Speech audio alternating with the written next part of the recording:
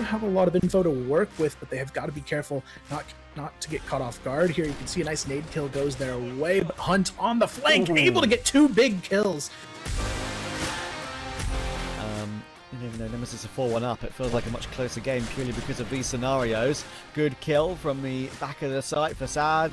Ducking and diving. Now Dipsy in an awkward position. Does find one. Trade isn't quick enough though. Gives Dipsy a chance. He's going to run him down. More than enough time for that defuse.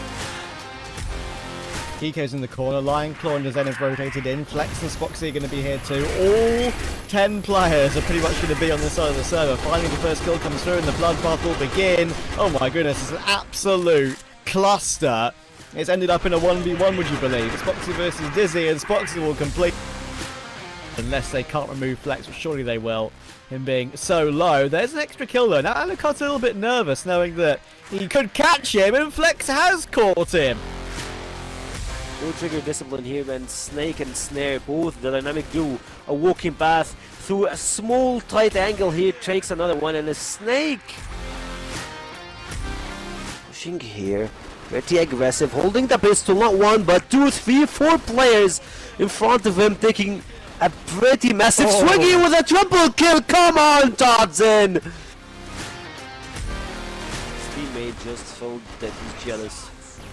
Like, yeah, he is also playing with the sniper, and Snox clubbing it down, taking 1, 2, make it 3. Yeah, maybe only a flash in the pan for Nemesis. Yeah, right now Nemesis struggling in mid, but maybe not for too much longer. Dipsy, a nice double kill, make it a triple kill. Someone holds the stairs, and the other guy is just using the smokes or having his back down. Speaking of having your back, Horus doesn't need anyone to support him. Slayer is here of the group. LSN just grabs 1, 2 and make it 3 to clutch the round in a 1v3 fashion. Okay, to go now. Coming down the stairs, lots of noise. Big holds on for 2 though. That's a brilliant job from him, and a bit of flash support at the end. A lovely third, there's a 4th. He is farming right now.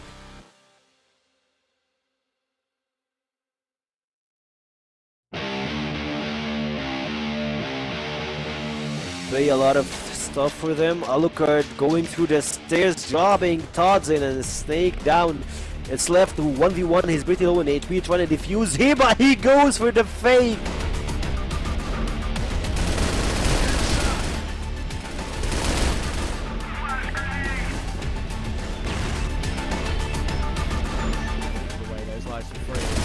They've done to get that early 5v3. Oh my goodness, Kaiser's so blind. Double kill.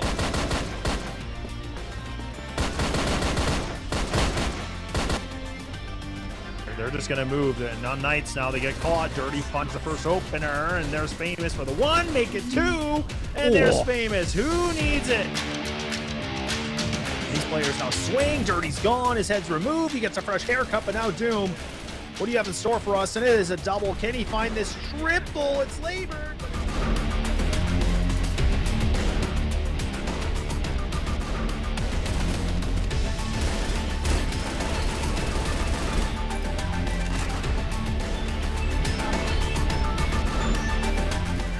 And now for LCK. Where they want to go with this. The C4 is kind of on catwalk. They need to be careful. And oh man, that's a nice kill from Dirty. There it is. That's what we're talking about. A quad kill to serve it up on a cold platter.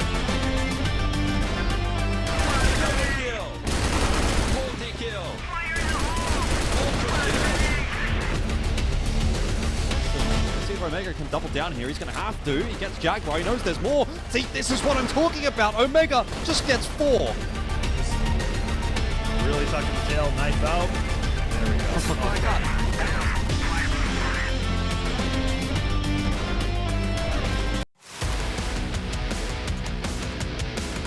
Aggression in the round seems to be one of the key points of resistance here. Jin, that's a good shot. Needs a little bit more. He gets 2 or 3 even. Very nice round out from Jin.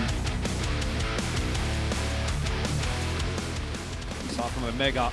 Get himself 2, but he needs more than that. And Josh is able to actually find the triple there. unwinnable round here for Swamp, particularly with that entry from Awesome, but they're going to need more. Kai's will have a pivotal role to play, but he falls to Alucard, and with that, it might just be the dream dead. Jin is on his own.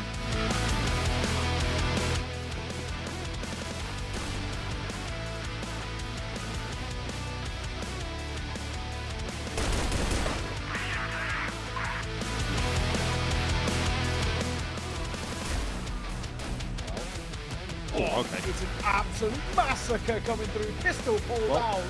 Slayer has gone absolutely nuclear.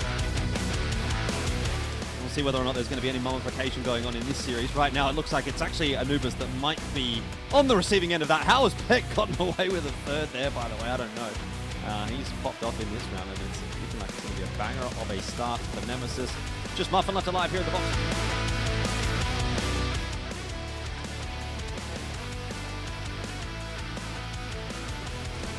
Feels a little dicey. We're diving in. It's pretty low. Put that C4 down, which is huge. He's going to try and make a move here as he goes on the corner. Nice find from him, and a second. The pistol pulled out. That is two really quick kills and making another. He's on for an absolute clip here. Exactly what he is doing, but he's done it so late in the round that he might actually get the timing right. Anubis, oh, I have no idea. Doom's going to go down as well. Somehow Omega has threaded the needle and given 3BL a chance in this round. And all in the meanwhile, Gano is on the other side of the map. This is ridiculous. Stayed by Spotsy already. That might make them not check him in the corner, but he's been seen now, that's for sure. And Famous will somehow survive behind the boxes. Warbang frags will come through from Lionclaw. Gets a second on Famous after all that damage he's done, and it's a great round from Lionclaw to start us off here. Alright. Can it actually happen? Maybe not. Maybe not. Maybe unKnights will actually try and not complete embarrassment. Oh, maybe it will be complete embarrassment. They will pick Foxy 1 by 1. What a way to finish it.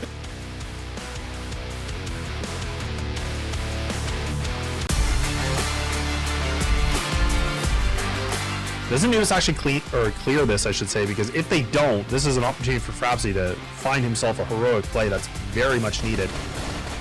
Muppet does spot it, but he doesn't do a good job clearing it, so now Frapsy finds himself two. Oh, why not make it a third? They threw double nades on there. I mean, he'd be a dead man. He actually swings this. Wow, he swings this so wide. I thought he would have saw them. Oh, how does he get away with that? How does that even work? What? I don't know how he finds that kill and makes it a triple two. Hang on a second, this post plant, it is falling apart. JK.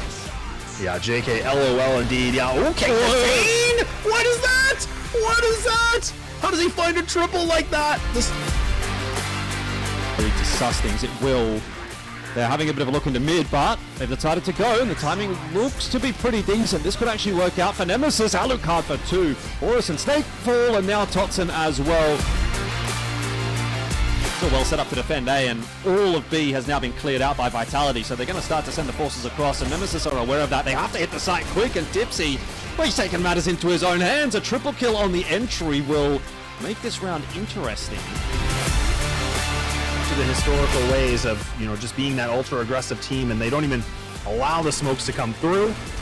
Damp trying to go for some shots. He actually brings the pistol out. Nice little bit of a double two, so that's the bomb dropped. Salty just hanging by, but look at Damp. Where that's always the worst part, right? One of the worst parts. Oh, Muffin. Yeah, that sounds good too when you give your backup like that. And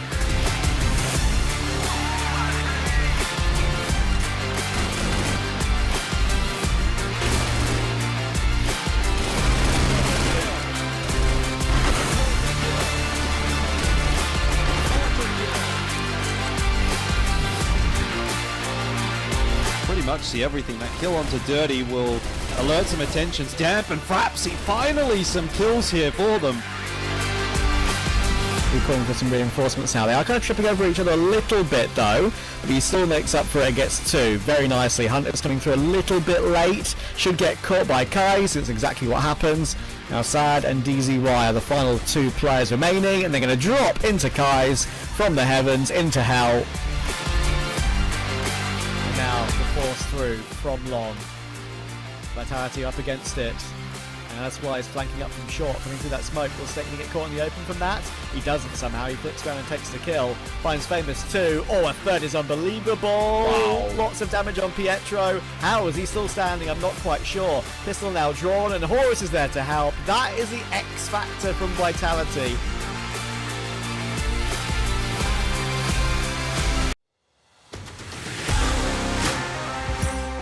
Have a lot of info to work with, but they have got to be careful not to get caught off guard. Here you can see a nice nade kill goes their way, but Hunt on the flank, able to get 2 big kills. Even though Nemesis is 4-1 up, it feels like a much closer game purely because of these scenarios. Good kill from the back of the site for Sad. Ducking and diving, now Dipsy in an awkward position. Does find one. Trade isn't quick enough though. Gives Dipsy a chance. He's going to run him down. More than enough time for that defuse. Kiko's in the corner, Lion Claw and Zen have rotated in, Flex and Spoxy are going to be here too. All 10 players are pretty much going to be on this side of the server. Finally the first kill comes through and the bloodbath will begin. Oh my goodness, it's an absolute cluster. It's ended up in a 1v1, would you believe? It's Spoxy versus Dizzy, and Spoxy will complete. Unless they can't remove Flex, which surely they will, him being so low. There's an extra kill though. Now Alucard's a little bit nervous knowing that he could catch him, and Flex has caught him. No trigger discipline here, and Snake and Snare, both the dynamic duo, a walking path through a small tight angle here, takes another one, and a Snake pushing here, pretty aggressive, holding the pistol, not 1 but 2, 3, 4 players in front of him, taking a pretty massive swing here with a triple kill. Come on, Todson! His teammate just felt that he's jealous. Like, yeah, he is also playing with the sniper, and Snox topping it down, taking 1, 2, make it 3. Yeah, maybe only a flash in the pan for Nemesis. Yeah, right now Nemesis struggling in mid, but maybe not for too much longer. Dipsy, a nice double kill, make it a triple kill. Someone holds the stairs, and the other guy is just using the smokes or having his back down. Speaking of having your back, Horus doesn't need anyone to support him. Slayer is here of the group. LSN just grabs 1, 2 and make it 3 to clutch the round in a 1v3 fashion. Okay, minute to go now. Oh, coming down the stairs, lots of noise. Big holds on for 2 though. That's a brilliant job from him, and a bit of flash support at the end. A lovely third, there's a 4th. He is farming right now.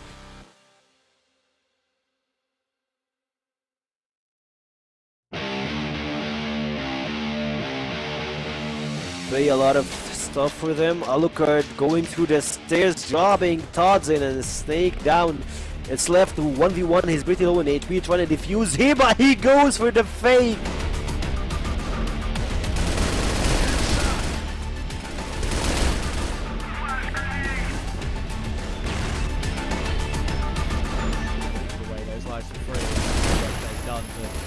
Early 5v3. Oh my goodness, Kaiser's so blind. Double kill.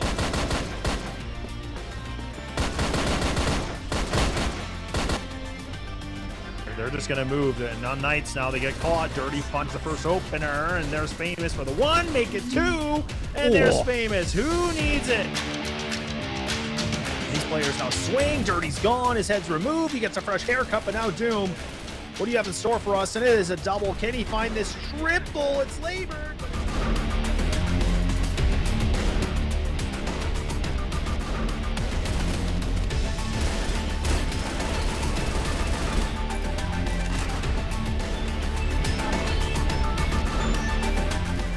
And now for LCK.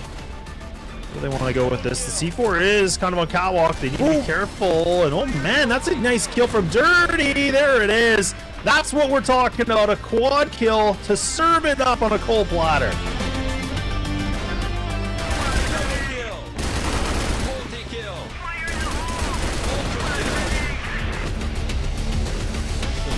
Omega can double down here. He's going to have to. He gets Jaguar. He knows there's more. See, this is what I'm talking about. Omega just gets 4.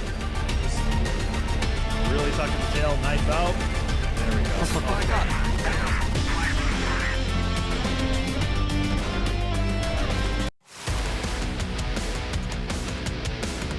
aggression in the round seems to be one of the key points of resistance here. Jin, that's a good shot, needs a little bit more. He gets 2 or 3 even. Very nice round out from Jin. Start from Omega. Get himself 2, but he needs more than that. And Josh is able to actually find the triple there. Unwinnable round here for Swamp, particularly with that entry from Awesome, but they're going to need more. Kai's will have a pivotal role to play, but he falls to Alucard, and with that, it might just be the dream dead. Jin is on his own.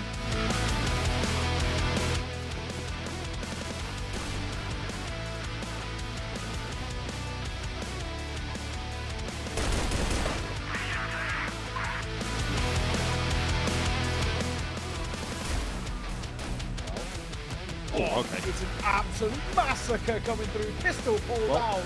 Slayer has gone absolutely nuclear. We'll see whether or not there's going to be any mummification going on in this series. Right now, it looks like it's actually Anubis that might be on the receiving end of that. How has Peck gotten away with a third there, by the way? I don't know. He's popped off in this round, and it's looking like it's going to be a banger of a start for Nemesis. Just Muffin left alive here in the box.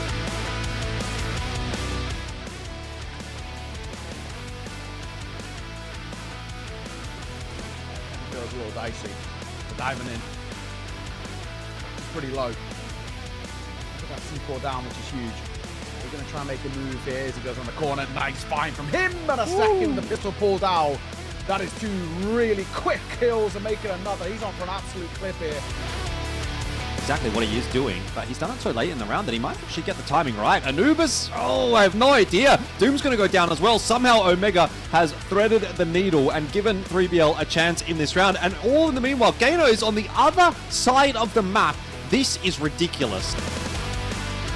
Saved by Spoxy already. That might make them not check him in the corner, but he's been seen now, that's for sure. And Famous will somehow survive behind the boxes. Warbang frags will come through from Lionclaw. Gets a second on Famous after all that damage he's done, and it's a great round from Lionclaw to start us off here. Alright. Can it actually happen?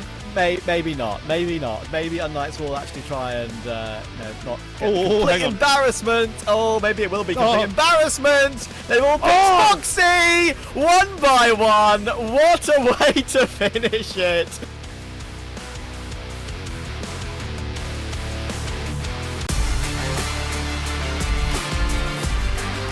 Doesn't News actually clear this, I should say, because if they don't, this is an opportunity for Frapsy to find himself a heroic play that's very much needed. Muppet does spot it, but he doesn't do a good job clearing it, so now Frapsy finds himself 2. Oh, why not make it a 3rd? They threw double nades on there. I mean, he'd be a dead man. He actually swings this. Wow, he swings this so wide. I thought he would have saw them. Oh, how does he get away with that? How does that even work? What? I don't know how he finds that kill and makes it a triple 2. Hang on a second, this post plant, it is falling apart. JK. Yeah, JK, LOL indeed. Yeah, okay, 15! What is that? What is that? How does he find a triple like that? This Very disgusting. It will. They're having a bit of a look into mid, but they've decided to go, and the timing looks to be pretty decent. This could actually work out for Nemesis. Alucard for 2. Horus and Snake fall, and now Totson as well. Still well set up to defend A, and all of B has now been cleared out by Vitality, so they're going to start to send the forces across, and Nemesis are aware of that. They have to hit the site quick, and Tipsy, well, he's taken matters into his own hands. A triple kill on the entry will make this round interesting. To the historical ways of, just being that ultra-aggressive team, and they don't even allow the smokes to come through. Damp trying to go for some shots. He actually brings the pistol out. Nice little bit of a double 2, so that's the bomb dropped. Salty just hanging by, but look at Damp. Where that's always the worst part, right? One of the worst parts. Oh, Muffin. Yeah, that sounds good too when you give your backup like that. And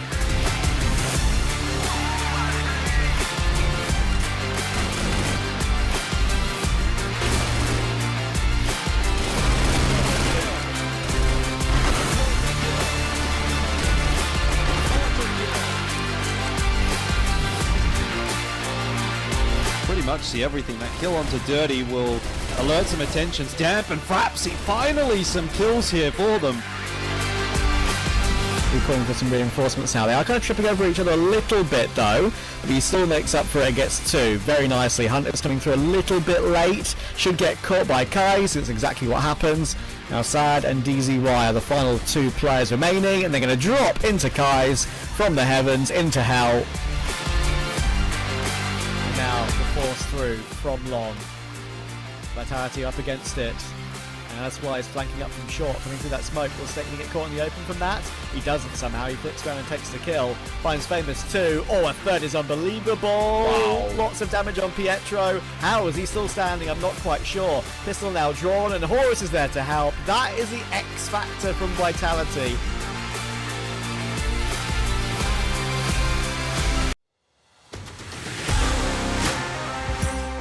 Have a lot of info to work with, but they have got to be careful not to get caught off guard. Here you can see a nice nade kill goes their way, but Hunt on the flank, able to get two big kills.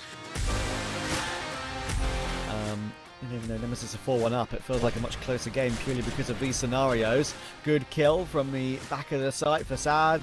Ducking and diving. Now Dipsy in an awkward position. Does find one. Trade isn't quick enough though. Gives Dipsy a chance. He's going to run him down. More than enough time for that defuse. Kiko's in the corner, Lion Claw and Zen have rotated in, Flex and Spoxy are going to be here too. All 10 players are pretty much going to be on this side of the server. Finally the first kill comes through and the bloodbath will begin. Oh my goodness, it's an absolute cluster. It's ended up in a 1v1, would you believe? It's Spoxy versus Dizzy, and Spoxy will complete. Unless they can't remove Flex, which surely they will. Him being so low. There's an extra kill though. Now Alucard's a little bit nervous knowing that he could catch him, and Flex has caught him. No trigger discipline here, and Snake and Snare, both the dynamic duo, a walking path through a small tight angle here, takes another one, and a Snake pushing here, pretty aggressive, holding the pistol, not one, but 2, 3, 4 players in front of him, taking a pretty massive swing here with a triple kill. Come on, Todson! His teammate just felt that he's jealous. Like, yeah, he is also playing with the sniper, and Snox clubbing it down, taking 1, 2, make it 3. Yeah, maybe only a flash in the pan for Nemesis. Yeah, right now Nemesis struggling in mid, but maybe not for too much longer. Dipsy, a nice double kill, make it a triple kill. Someone holds the stairs, and the other guy is just using the smokes or having his back down. Speaking of having your back, Horus doesn't need anyone to support him. Slayer is here of the group. LSN just grabs 1, 2 and make it 3 to clutch the round in a 1v3 fashion. Okay, minute to go now.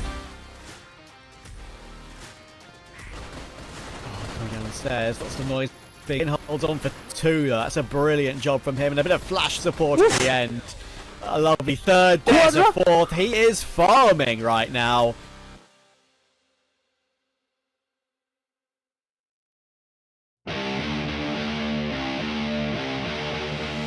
Play a lot of stuff for them. Alucard going through the stairs, dropping Todson and Snake down. It's left to 1v1. He's pretty low in HP, trying to defuse here, but he goes for the fake.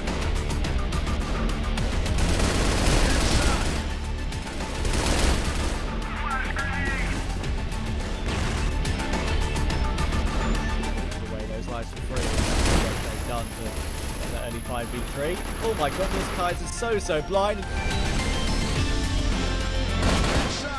Double kill.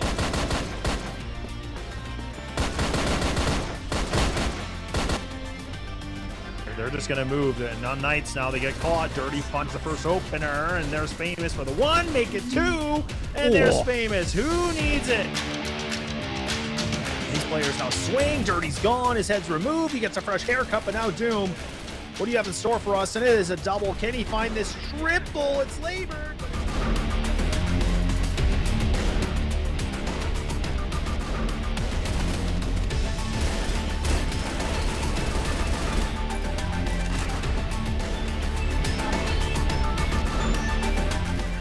And now for LCK. Where they want to go with this. The C4 is kind of on catwalk. They need to be careful. And oh man, that's a nice kill from Dirty. There it is. That's what we're talking about. A quad kill to serve it up on a cold platter.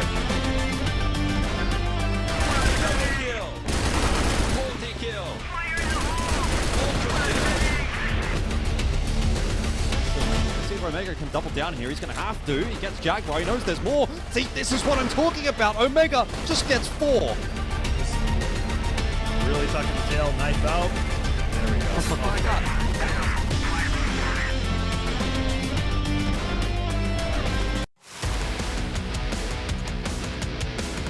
Aggression in the round seems to be one of the key points of resistance here. Jin, that's a good shot, needs a little bit more. He gets 2 or 3 even.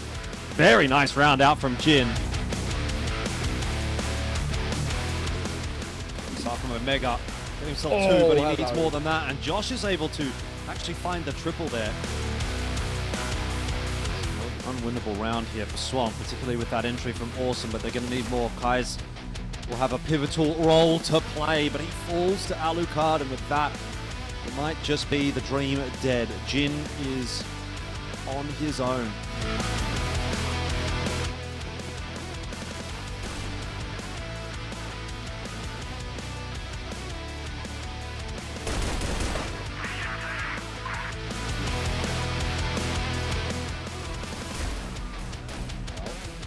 Oh, okay. It's an absolute massacre coming through. Pistol pulled out.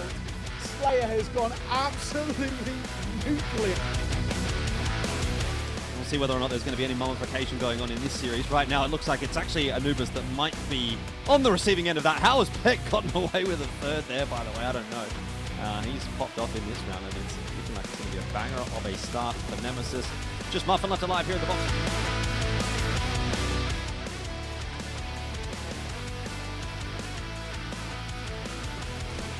Feels a little dicey. They're diving in.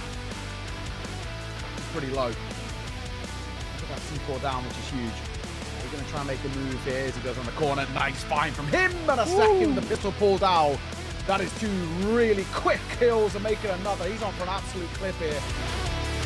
Exactly what he is doing, but he's done it so late in the round that he might actually get the timing right. Anubis, oh, I have no idea. Doom's going to go down as well. Somehow Omega has threaded the needle and given 3BL a chance in this round. And all in the meanwhile, Gano is on the other side of the map. This is ridiculous. Stayed by Spoxy already. That might make them not check him in the corner, but he's been seen now, that's for sure. And Famous will just about survive behind the boxes. More bang frags will come through from Lionclaw. Gets a second on Famous after all that damage he's done, and it's a great round from Lionclaw to start us off here. Alright. Can it actually happen? Maybe not. Maybe not. Maybe unKnights will actually try and not complete embarrassment. Oh, maybe it will be complete embarrassment. They will pick Foxy 1 by 1. What a way to finish it.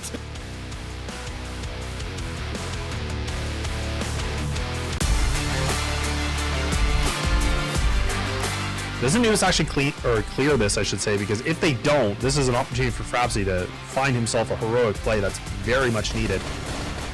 Muffin does spot it, but he doesn't do a good job clearing it, so now Frapsy finds himself 2. Oh, why not make it a 3rd? They threw double nades on there. I mean, he'd be a dead man. He actually swings this. Wow, he swings this so wide. I thought he would have saw them. Oh, how does he get away with that? How does that even work? What? I don't know how he finds that kill and makes it a triple 2. Hang on a second, this post plant, it is falling apart. JK. Yeah, JK, LOL indeed. Yeah, okay, 15! What is that? What is that? How does he find a triple like that? This Very disgusting. It will. They're having a bit of a look into mid, but they've decided to go, and the timing looks to be pretty decent. This could actually work out for Nemesis. Alucard for 2. Horus and Snake fall, and now Totson as well. Still well set up to defend A, and all of B has now been cleared out by Vitality, so they're going to start to send the forces across, and Nemesis are aware of that. They have to hit the site quick, and Tipsy, well, he's taken matters into his own hands. A triple kill on the entry will make this round interesting. To the historical ways of, just being that ultra aggressive team, and they don't even allow the smokes to come through. Damn, trying to go for some shots. He actually brings the pistol out. Nice little bit of a double 2, so that's the bomb dropped. Salty just hanging by, but look at Damp. Right, that's always the worst part, right? One of the worst parts. Oh, Muffin. Yeah, that sounds good too when you give your backup like that. And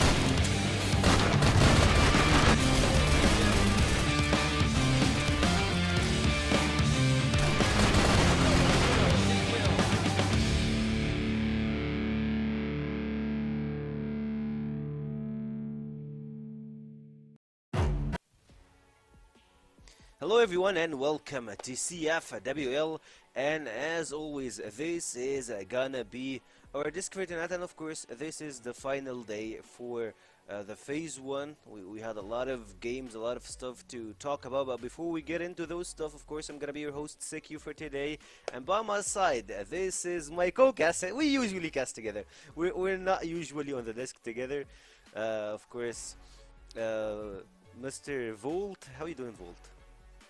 I'm doing great. You know, I've taken a couple of days off. I've seen some pretty intriguing results this week, like especially when it comes to perhaps a couple of the games in last week. Like the Nemesis DEC game was a little bit intriguing. We're seeing Nemesis here again first thing today.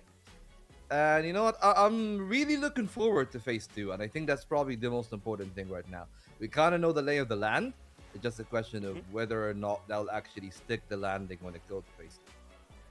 I love the fact that you're mentioning, of course, Nemesis, but before we get into this, I believe we have like a small trivia of today, which is 3 Egyptian teams entered Season 2 with new starting 5. I believe that's 3BL, we had Lucia, we had Noor, we had a lot of players, we had Laz, and I believe those players been key players to their success. But other than this, we have, I believe, we have also another new player, but he's not Egyptian. I would say he's not new player, but like new player to return. Of course, I'm talking about Imagine, playing with Swamp Gaming. It's been a minute since he played, I would say that. And another thing that I just noticed that you're wearing glasses. Bro, that's the first time I see you wearing glasses. What do you mean? I always wear glasses. What? You never do. What do you mean? Wait, you never what do. are you on, mate? No. Okay, look. I'm just gonna leave you with your dementia for a moment right here, and I think that we probably can actually try to, I guess, remember what has happened in the past few weeks. I think that this is a kind of ridiculous, really, to be in the position that we are in, especially considering the first season and the results. You know, like Nemesis was an absolutely clear second place last season, but for this one, it is really anything but, right? Like, I mean, the results are all over the place. Yes, Nemesis got their victory, but perhaps more importantly, now Imperium are actually 6th place, and unKnights are in 7th with a single win, which is one of the craziest timelines I really thought I would be seeing in my lifetime casting this game. But hey, here we are. You know, like we're really at that point. 3BL in 2nd place was a possibility, even if an outside one.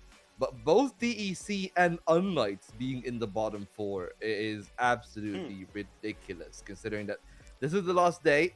And I think that both Anubis and Nemesis are actually locked in, right? It's like 4 wins for each. So we are already separating the 2 groups as they are. Those wins will, of course, carry over into phase 2 and their eventual result to get into the final 2 playoff slots for the contender group. But yeah, like it is absolutely all over the place, and in a good way, right? I'm really happy for the Egyptian teams, but I'm very disappointed in both DEC, even more so than unKnights, right? Because unKnights have got that they're not really full-timing this as much as everybody else. But really, with a big acquisition, with an org like TEC backing them this season, I thought that they were probably aiming for, I guess, higher heights. But I'm really concerned right now. It feels like, again, like 3BL truly are giving it their all for an EWC miracle run here. For me, like, it feels like, yeah, 3BL are looking for this wonder, like that fairy story that's like no one had ever wondered. I don't think that we have ever had 3BL in this conversation that they might be the 2nd place overall, but keep in mind this is only phase 1.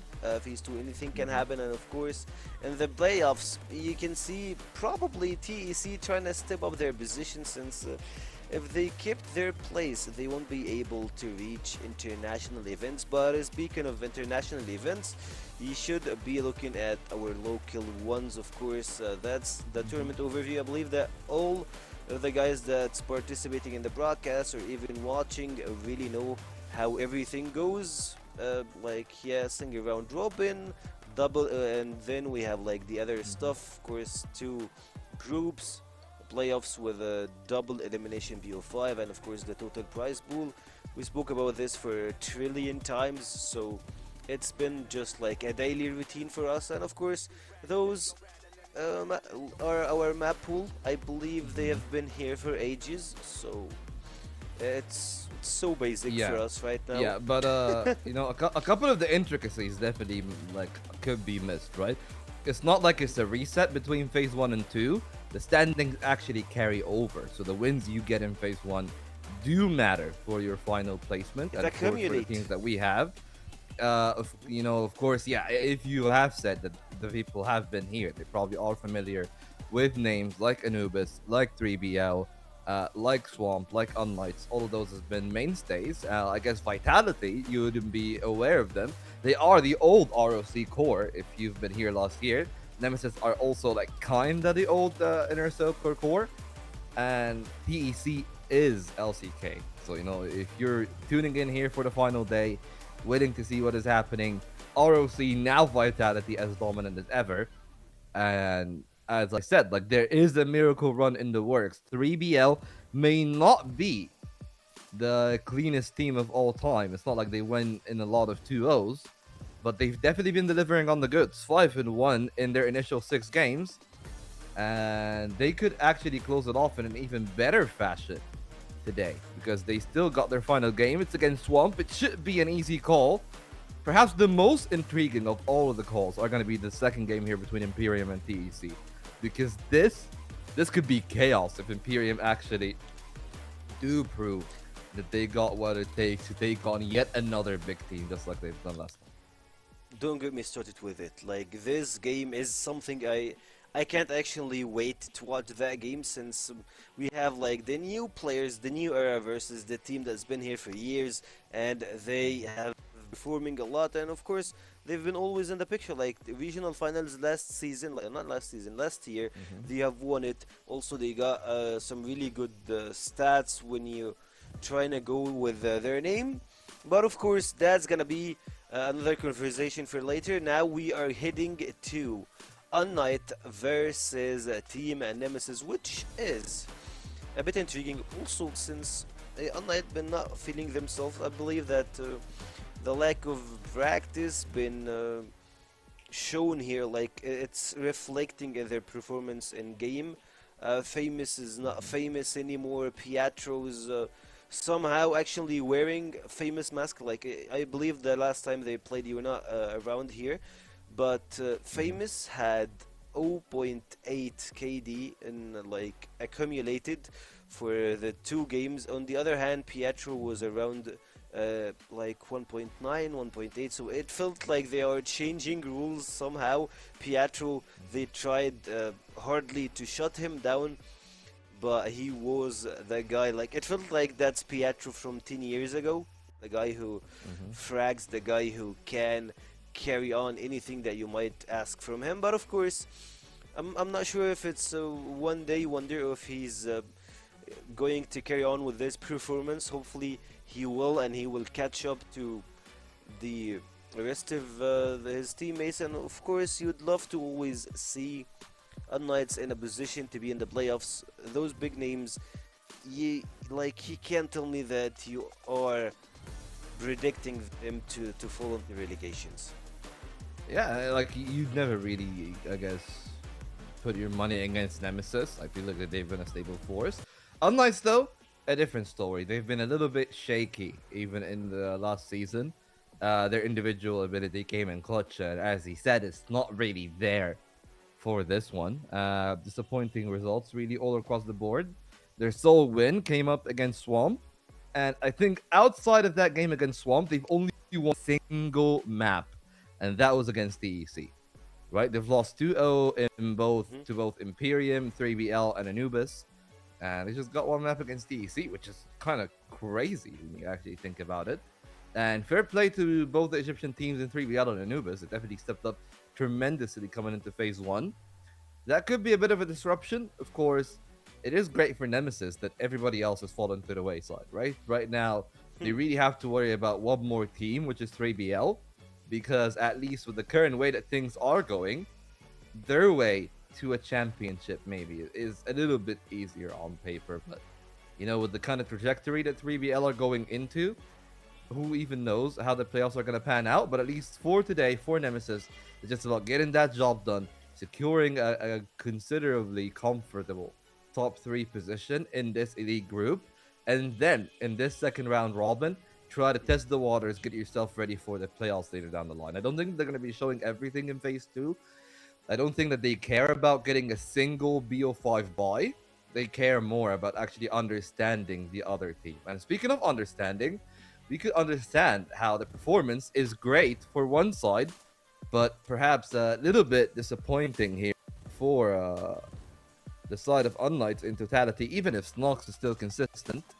But I'm not sure why it's big comments actually here in this discussion. I really thought it would be anybody else but him, but hey, here we go.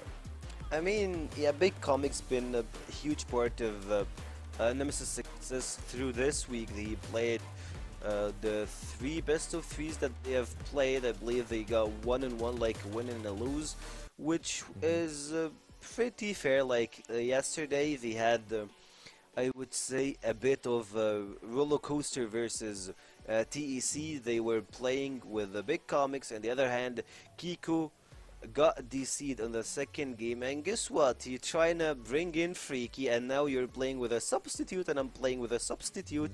So it went with who got the better substitute to close everything out. And to be honest, before that, it felt like TEC are getting the best out of Nemesis. But after the break, after the changes, it all went to Nemesis side. So will it be Big Comics that's like the cherry on the cake, or will he try and just fight it for the sustaining here for their team Nemesis, of course?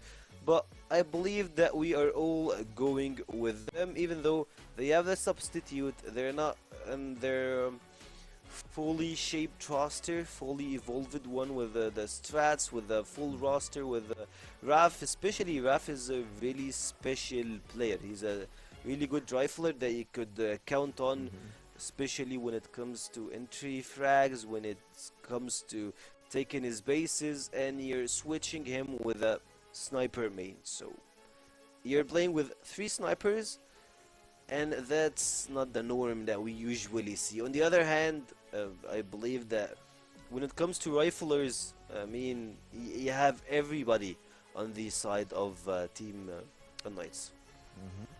Yeah, I mean, here's the thing. You can say that, we can talk the big game, we can talk about name value, but truth be told, this season, unKnights truly have lost all their spark, right? You know, we're talking about Famous. It's not just Famous, really, it's the rest of the team, right? Like HDZ, LSY, both of them have been really cold when you actually think about players on both sides of the spectrum of the old guard, as you would say. Even though, like, you could consider some of the players in Nemesis also some old guard from, you know, a time came by where both of the players were actually on Inner Circle a couple years ago. But at least from where we are right here, it's very easy to just sit down and say, like, this is not the unKnights that you should be expecting. And it's very easy for me, at least, on current form, to predict Nemesis. I also do agree with both Alphish and Trav in that prediction. But I'm a little bit intrigued in what they would have to say about that veto, because it still makes sense on paper, but to be honest, the last couple of Ankaras I've seen from unKnights have been rather uninspiring, and I want to see a better performance from that man on the screen in particular, because let's be very honest, like, Famous is a massive part of the firepower of this unKnights team. He's been cold for a couple of weeks. Perhaps this is the time for him to come back, that even if they do lose this series, which is probably the likely outcome, they still at least feel some sort of momentum. You know, it's not like it's all gone and gone. It's all like come and gone, I guess. I agree with you, but maybe they tried to go with Ankara, since this was the only map they won versus TEC earlier on yesterday, I believe. How we kicked week 3, not actually yesterday, the day before that.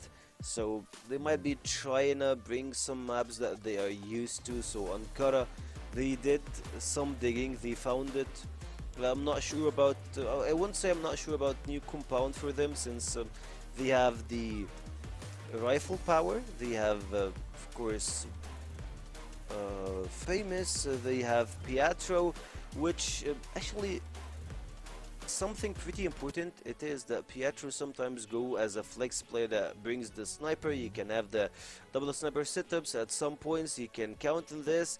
You have a lot of variety when it comes to this team. You have a lot of good sniper players. You have a lot of flex players that can be going either way, and of course you have the main rifler, the guy himself, famous, who's been very shy, as you have mentioned also earlier. Like, the sparkle is not even there anymore, so we hope that the sparkle reignites again and see those guys finding their way to playoffs. I'm not sure if I'm gonna be saying in the top 3 anymore, in the top 4, but at least in the playoffs. If they got it, if they made it to playoffs, I believe this is gonna be a huge part for them to unfold anything, or to at least just put everything aside.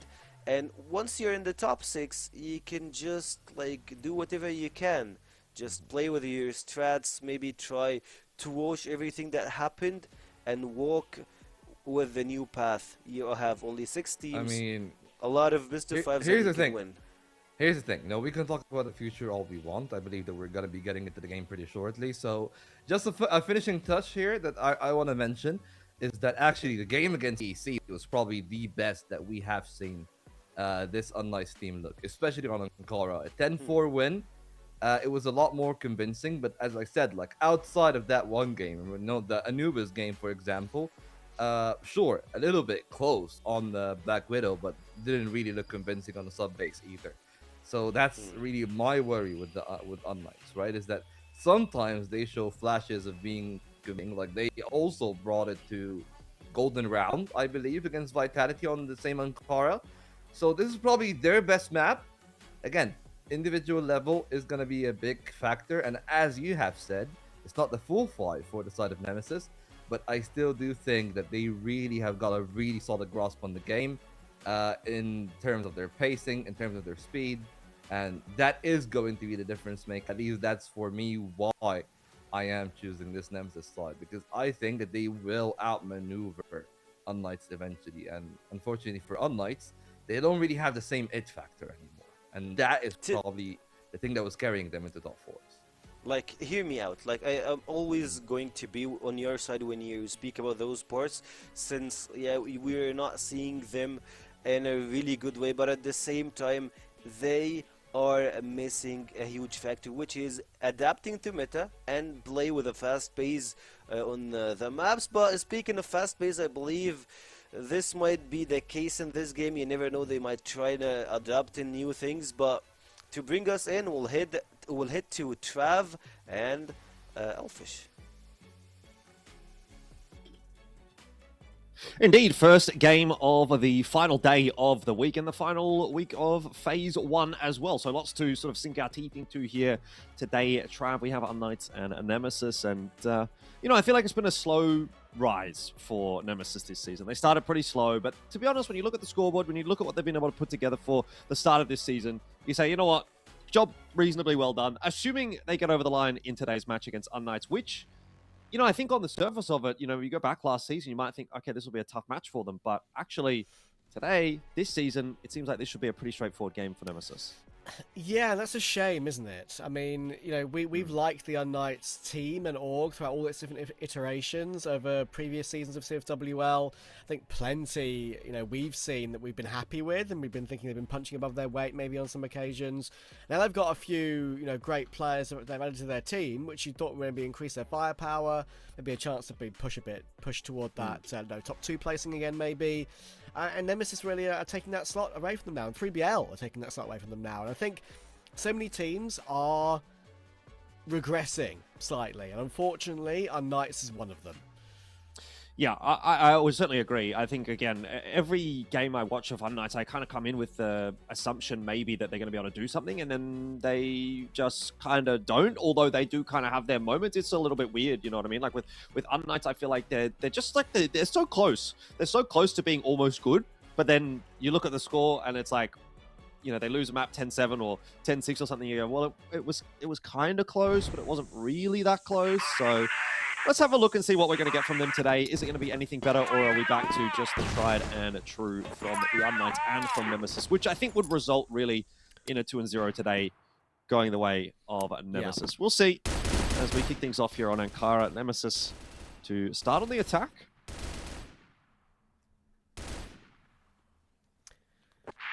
Yeah, we'll see how it goes. We can already see you got a few players pushing up. Dipsy's going to be the one to take first point. And the kill does come through as Dipsy does try and make that play.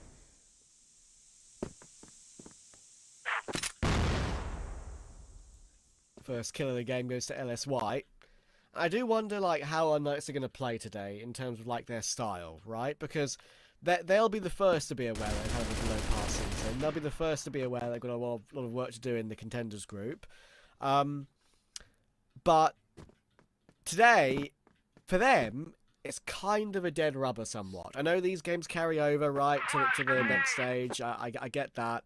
But there's not really much to play for in this game. So I wonder if they're just going to try a few more wilder things, play a little bit more aggressive, play a little bit more exciting, because, you know, otherwise you're learning nothing from a game like this. You're learning absolutely nothing. So we'll see if that's something we'll try to do at all. Already stops, trying to make a play, and the play he's made is superb. He picks him towards the back, he kills, picks back out again to get his third, and he has to take that move considering he's been put from that main entrance of the side. So he makes a good play there, and Famous will finish it off to get unKnights 1-0 up.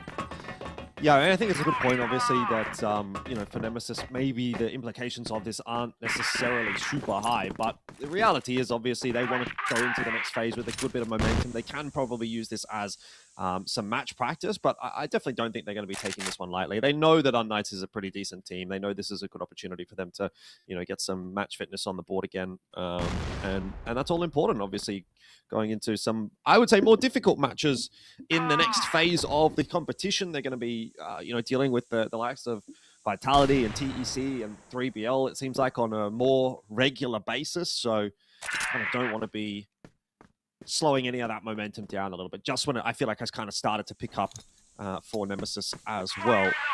Either way, start to this map, obviously not quite the cleanest for them. Nice 3k for Snox, and so we find ourselves here in round 2 with a minute and a half left on the clock, and Nemesis kind of taking their time about things. They have got that mid control, and it looks to be towards the B side where they might end up finishing. Card and Comics will hold on. Famous is still alive, taking Dipsy out. And yesterday, not yesterday, the day before, when I watched a bit of Famous, he was definitely looking a little bit more like his old self.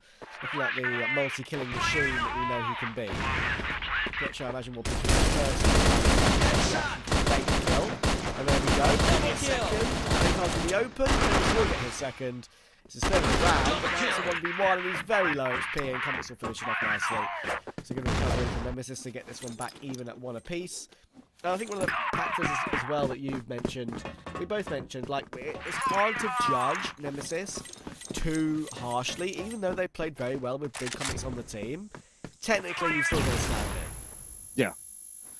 Yeah, no, I agree. I mean, but I think, yeah, I mean, it may have been a factor in yesterday's match. And it will probably be still a little bit of a factor here today, but I don't think he's necessarily undersold himself, you know what I mean? Like, I don't think he's been that noticeable, which is probably a good thing as a stand-in. He's had, I would say, a couple of maps where he's been negative, but not like extremely negative, you know, not doing anything negative. And he's even had a couple of nice clutches here and there, so, you know, I think he's been a reasonable stand-in, a reasonable fill-in.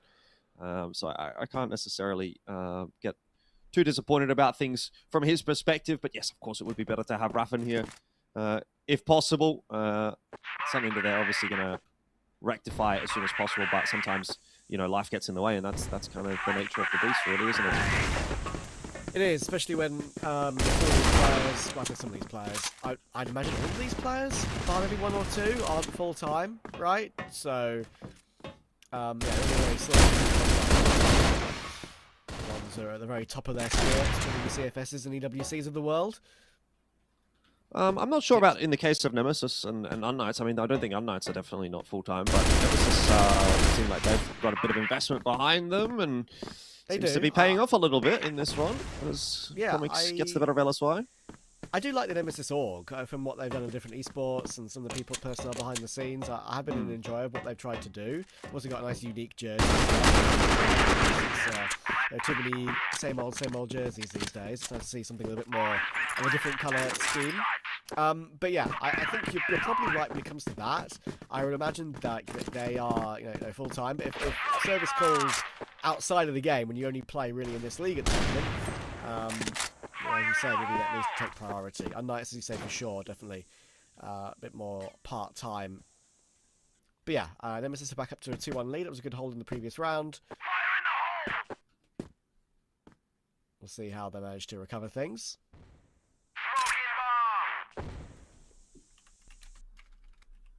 Yeah, man, it's nice to see Nemesis kind of getting back underway pretty early on in the piece. They don't necessarily let unKnights get off to an insane start. Very quick response to find those 2 rounds and starting to make this Sankara attacking side look pretty good on unKnights map pick.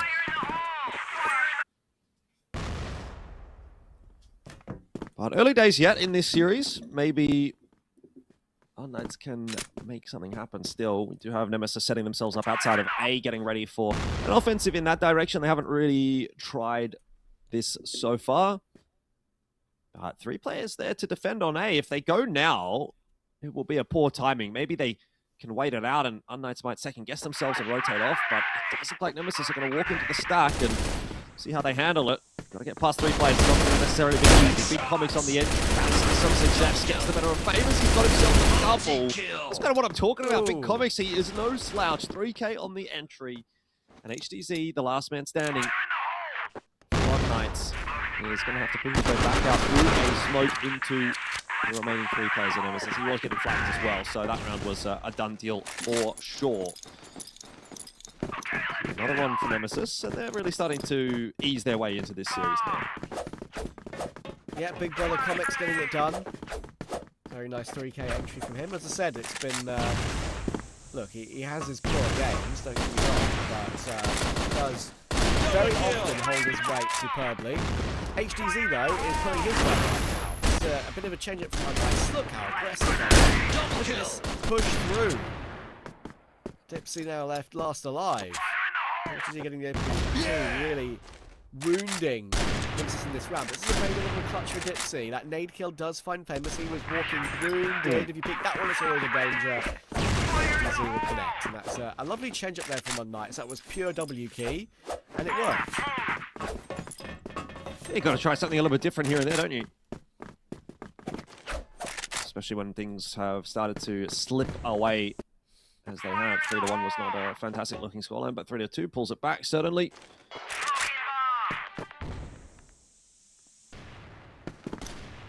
So right back into the swing of things for unKnights. And we know that they're oftentimes a pretty difficult team to put away. You know, they have quite a bit of legacy, I guess, with regard to this roster. There's a lot of big names on that lineup. They're liable to put off a good performance here and there, even if it's just a round or 2. And if every one of those players does get themselves, one nice round in a map, which I think they're all capable of doing, then, that's 5 rounds. So it's not that easy to put this unKnights team away, even if they are a team towards the bottom of the standings this season and it's not coming together necessarily. I think they are still, to a degree, a bit of a threat, as we're seeing in the various rounds throughout this map so far. Big Comics will drop to Famous as he tries to swing off the contact there in middle. Just gets the timing a little bit wrong. These are the moments that I'm talking about, where you have individuals that you can kind of rely upon, really. Yeah. You do. It's just the level of inconsistency has been way, way higher this season. And it's been, almost frustratingly so for the players, how difficult it's been to kind of predict how they're going to play on a certain day. And invariably, unfortunately, it's been them ending the day with a loss. Again, Sox and Pietro, they needed to do that because they kind of already got that 1 kill back into LSY. And unKnights being a little bit more assertive, a little bit more forceful with how they're playing some of these low risk rounds. The last couple of times. Beck is all the way through here. 25 seconds left. Par to make it toward the one side. Alucard does only go 1 for 1 though. That leaves Beck in a clutch. And while he may have the C4, Famous is already hot on his heels.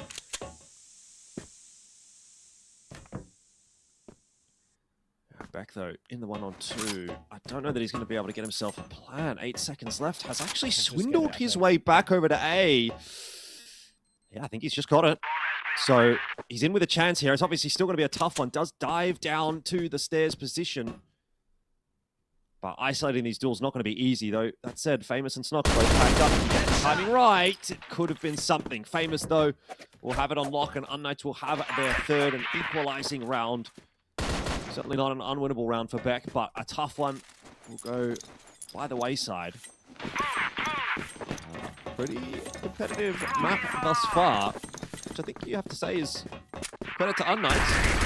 Yeah, well, the underdog coming into it. Yeah, the last 2 rounds in particular have kind of come purely from them pressing the issue, right? Like I was trying to say before all the madness went down. Yeah, just very much being a bit more aggressive. And it's worked out for them.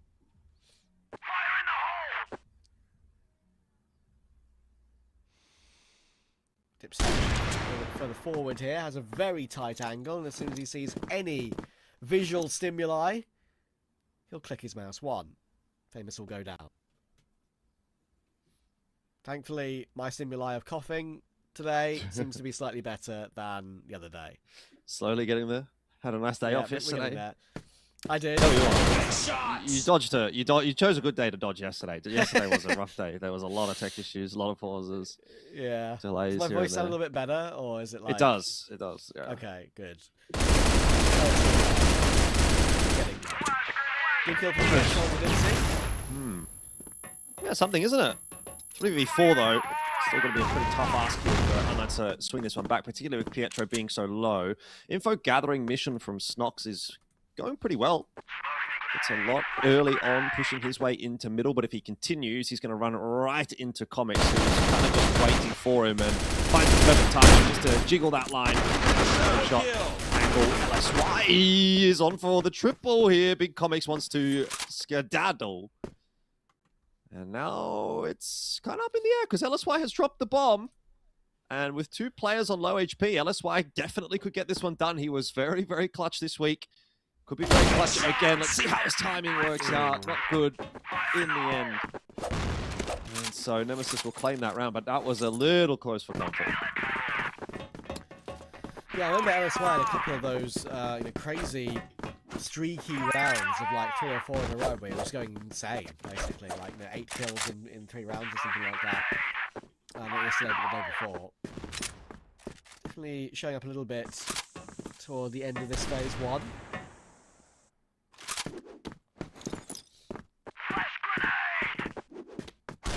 On this occasion, Nemesis back into the lead, just about.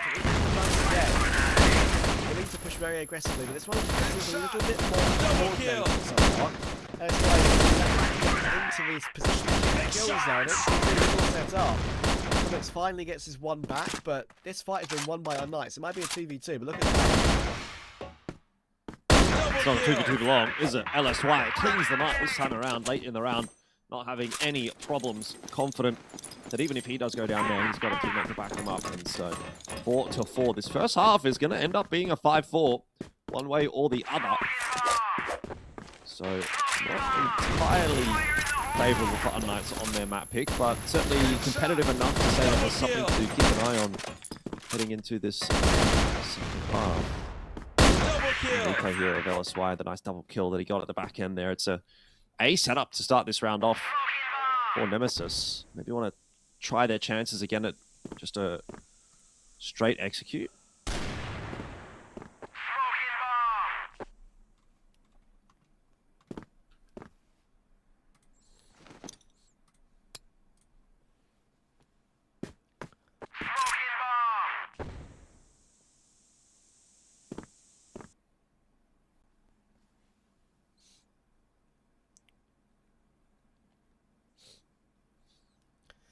2A for Nemesis and 3B. Oh, sorry, 2A for unKnights and 3B for on the defense. Split 3-2. And Nemesis are not split anymore.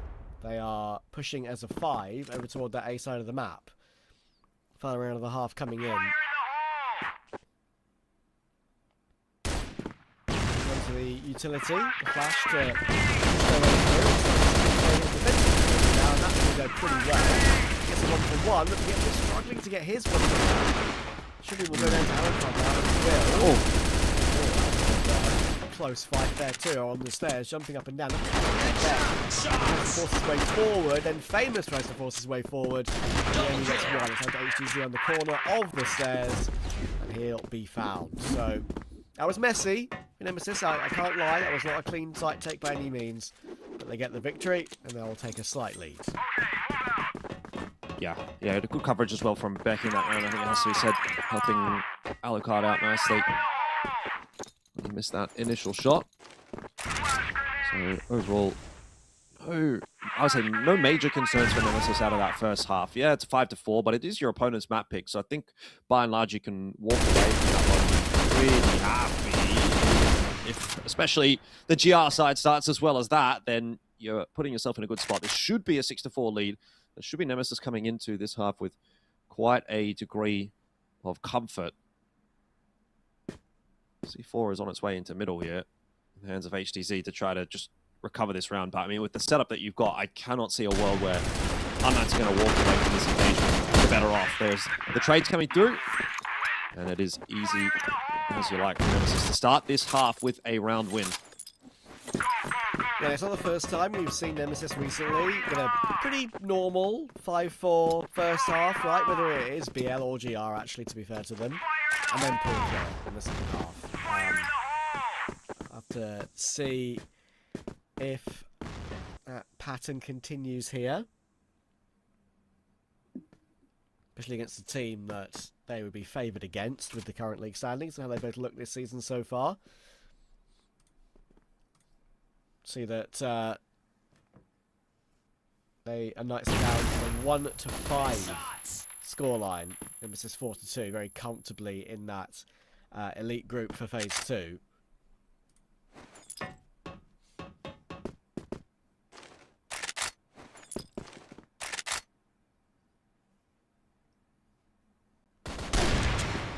That's right.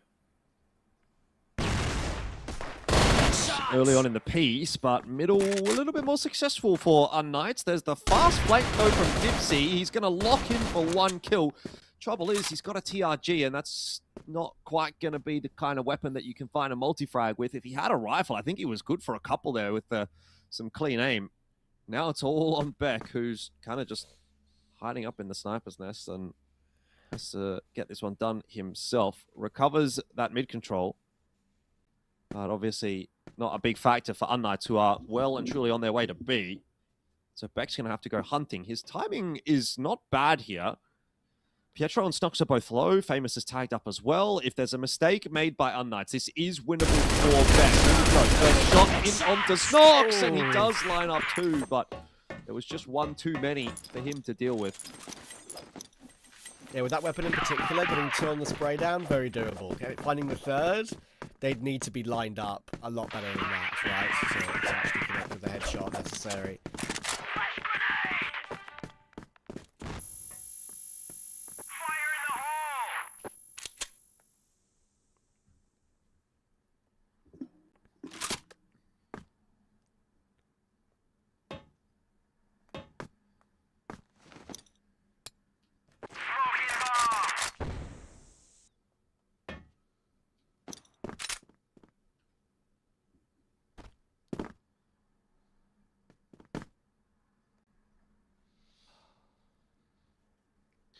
.5 for Nemesis it is, with unKnights just about grabbing that one back again. Big comics on the tertiary sniper. Word. That is a word. That is the correct word, would you believe? They're going to be pushing up toward the site now for HTZ. The plant will be able to come through for Snox. And it's going to be a full 5v5 retake. And I tell you what, that is not going to be easy for 3 snipers. And already they've lost Dipsy. No, I think it's pretty much an impossible retake, isn't it? Beck's low, Big Comics has gone down as well. Just sort of walking into the firing squad and being delivered upon. It's really, I think, Nemesis. So, it's first half, oh sorry, second half, it did start well, but it has gone a little bit pear-shaped. I think it's fair to say. Alucard will peg one back, but I'm not sure that that's really going to do a whole lot to trouble unKnights at this point. Everybody going down to the bomb. Apart from Alucard and Beck, but doesn't matter. 6-6, unKnights equalize the round, and you know, we are getting another fairly, I would say, fairly classic unKnights game where there's a little bit of you that is watching this and you're going, you know what, they're looking pretty good, they're looking pretty competitive. I think they might be able to win this map. And you know what, maybe they will win this map, but then they're going to get 2-1 reverse swept, or they're going to just lose this map in like a 10-7 or a 10-8 fashion, and you think, if they just had a little bit more, they might have been able to win. And I feel like that's kind of like the direction that we're headed in again here today. Dipsy will, of course, start this round very well to kind of start to reinforce that storyline a bit.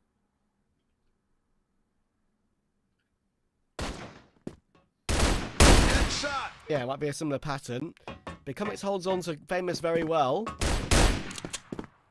And now he knows that Snox is directly underneath him. It looks like he's going to launch himself onto him, and there we go. So nothing doing for unKnights in this round. Quite a quick spin around for Nemesis.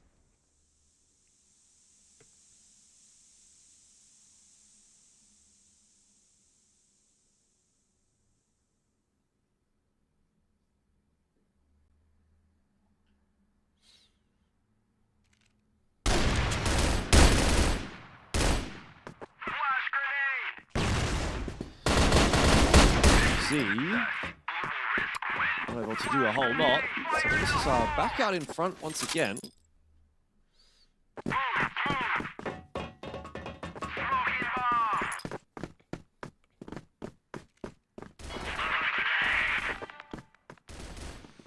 It looks to be another fairly aggressive round out here from Nemesis, trying to set themselves up outside of A with a lot of presence. Same can be said for middle. They've completely disregarded the B site. They've made some kind of a read. They've anticipated something early on in the piece from unKnights, and that has not played out. unKnights just slowed it down, a bit more of a default setup. Nemesis kind of walk into it there in middle, and once again, unKnights have got a player advantage. Shots! Make that 2. Dipsy tried to force the issue. Not going to happen.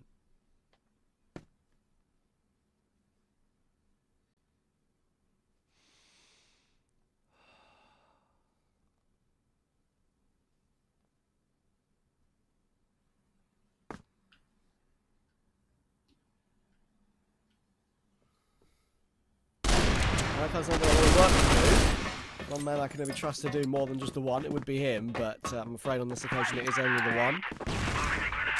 Again, unKnights not going away.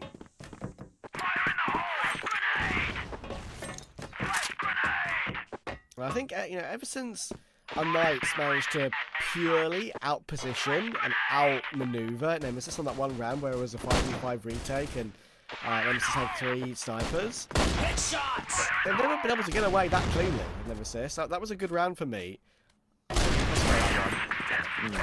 another example of unKnights doing a pretty similar thing. Sure, it started off with the 2 kills to begin. That really helped a lot, but it helps it bring it back to the 7-7. Yeah, I mean, this is kind of what I'm saying, though, isn't it? Like, it's not as if unKnights in particular are a bad team, even though they're sitting in 7th place. Like, they can still get a bit of work done. I'm quite intrigued to maybe see what they're going to be able to do in Phase 2. Obviously, they're going to be down in the lower group, but I think they could really recover their season now that they've got a bit of practice under their belt. They've obviously been playing some officials for the past few weeks, and I think that will certainly help them out. This round has started well as well, and look, who's to say they might not get the upset today against Nemesis? They certainly are looking good to potentially do that on Ankara here as they just bully their way into A once again.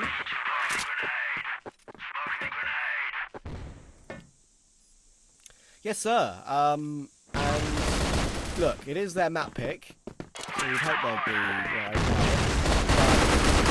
But a hell of a lot. sometimes, especially when you're the underdog.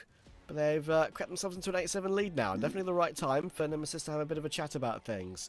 You know, you always want to do it when your opponents are on 8 rather than 9. You usually have a chance to you know, have one extra round spare if your chat doesn't go as you would have wanted. But yeah, the boys are going to have a chat now as a group. Yeah, it's definitely time to start getting into the conversation. Obviously, with those tack timeouts, I imagine we'll probably see another one within the next couple of rounds if things are not going to go well for unKnights going forward. I don't think that they have used theirs just yet, if I'm remembering correctly. So these last few rounds of the map are starting to get a little bit more serious. And thanks for a bit more of a conversation with the coach. Kevin, you can see, has got a lot to say again. Typically is the one that I think is kind of like leading these tack timeouts most of the time for Nemesis, although yesterday we did see Dipsy getting up and about. He was getting pretty animated, I'll say, in the tack timeouts, so that was a bit fun, I suppose. But see how this changes up. I think Nemesis would be a little disappointed in themselves to lose this opening map. And they're definitely on their way to.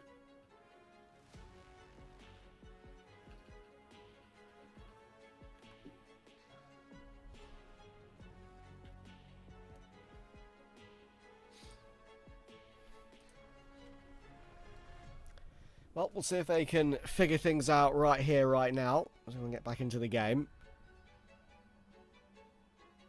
I thought Kevin was taking a really, really long swig of that drink, but his camera just froze for a second. Caught him in the perfect time.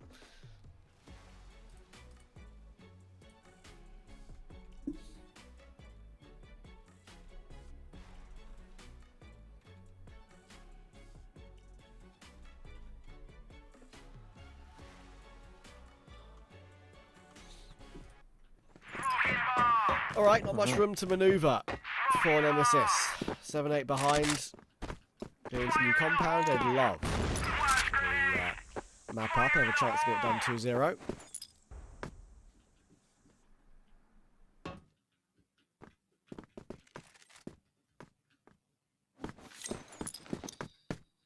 They certainly would.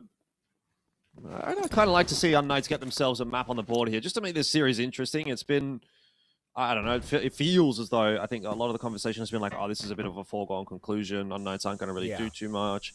If they were to win themselves a map right here, then we're definitely back into a bit of a conversation. So let's see if they can find this round here, give themselves 2 chances, 2 bites at the cherry.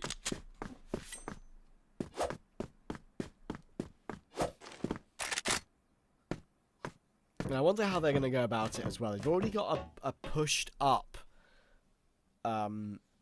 aggressive move outside B. That's Beck going all the way through. Outside A, I should say. That's Beck going all the way through. I mean, look where he is. That is a pretty crazy position to be in.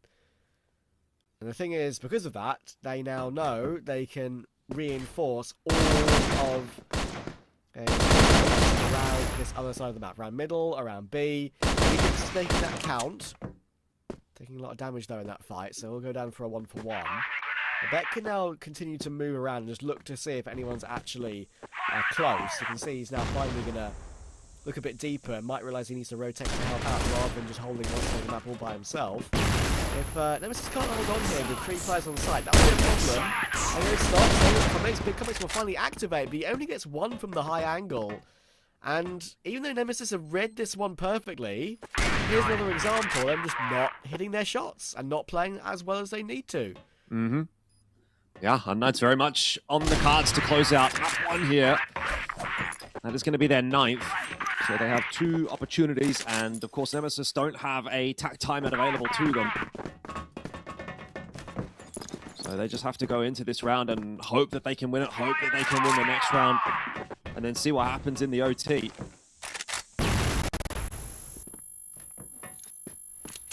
A little bit faster from unKnights to take that space outside of A this time around. He's not hanging about there. Some spam in from Comics doesn't land. And LSY transitioning through the map pretty quickly here as well. unKnights not too scared of Nemesis at the moment, it would seem. So happy to progress quickly.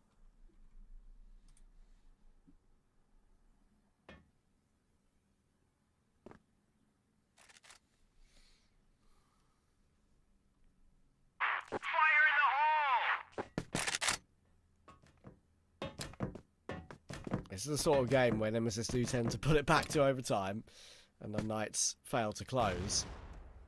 That's kind of Sod's law of Crossfire for this season for unKnights. Whenever they get close, they fall away. Let's see if they can change that up here. 3 players on A for Nemesis. And that's going to make their push through a bit of a split toward B by the looks of it. So up for Nemesis isn't that bad. They've got fighters and they've got good angles being held, but we've said that before. It hasn't worked out for them. Great shot from LSY. Start. Dipsy gets back in with 1, but there's a quick trade from Famous. Can you find out the round here in the corner? Absolutely. Knowledge of his position gives that kill over to unKnights.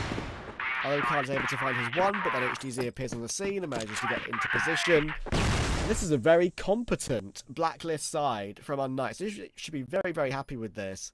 There's been at least 3 rounds where let's say 3 rounds where one of them, they have walked into the sack but just completely outfired them. And the other one, where they've outpositioned their opponents entirely. So that is a really good sign. And as you said, Jordan, you weren't wrong. Sometimes they can play like that, and you wonder where this team has been all season. Yep. Yeah, exactly. You know, it's a bit more of a refreshing approach, I would say, there from unKnights. Obviously, still doesn't mean that they're going to win this series, but they put themselves in the pole position to do so. We go into new compound next. That is Nemesis' map pick. Obviously, see whether or not unKnights can put anything together. But I don't think anyone should be too surprised by the fact that that map has gone that way. We'll see, obviously, whether or not that's the case over on the desk, as we hand it back over to the fellas for a bit of a chat before map 2. 2 things. First, Nemesis are not shooting their shots, and that's wide and clear, like anyone can see it. On the other side, I'm not sure if that's a one-time wonder, or do really unKnights play? Like, it feels like they are playing, they're doing their moves and having some real strats to executing game. Is that true? What do you feel? I mean, their Ankara has always been good, right? That's the thing. As I've said before, like last week, it was against Vitality. This week against EC. And they got the win there, they get the win here, and they were starting to showing some signs of life in that game against Titan Esports Club, and perhaps that is the more important part. That is the part where we've seen them improve the most. We've seen them perhaps, as they've said on the casting side of things, shoot their shots even more so on the Blacklist side. Yes, you can say that, oh, like Nemesis played bad, but I don't think it was a bad game from Nemesis. I just think that this is the firepower level that we expected out of unKnights, and it's great to see it coming from the people that are supposed to be the shooters, right? It's not Pietro trying to carry them over the ditch again. It's a big game from HDZ. LSY has been serviceable, and Famous just being back to an actual firing form. And credit where it's due, though, like a valiant effort from Nemesis, especially Bit Comics. But perhaps, yeah, you know, them missing another player that could have been a massive input for their firepower made a difference there, and it's great for unKnights to make the best of it, because as they've said, this is their map pick, and sub-base is kinda out of their wheelbarrow up next, so they needed the win. They definitely did, and also I wanna double down on HDZ's been one of the players that's been trying to carry unKnights through the past weeks, and no one was actually helping him through that rough time. It's good to see that he is still consistent, still delivering, while the remaining parts of the team are managing to turn things with them and closing it out. Ankara, as you have mentioned, and as we have all mentioned earlier, that it's one of unKnights' better maps, I would say. But when it comes to the second one, like we're speaking about new compound, it's still one of the maps that they, on paper, they should be having it on their side. And for this game, I was just mentioning HDZ. I believe he should be the MVP for this game through what he actually managed to do in the first half, taking multi-frags multiple times, plus always giving his teammates a lot of good advantages to close their rounds with. Yeah, I mean, usually the indicator of having a great game would be like something like 0.8, 0.85 kills a round. He has over a kill a round. That's when you know that you've had an over performance. And as you said, multi-kills on all sides has been really serviceable on their initial global risk side. And that's where they got those initial 4 rounds. And really from there, HDZ just found great timings.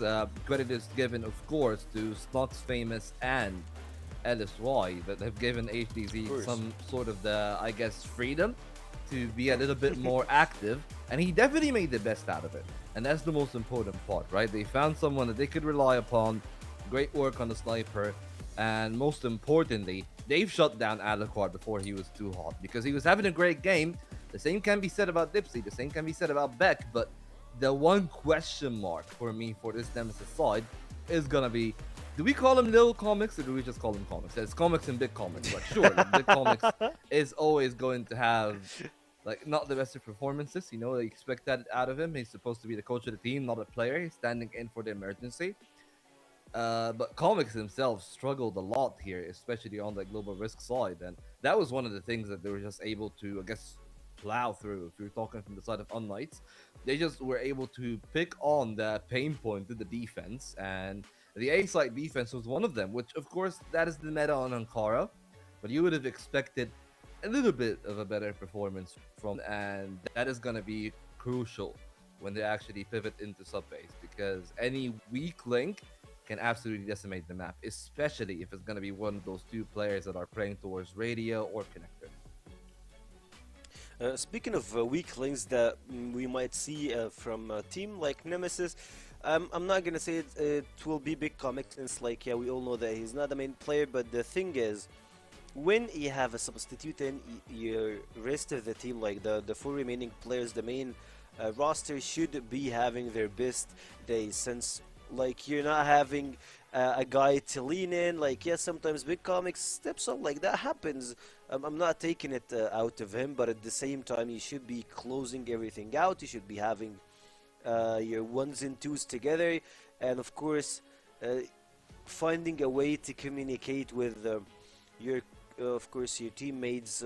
Communication skill would be pretty important while we are watching what's happening here from Team Nemesis, but of course that's for them. On the other side, I would say about Nemesis, not about Nemesis, about unKnights. Somehow, if they can close this one out, I believe we still got hope to see unKnights bring it back home, and in phase 2 that we might see a lot of crazy stuff. But of course, new compound will be the place, the field to show everything around. So we'll head to Trav and Elfish.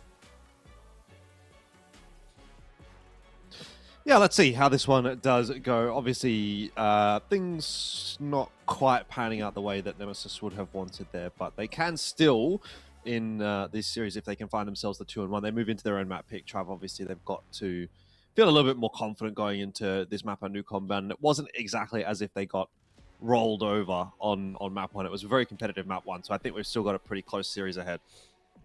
Yeah, I think the only thing they will be slightly concerned about is those rounds that I mentioned, that the 3 or 4 rounds in a row where they were either 1, out-positioned, or 2, when they weren't out-positioned, and when they actually had a good setup, they were completely outshot. That's the one thing that will concern them slightly, but compound, as you say, excuse me, I expect that to be a little bit of a difference. Which is a map that's been a Nemesis map for God knows how long. It's been an Alucard map for God knows how long. So, yeah, we'll see if that continues to be the case here today. Already the opening pick on Alucard, though, comes via HDZ. And maybe if he has a bit of a banger game, don't forget he played very well in map 1. Yep. And they could be causing them issues. Yeah, and I can remember a number of very solid, famous games on Compound and New Compound as well. So someone that we haven't really had a lot to say about this season.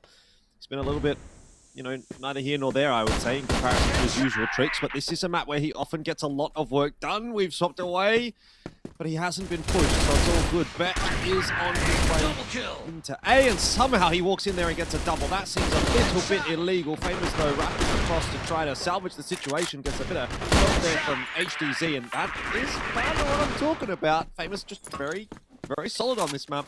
unKnights take the first round. Yeah, bouncing between the contact there, pretty nice with HDZ and Famous. And, yeah, Famous, look, he's now been saying that he's underperforming a little bit so far this season, and his team certainly is. But I tell you what, one thing you can guarantee is that the reason we're saying that is because we hold him in such high regard. Like, even him underperforming is your average Crossfire player in the CFWL, right? So, yep. Yeah, there's a reason why we mentioned that. And he once again starts off this round, but there'll be no way out because he was tagged down that low. So, 1 for 1 only on round 2.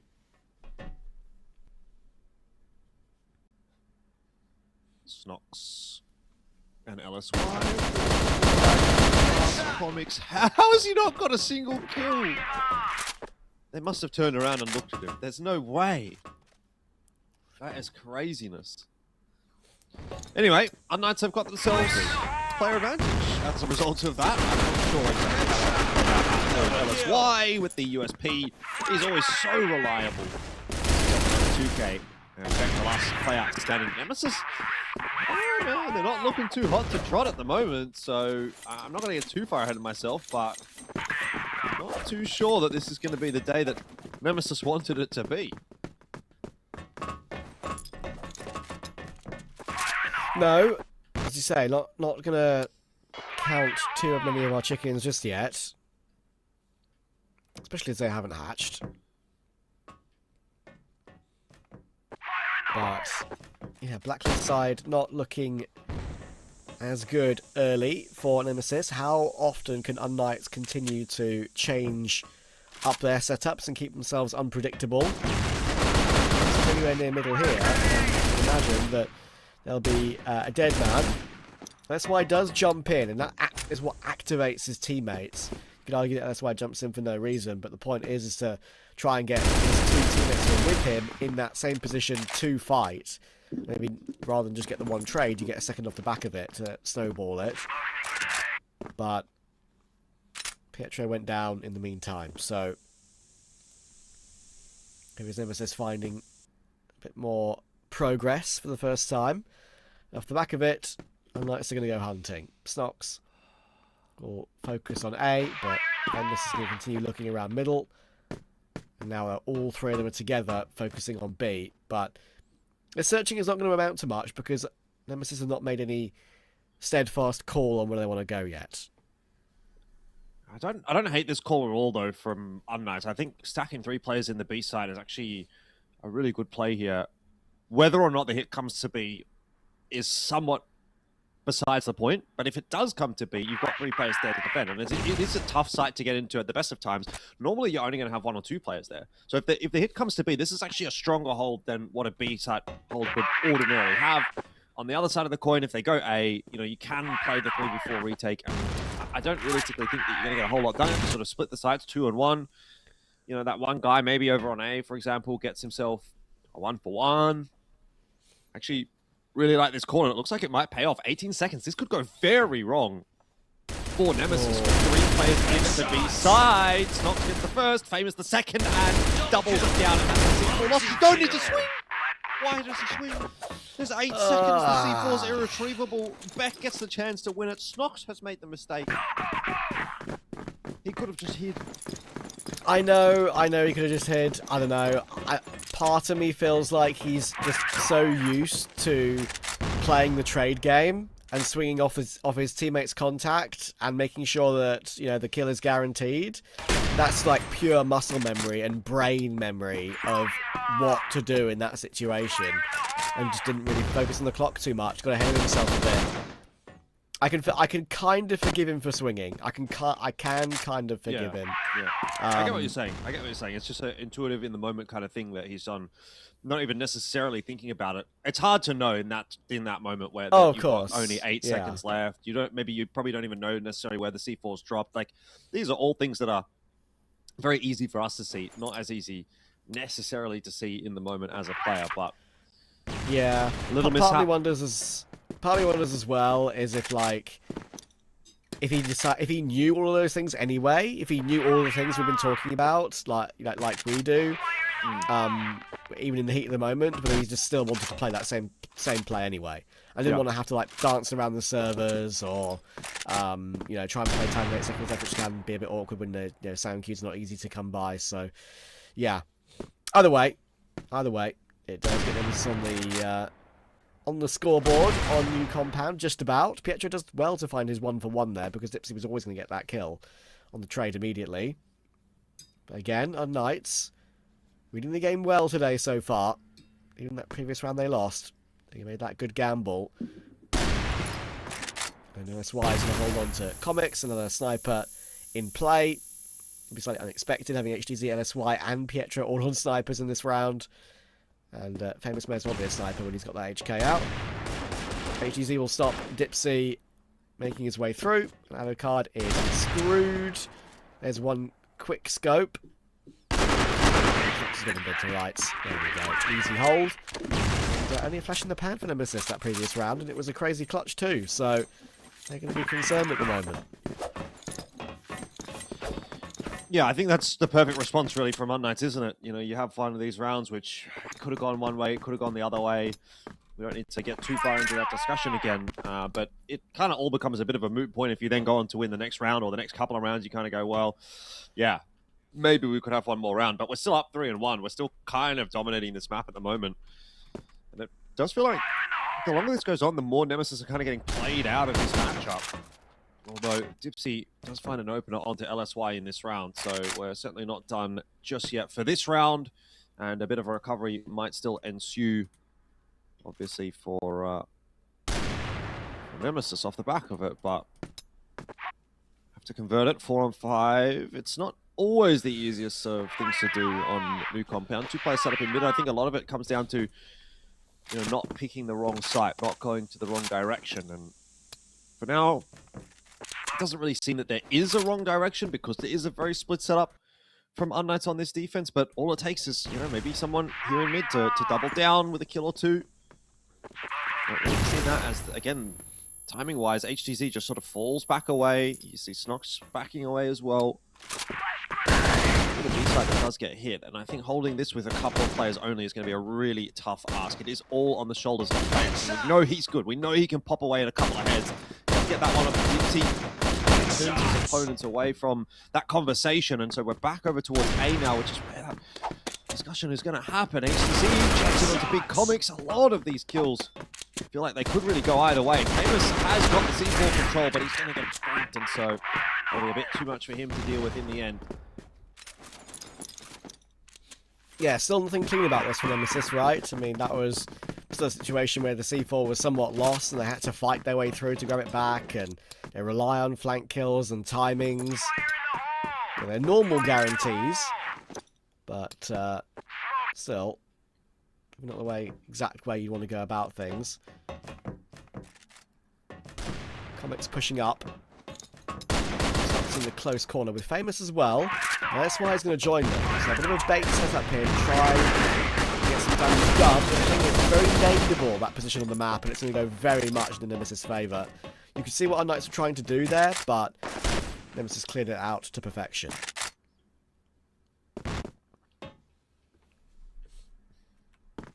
Yeah, and this is the recovery starting for unKnights, so maybe that one round that we were talking about might have been a little bit more impactful than we might have given it credit for. Bring this scoreline back to 3-3. At what point do unKnights feel like they want to call their attack timeout? Is it early on in this map? Is it in this first half where things are still kind of very much hanging in the balance, or do they want to call themselves a little bit later on if things get tight? I think unKnights, I'm very cognizant of the fact that we probably want to be front-running this game. And it was looking like that was possible, surely, at the 3-1 scoreline. But now, maybe going to be a bit of a tougher ask.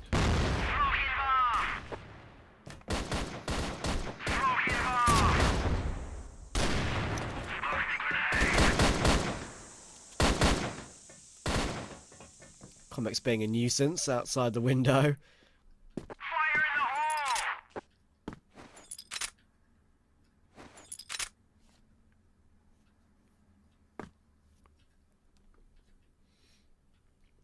You can tell Pietro wants to try and make one of his plays that he usually likes to make around this position on the map.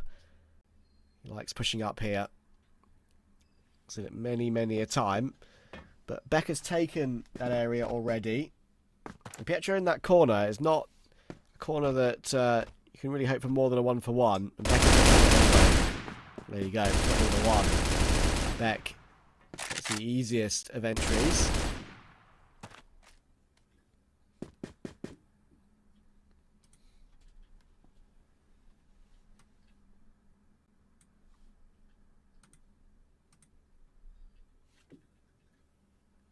Famous wants to have a bit of a peek into middle here. See if he can equalize the numbers somewhat. He's very dangerous in these kinds of duels. The headshot line works out for him, but he's immediately traded. So no real harm done as far as Nemesis are concerned. unKnights still hoping to hold on to this round. But, you know, they're sort of, again, in that similar situation where you kind of think, where do we set our remaining forces? The 3 players set up towards the A site. C4 again headed in that direction. And again, a chance for unKnights to cause a bit of a ruckus here, but missed shot from HDC. Comics getting the entry on the LSY. Now a recovery starting to come together. Luckily, Big Comics has got the C4, but I don't know if he can get there with time. He does not surely have time. There's no time. There is no time. He's gone to try to plant on B, and he's and that is probably what should have happened in that other 3v4 round over on B, but this time, unKnights, they do make amends for it. Yeah, that was very well done, HDD in particular. That reaction to flick round and find the flank directly behind him was a beautiful shot. And that contributed to Nemesis having no time to do what they want to do.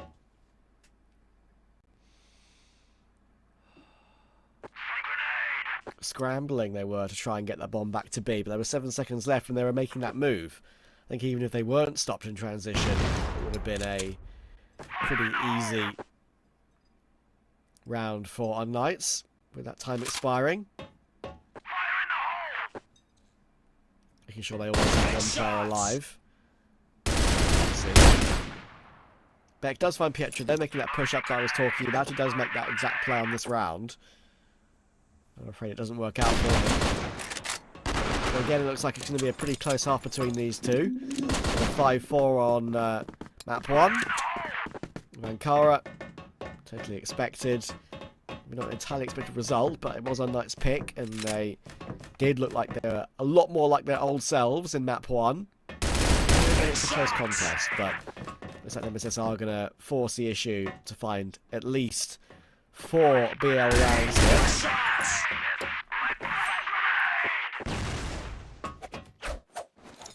I think 4 for unKnights is not too bad going into the second half, but 5 is certainly going to be the end goal. See where we do end up. This is something a little bit different from unKnights, and they've chosen the perfect time to do it. Famous deletes 2. Snox gets another one. They are just completely bamboozled, Nemesis. They've got no idea what has just hit them. It's a very unorthodox round, but unKnights in the last round of the half completely catch them off guard.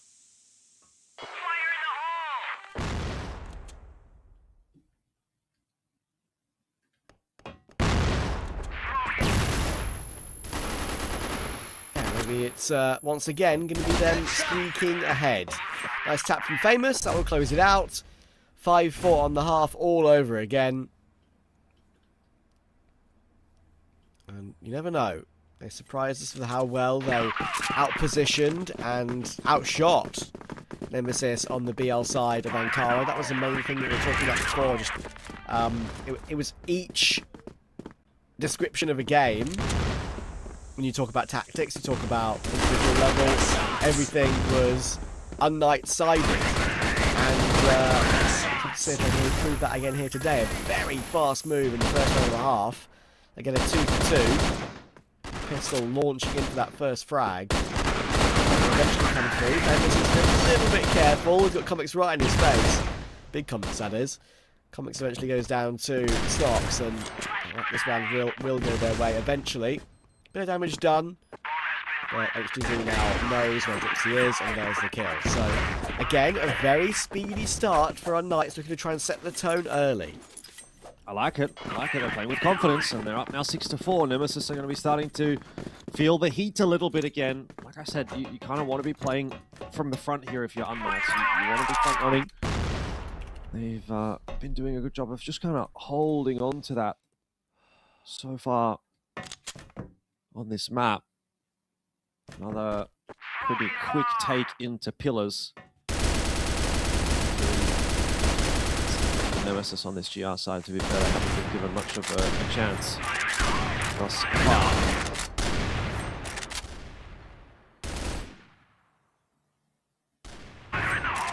More of a patient start this time around.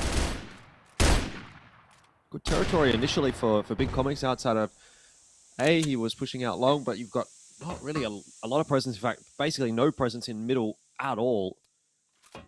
This could be unKnights making the wrong decision to go B, though. There's a two-player setup here. Comics pushes the issue. He spots a few out, but there you go. Snox for the double.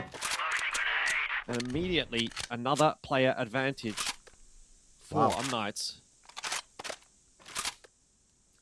Is it just one of those days for unKnights? Like, they had a pretty rough season overall. I described it earlier. It's 1-5, right? Off the top of my head from what I said earlier. Yep. And as I said, all these wins, all these results do count toward the next stage of the tournament. So, look, it's going to make a big difference for them pushing up. If they do find a W here, Big Comics can't hold on. And look, again, we have to preface these things by saying Nemesis are playing in a stand-in in Big Comics, but it's a stand-in that has, helped them very much over the course of time into winning these games at this level. So this would be a surprise. It would plainly be a surprise. And it's about to be 7-4. And Nemesis know that this tack pause that they're about to call in, production tells us about it, absolutely have to come through, because all the players that you want to see perform well on unKnights are performing well. And as you can see, there aren't too many happy faces right now. Yeah, this is certainly getting to the point of being a little bit concerning for Nemesis. Gonna get up and have a bit of a chat. Alucard maybe had to go AFK for a second there. Looks like Beck's turn. Kevin's the one that's really, again, getting involved in the conversation, and he's got so much to say to the fellas. And again, not really the end of the world for Nemesis if they do drop this series. They aren't going to drop out of the elite group. It's not possible, but you don't necessarily want to be losing any series in any given season.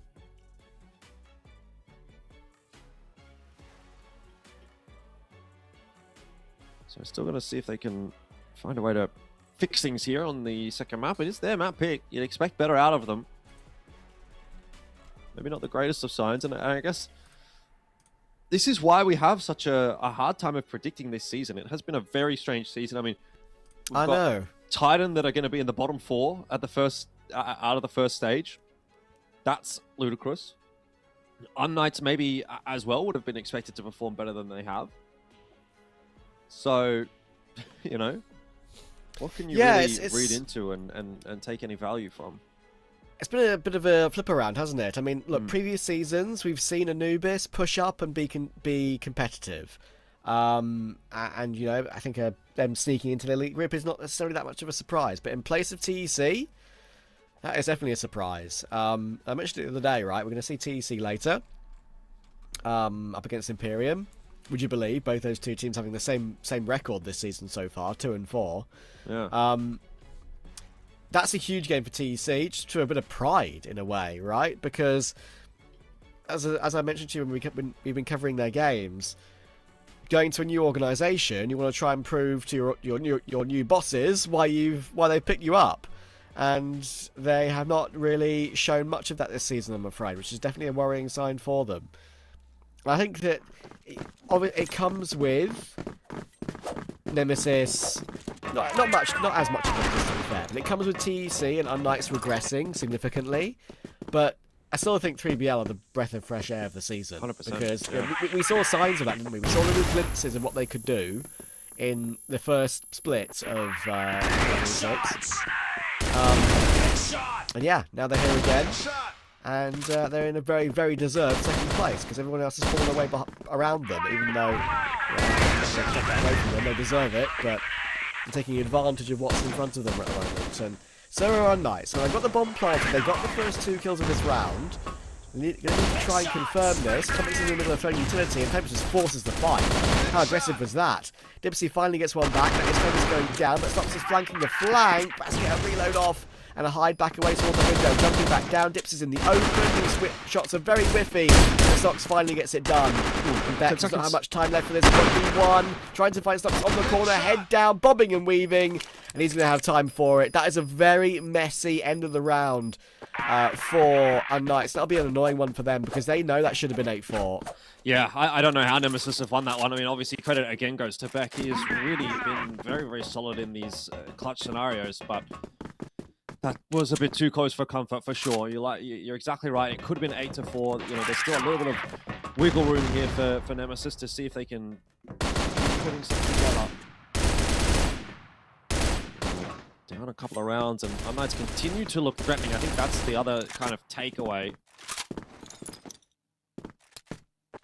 See what they can manage here towards the B. I don't know if they're going to commit to B, though, with LSY still kind of lurking over at A. I mean, it's still very early in the round to be making any kind of committed push to either side.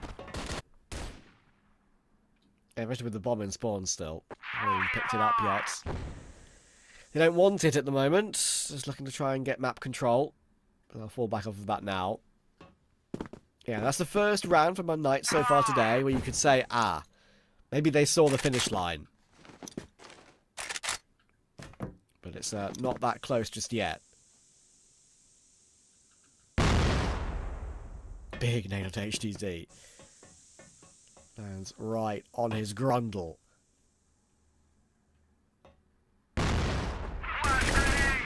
Dipsy eats another grenade, so getting pretty low over on this B site. The split's going to come on in. The entries are not connecting. Famous and HDZ are out into GR spawn, but the bomb might be tough to retrieve. The flanks coming through from Alucard into middle as well. It isn't an impossible round. Famous, his timing here on the Alucard is insane.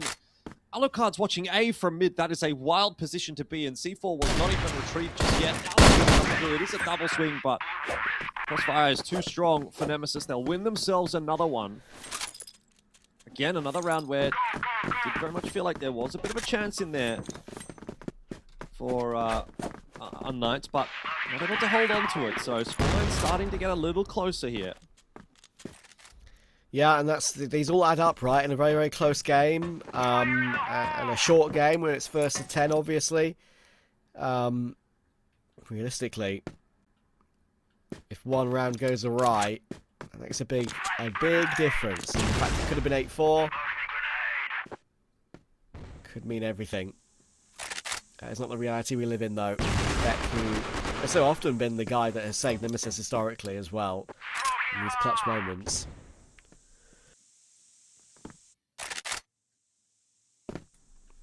See if that makes a difference.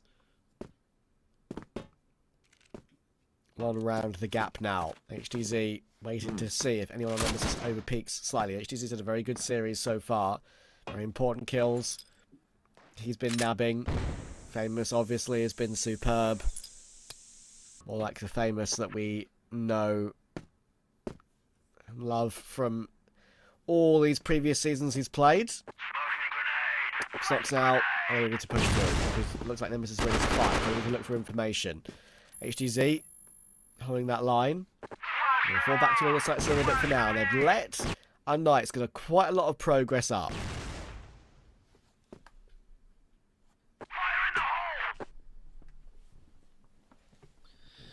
Again, where is going to be the side of choice? The fact that LSY this deep on A long would have to indicate that it's going to be an A split. Snox is on his way through. Not spotted yet. That shot on the famous will give away his position. Big Comics traded down as well by Snox. That's a very good round from him. And a very good take from unKnights. Now it's a case of closing it out. They need this round. They need to hold on to the lead. They have the perfect opportunity to do so in the 3-on-2. They've just got to lock in one of these post plants, and surely it's got to be this one. With 27 seconds on the clock, Dipsy and Comics are going to have a very tough time of recovering this one. Full coverage from Snox on A long as well. He sees absolutely nothing. So the other two really just have to focus in on what he's hitting the sight through from main, and that is a beautiful round from Snox. The 4K in it. And unKnights get themselves to 8. Very nice, very clean. An overdue 8 for unKnights, I'll probably be feeling. And again, that take was very good.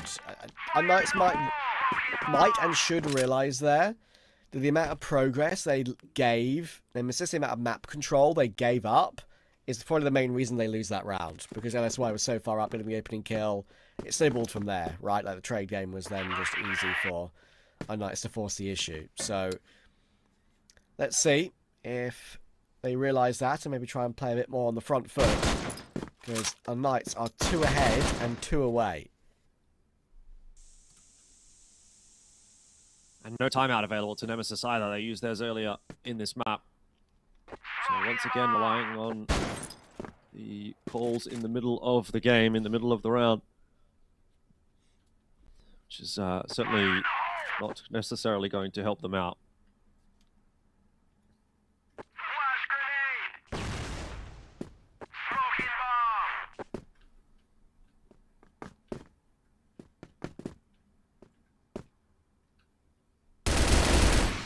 Beck's going hunting. And it's a big scalp to take. Famous down. And if unKnights win the round from here, I will be shocked. Even off the back of that 1 kill, that's a hell of a lot of information. You're taking down the big main man. I don't, unless there's a big mistake here made by Nemesis in some duel somewhere, I'd be very, very surprised. Say unKnights round off the back of this. Comics will also get his 1-for-1, so that lessens those numbers ever further for unKnights.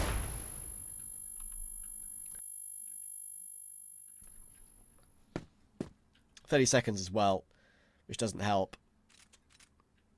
Beck's in a good position.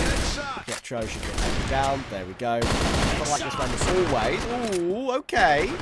A double entry V in the end. Plant can come through, and you never know what's going to happen after plant. You really never know. Because it's forcing the issue. That's a really nice reaction, though. I think it was a little bit more impressive on the spectator POV than maybe it actually was, but still, it was a nice shot. And that one could have gotten out of hand, but unKnights just couldn't set up in the after plant properly. Not enough yet for unKnights to close this map out. Nemesis lurking very close by.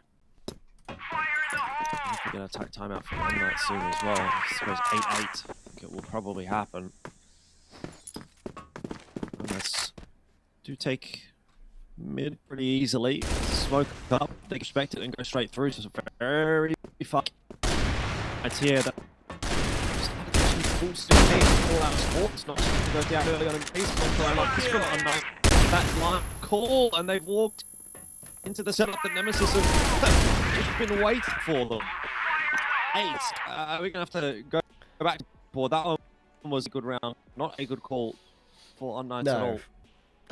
That's you could argue there was that one earlier where they didn't hold on to A very well, but that is a very good example of them like getting near the finish line and getting a bit jittery. That's for sure. Not knowing exactly what they wanted to do and a little bit blasé with the way they went about it.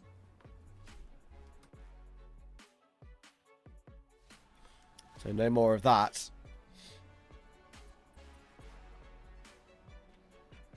It's could be another case of so near but yet so far for unKnights this season. As we've been saying, results have not been good. 1-5 in the series. Only one victory for them. That was over Imperium a couple of weeks ago.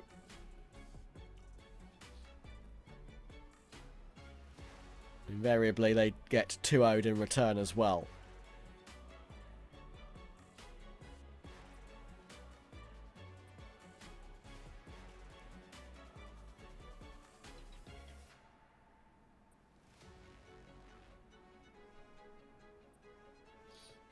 Got one map off of TEC. But as we've seen, TEC have had a poor season. So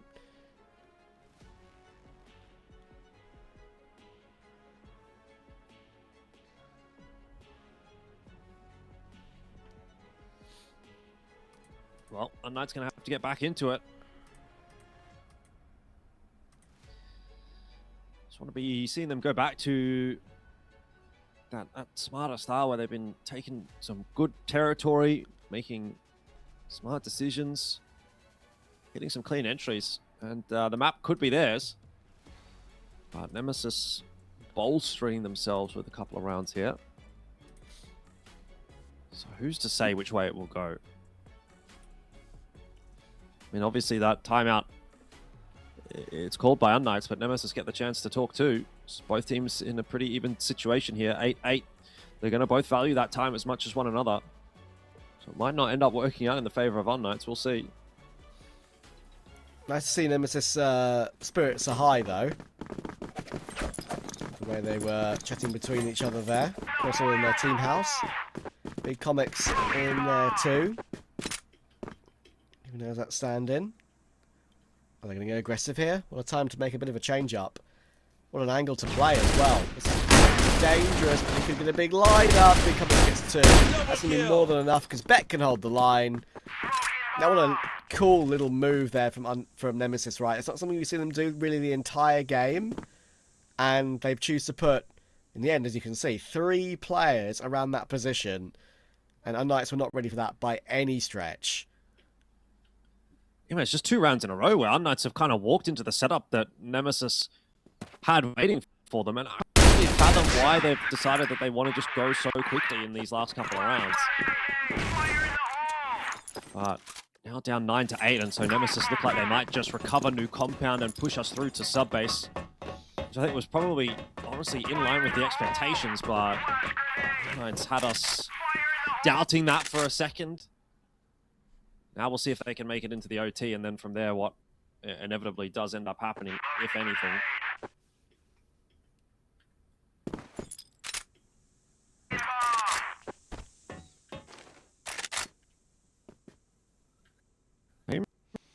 Same sort of plan from unKnights, but this time see no one there from Nemesis to defend it. This is how they, I suppose, wanted that to go. Alucard is posted on the line. You're going to need a big swing here. Members to try to cut him down. He's going to get a chance at a second shot here. Get away with it.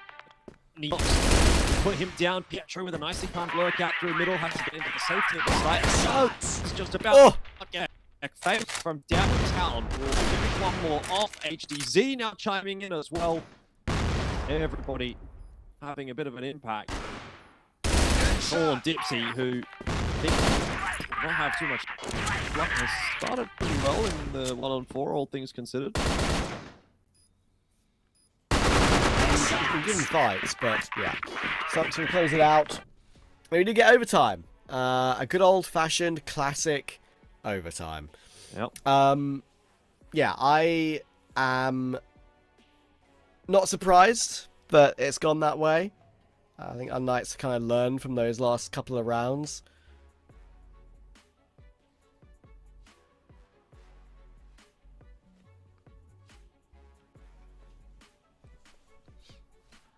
And yeah, the kind of the maneuver was similar over toward Alucard's position. Alucard's only ever going to get 1, so he's always going to get leapt on. And the Knights will be happy.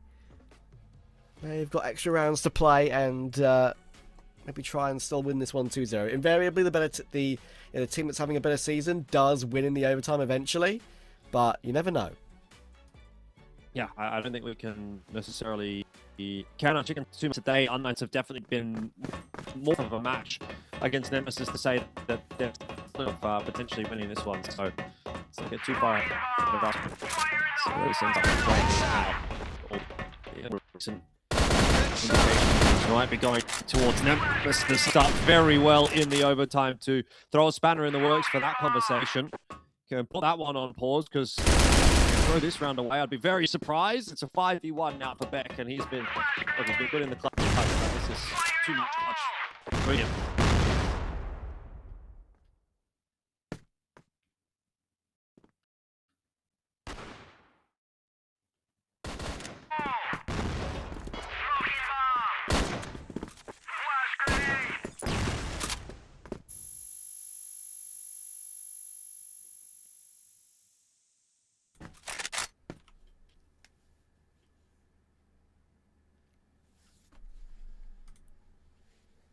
He's definitely taking his time about it, isn't he? Maybe Yeah. he's an opportunity to have a chat. Yeah, I'd imagine so.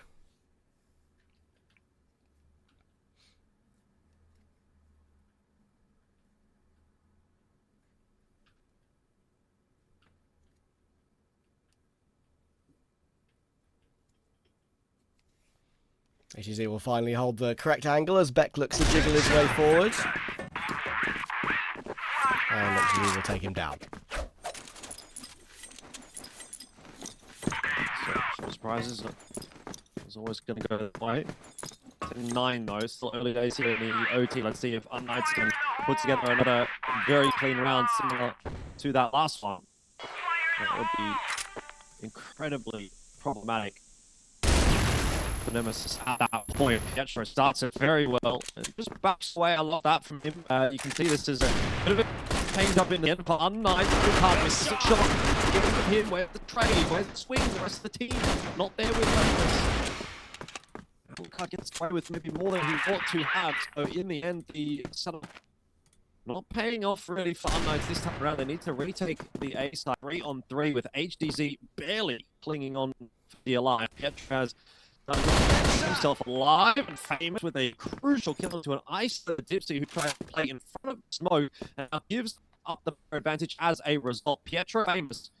Here should be able to trade Big Comics down, and that is way too easy of a retake in the 3-on-3. Wow. Nemesis have done themselves no favors with the post plan. Yeah, that was way too easy. And just the way they set themselves up was inviting UnKnights in to retake that. If they get a clean sweep in overtime, then you need one BL round, then that is going to make things very, very difficult for Nemesis. Usually in these situations you always go 2-1. Seems like that it tends to be the way. As Nemesis learn the way to get past them.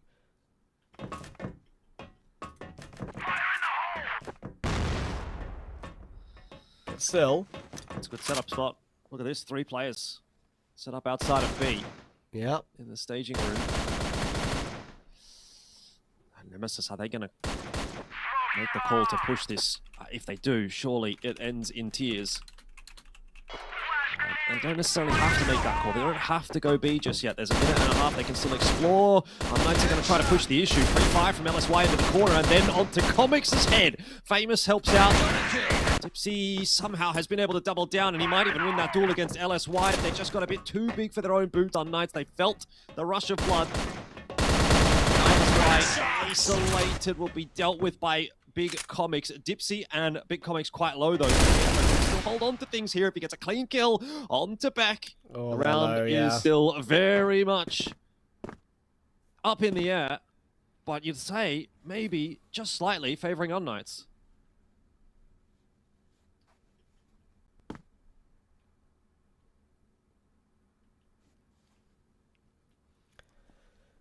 The only thing they've got here, Nemesis, is to put a big rotation in, press the pause button, and try and outmaneuver UnKnights. If they get themselves into advantageous angles, then it doesn't matter what their health is. But UnKnights are splitting it 1-1, and HDZ is doing the right thing right now, just jump spotting every angle he can, Try not to get caught. He's being pincered though, but it's not going to matter. Dipsy gets cleared, and it's all down to big comics on the sniper. And it's not going to work. So there you go. All 3 in overtime for unKnights. All of a sudden, they've completely gone against what I said is the possibility. Where the supposed better team tends to pull away in OT. That is not the case. unKnights have come to play today, and they need 1 on BL. That's it. Yeah, I mean, let's not get too far ahead of ourselves, though. Very possible that unKnights still don't close this out. They are just one of those teams that sometimes may be good, sometimes may be bad. They were good in the first half of OT, but Nemesis still a solid squad, although they are looking a bit down in the dumps after that one.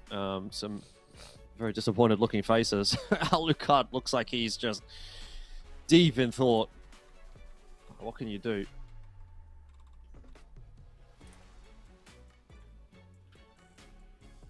Well, I suppose what you can do is win 4 rounds in a row here. That's essentially what is going to be required. Which, again, easier said than done, obviously, but you've got to do what you got to do, and Nemesis have to dig themselves out of this hole, otherwise they are going to rest in it. And it won't be a fantastic end to the week for them. No, they're going to be a little bit frustrated for sure. I mean, they're not in a hugely tough position in the league, but losing is never nice, put it that way. And unKnights, they'd love a win. They'd love a W to come from somewhere. And it's now on the tougher side to try and close it, obviously. 1 round on BL required. Going to burst their way through now. A little bit of map control to have. Dipsy and Comics know all about it. Pietro is still going to try and sell a lot of that position.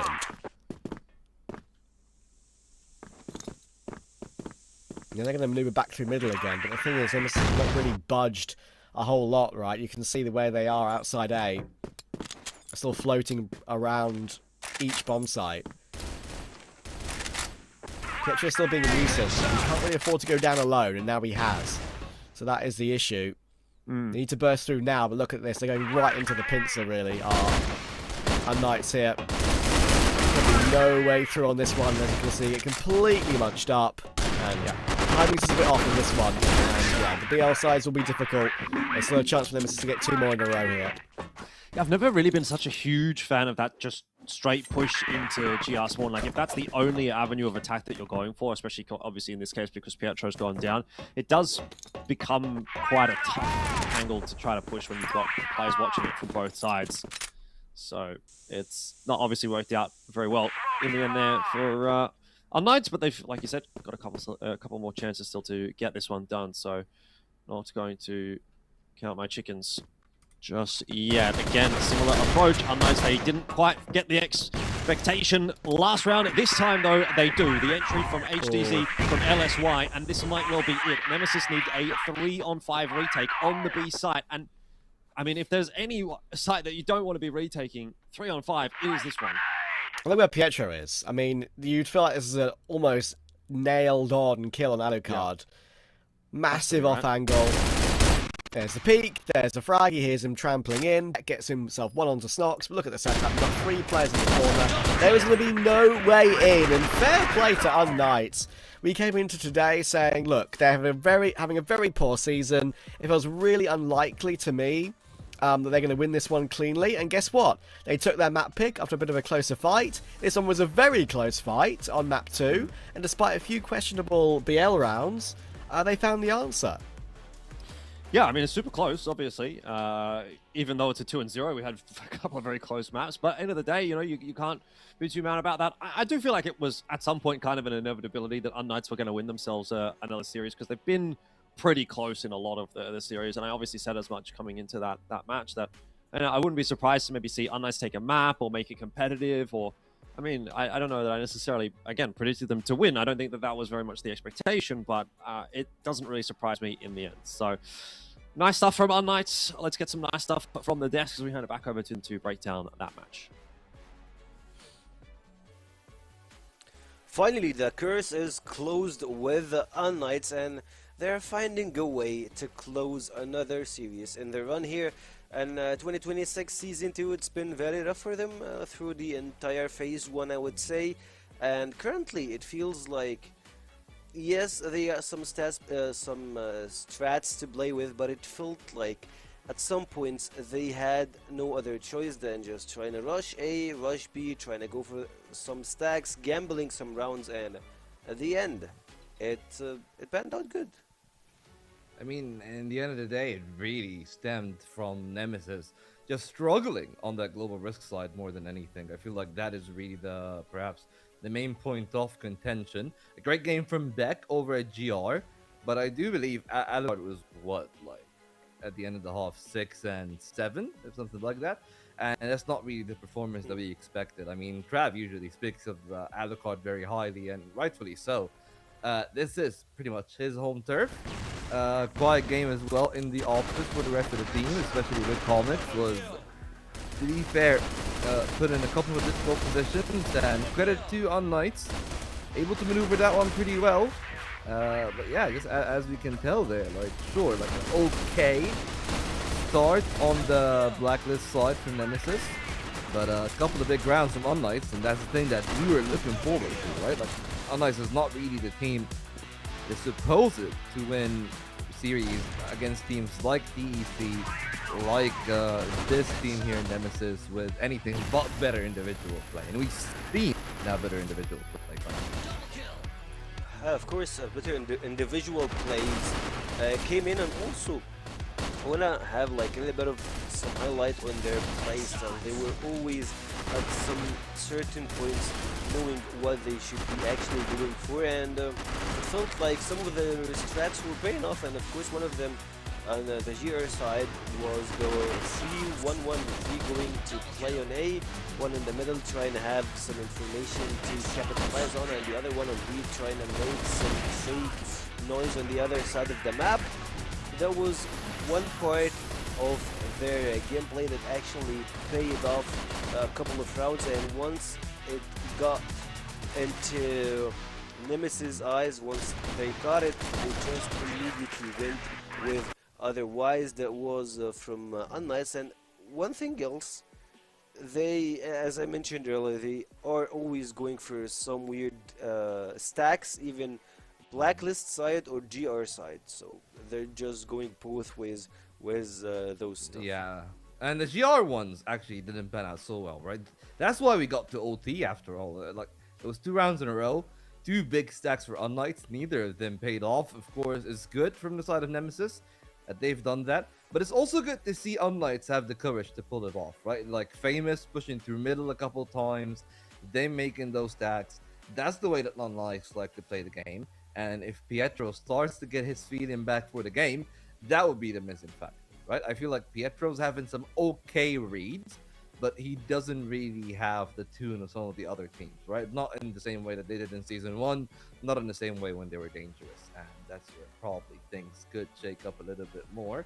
But for where we are right now in the stack, I am still pretty happy about where they actually are and how they've landed in this set, right? I feel like that they've pretty much played the brand of Crossfire that we expected them to on the side of unKnights, and they got a little bit fortunate with a bit of a quieter game for Alucard, and they were able to handle Beck pretty well. True. And that's the other thing that maybe we didn't talk about as much, right? Like, just handling a rifler going well, that is an important factor. And as you can tell there from the scoreboard, it was a great game from Beck, but otherwise, it was really a quiet game all across the board. And on the side of unKnights, it wasn't just Snox and Famous. It was again HTC having an impeccable game for a second time. More kills around for Famous, but a better KD for HTC. And that's the exact same way that you want to actually see the score, right? Like your TRG player taking a sniper.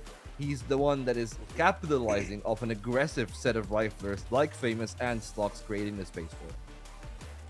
But I totally agree with you. You got the sniper getting into his zone, and of course having your rifler to being able to land some shots. And of course we had like a couple of Famous rounds that we have missed all the entire season. That those stuff, it really panned out really good for Famous. But I would say it came a little bit shy, but at least we got unKnights to secure a win, secure actually a precious one, since those rounds really, those stats really accumulate to the second part of the league, which will help them a lot into their position when it comes to, of course, getting into playoffs.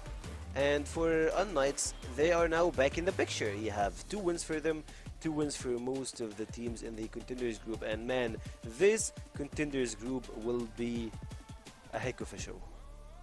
Yeah, and with that now, I think that Nemesis are tied in terms of series score. They're also 4-3, much like Anubis. So there is truly a world where Anubis could actually find third place. I'm not really sure of the math, how it actually pans out, but the math actually absolutely supports HDZ being the MVP for that one. A great performance from his side, as I said, like a lot better from their actual side on the side of unKnights in supporting HDZ's system and giving him a lot more freedom, because usually you would see players like Snox and Famous in the positions that he was in this game, more so on the Ankara than the second map of Compound. But just having that freedom for HDZ unlocked a new dimension where perhaps he was a notch below players like Alucard, players like Snare, and it's great to see him picking up some steam coming into Phase 2. Exactly, and speaking of picking up something, or like picking up the steam, it felt like the unKnights are finding their way in the league, and now I believe we will be having an interview with one of the players that especially I and I believe all of us really love. Of course, Famous, hello and welcome, and CFW. It's been a while since we have seen you here. Yeah, you mean on the interview slot? I would say, yeah, a little bit of this, a little bit of on that. the winning slot too, to be fair. The winning Okay, that's fair enough. You know, you can dive, you can just punch the knife in a little bit deeper, I guess. But at least I'm here. I mean, of course, but it's always lovely to have you on the broadcast with us, Famous, and of course, we have all seen that you're having a very rough time in Phase 1, but like we still have a lot of faith in you guys. You have like a really good roster, of course. It's been like the way this season is panning out, it's not what we'd be usually looking for a team like you guys. And can you tell me how was the feelings through this season, and how you guys are planning to have Phase 2? Well, I'm not gonna lie. I mean, the results are definitely unexpected so far on our side. I mean, obviously, we're the team that I'm talking about, so we're gonna feel that way anyways. But I think regardless, for anybody, we were at least probably expected to be minimum top 5 or top 4, even if you don't like us that much. So we like you. I appreciate that. But I'd say it probably boils down to a multitude of things. But my God, I was having a rough time this season. So I'm glad to finally start picking up the slack here the last couple matches, and we're just gonna keep swinging for the fences from here, and keep it going. Yeah, I mean that's great to hear. And speaking of that, what actually happened there in the series, right? Like, of course, you were walking into this one, a better performance against Vitality last week, starting to pick off some steam as a team. Did something happen that was the catalyst that ignited everyone to perform a little bit better? Or was it just a mental reset with everyone saying, okay, we're already at contenders, let's just perhaps reset and try to play for another playoff slot, and from there we can handle it later in the season? Hey, don't worry. We already boiled it down to 2 things. We just got to keep it going. And I'll let you in on the secret too. Step 1, it was, well, last night I streamed for the first time in forever, and I played like 6 hours of CF, I was out there banging out in pubs and ranked games and pickup games and going crazy. So that helped out. And then step 2, I think, is maybe even a little bit more important. It was Snox and LSY. They played 20 ranked games before before the match. So I mean, as long as we can keep that recipe to success going, I think sky's the limit. Sky's the limit. We might be aiming for the stars. Yeah, a big win there, of course. But the other thing that I actually want to take your opinion on, like I was talking about this a little bit earlier, is that you guys usually, actually, I would say, accommodate to a lot of individual play. I always say you guys have the it factor, and that's what makes you a dangerous team, no matter the circumstance. but you know, things are actually picking up a little bit more for you in that sense. But the thing that I'm thinking about isn't actually the individuals, because I think that you guys are picking back on form. But I want to ask you, do you think that you have a good grasp on the other teams? Because I feel like that's where you struggled a little bit more, where perhaps teams catch you off guard, or they just got the read on the calls that you made as a team. Is that something that you're also painting in your mind coming into the next phase and perhaps later on into playoffs? I mean, I'm not going to lie. I think the whole season so far, we've had a pretty good read. It may not look it, okay? Looks can be deceiving. We've had a pretty good read on how they're going to be probably playing, like where they're going to be set up, what the reactions are going to be, all that kind of stuff. What's happened is the follow through has been absolutely just atrocious. It's been horrible. I mean, you know, all the stuff that matters outside of just kind of knowing what they're doing. We weren't shooting. Like, we're not communicating right. We're not playing together. In clutches, we're just not talking enough. I mean, like, all kinds of all the comments and stuff that, I mean, shoot, I've been playing the game for 15 years, and some of the others, you know, competitively, and some of the others have been around the same. And it's stuff we should be doing. It was just, it was just sad, you know? Like, so we just got to pick it up, keep our attitudes high, and just keep rocking and rolling, and we'll be fine. I mean, we have a good read on what they're doing. We have a great coach. We have a great in-game leader, and everybody's got a good brain. And let's not to mention, I mean, like you were saying, the it factor. I mean, HGZ, like, this man, like last season, he wasn't really playing that much, and this man's going absolutely ballistic this season. And then Stocks going crazy, LSY going crazy, Pietro out there fragging. Not in the games we win now. That's a common thing known amongst our team. If he frags, we're losing. We're absolutely losing. But hey, he has been fragging, and that's not a good thing.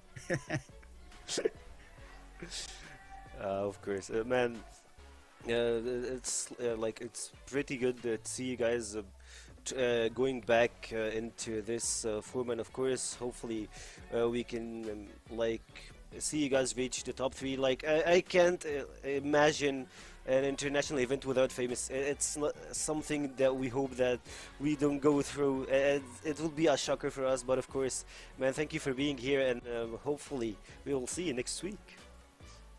Oh yeah, absolutely. Yeah, wait. Thank you, man. See you. Whew. What a way to close this series, of course.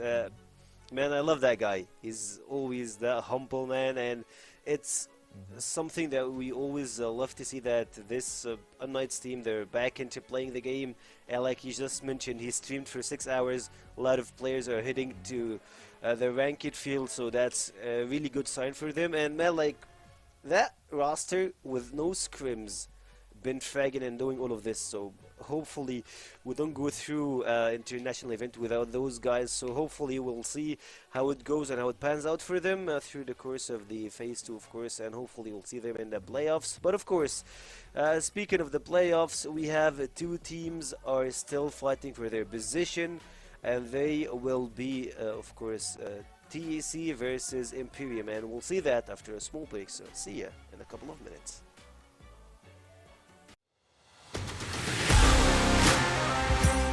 Have a lot of info to work with, but they have got to be careful not to get caught off guard. Here you can see a nice nade kill goes their way, but Hunt on the flank, able to get 2 big kills.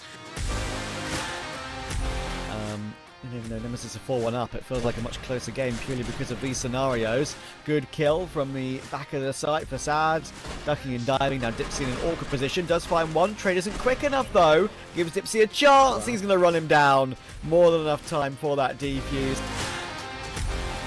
Kiko's in the corner, Lion Claw and the Zenith rotated in, Flex and Spoxy are going to be here too. All 10 players are pretty much going to be on this side of the server. Finally the first kill comes through and the bloodbath will begin. Oh my goodness, it's an absolute cluster. It's ended up in a 1v1, would you believe? It's Spoxy versus Dizzy, and Spoxy will complete. Unless they can't remove Flex, but surely they will. Him being so low. There's an extra kill though. Now Alucard's a little bit nervous knowing that he could catch him, and Flex has caught him. No trigger discipline here, man. Snake and Snare, both the dynamic duo, a walking path through a small tight angle here, takes another one, and a Snake pushing here, pretty aggressive, holding the pistol, not 1 but 2, 3, 4 players in front of him, taking a pretty massive swinging with a triple kill. Come on, Dodson! His teammate just thought that he's jealous. Like, yeah, he is also playing with the sniper, and Snox clubbing it down, taking 1, 2, make it 3. Yeah, maybe only a flash in the pan for Nemesis. Yeah, right now Nemesis struggling in mid, but maybe not for too much longer. Dipsy, a nice double kill, making a triple kill. Someone holds the stairs and the other guy is just using the smokes or having his back down. Speaking of having your back, Horus doesn't need anyone to support him. Slayer is here of the group. LSN just grabs 1, 2 and make it 3 to clutch the round in a 1v3 fashion. Okay, let to go now. Oh, coming down the stairs, lots of noise. Big holds on for 2 though. That's a brilliant job from him, and a bit of flash support at the end. A lovely third, there's a fourth. He is farming right now.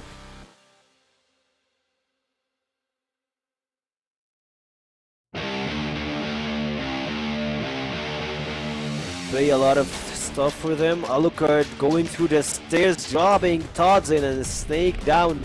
It's left to 1v1. He's pretty low in HP, trying to defuse him, but he goes for the fake.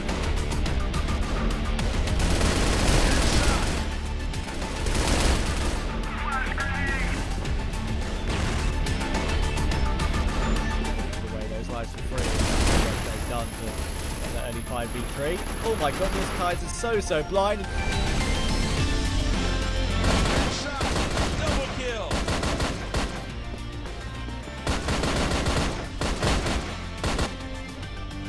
They're just gonna move. The unKnights now, they get caught. Dirty finds the first opener, and there's Famous for the 1, make it 2, and there's Famous. Who needs it? These players now swing. Dirty's gone. His head's removed. He gets a fresh haircut, but now Doom. What do you have in store for us? And it is a double. Can he find this triple? It's labored.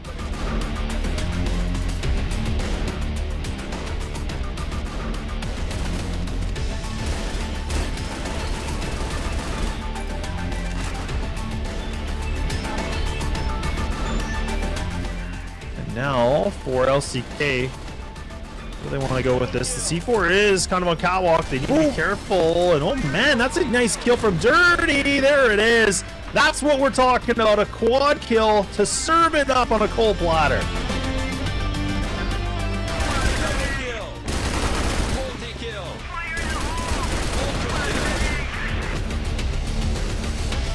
See if Omega can double down here. He's going to have to. He gets Jaguar. He knows there's more. See, this is what I'm talking about. Omega just gets 4.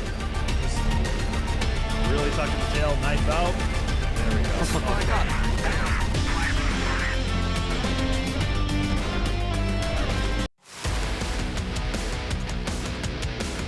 Aggression in the round seems to be one of the key points of resistance here. Jin, that's a good shot, needs a little bit more. He gets 2 or 3 even.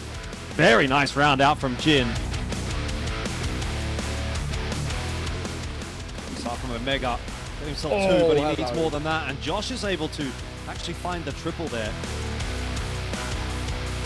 Unwinnable round here for Swamp, particularly with that entry from Awesome, but they're going to need more. Kais will have a pivotal role to play, but he falls to Alucard, and with that, it might just be the dream dead. Jin is on his own.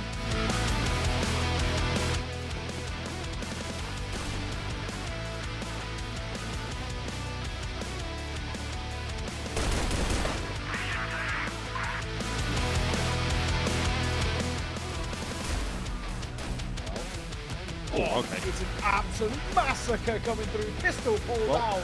Slayer has gone absolutely nuclear.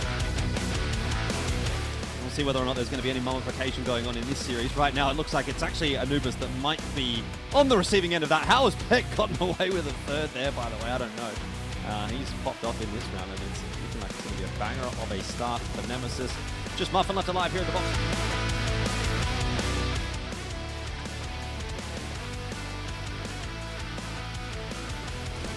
Feels a little dicey.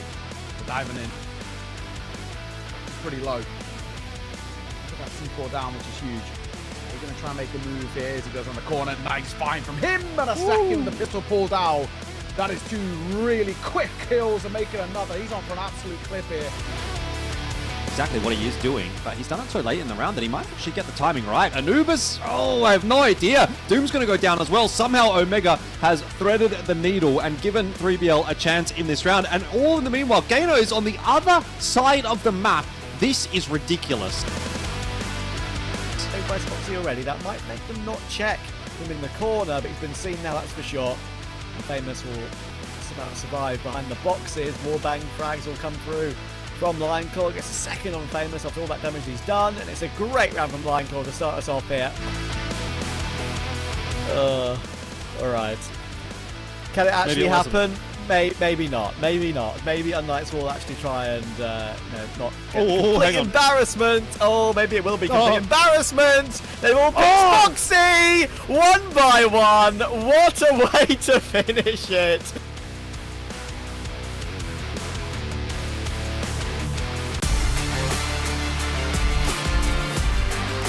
Doesn't Nemesis actually clear this, I should say, because if they don't, this is an opportunity for Frapsy to find himself a heroic play that's very much needed. Muffin does spot it, but he doesn't do a good job clearing it, so now Frapsy finds himself 2. Oh, why not make it a 3rd? They threw double nades on there. I mean, he'd be a dead man. He actually swings this. Wow, he swings this so wide. I thought he would have saw them. Oh, how does he get away with that? How does that even work? What? I don't know how he finds that kill and makes it a triple 2. Hang on a second, this post mine, it is falling apart. JK. Yeah, JK, LOL indeed. Yeah, okay, what is that? What is that? How does he find a triple like that? This to suss things, it will.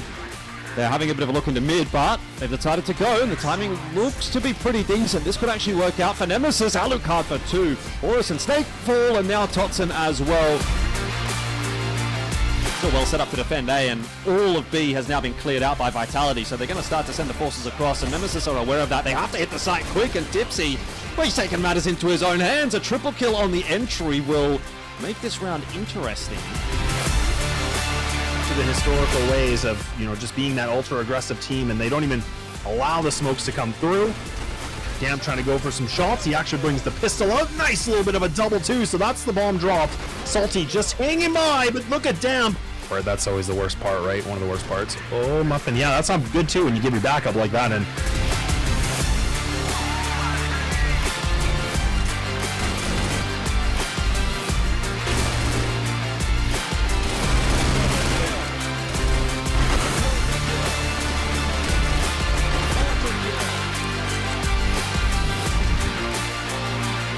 pretty much see everything. That kill onto Dirty will alert some attentions. Damp and Frapsy, finally some kills here for them.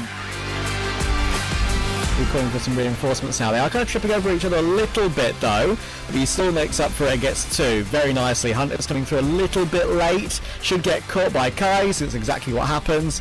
Now Sad and DZY are the final 2 players remaining, and they're going to drop into Kai's from the heavens into hell. And now the force through from long. Vitality up against it, and that's why it's flanking up from short, coming through that smoke. Will stay.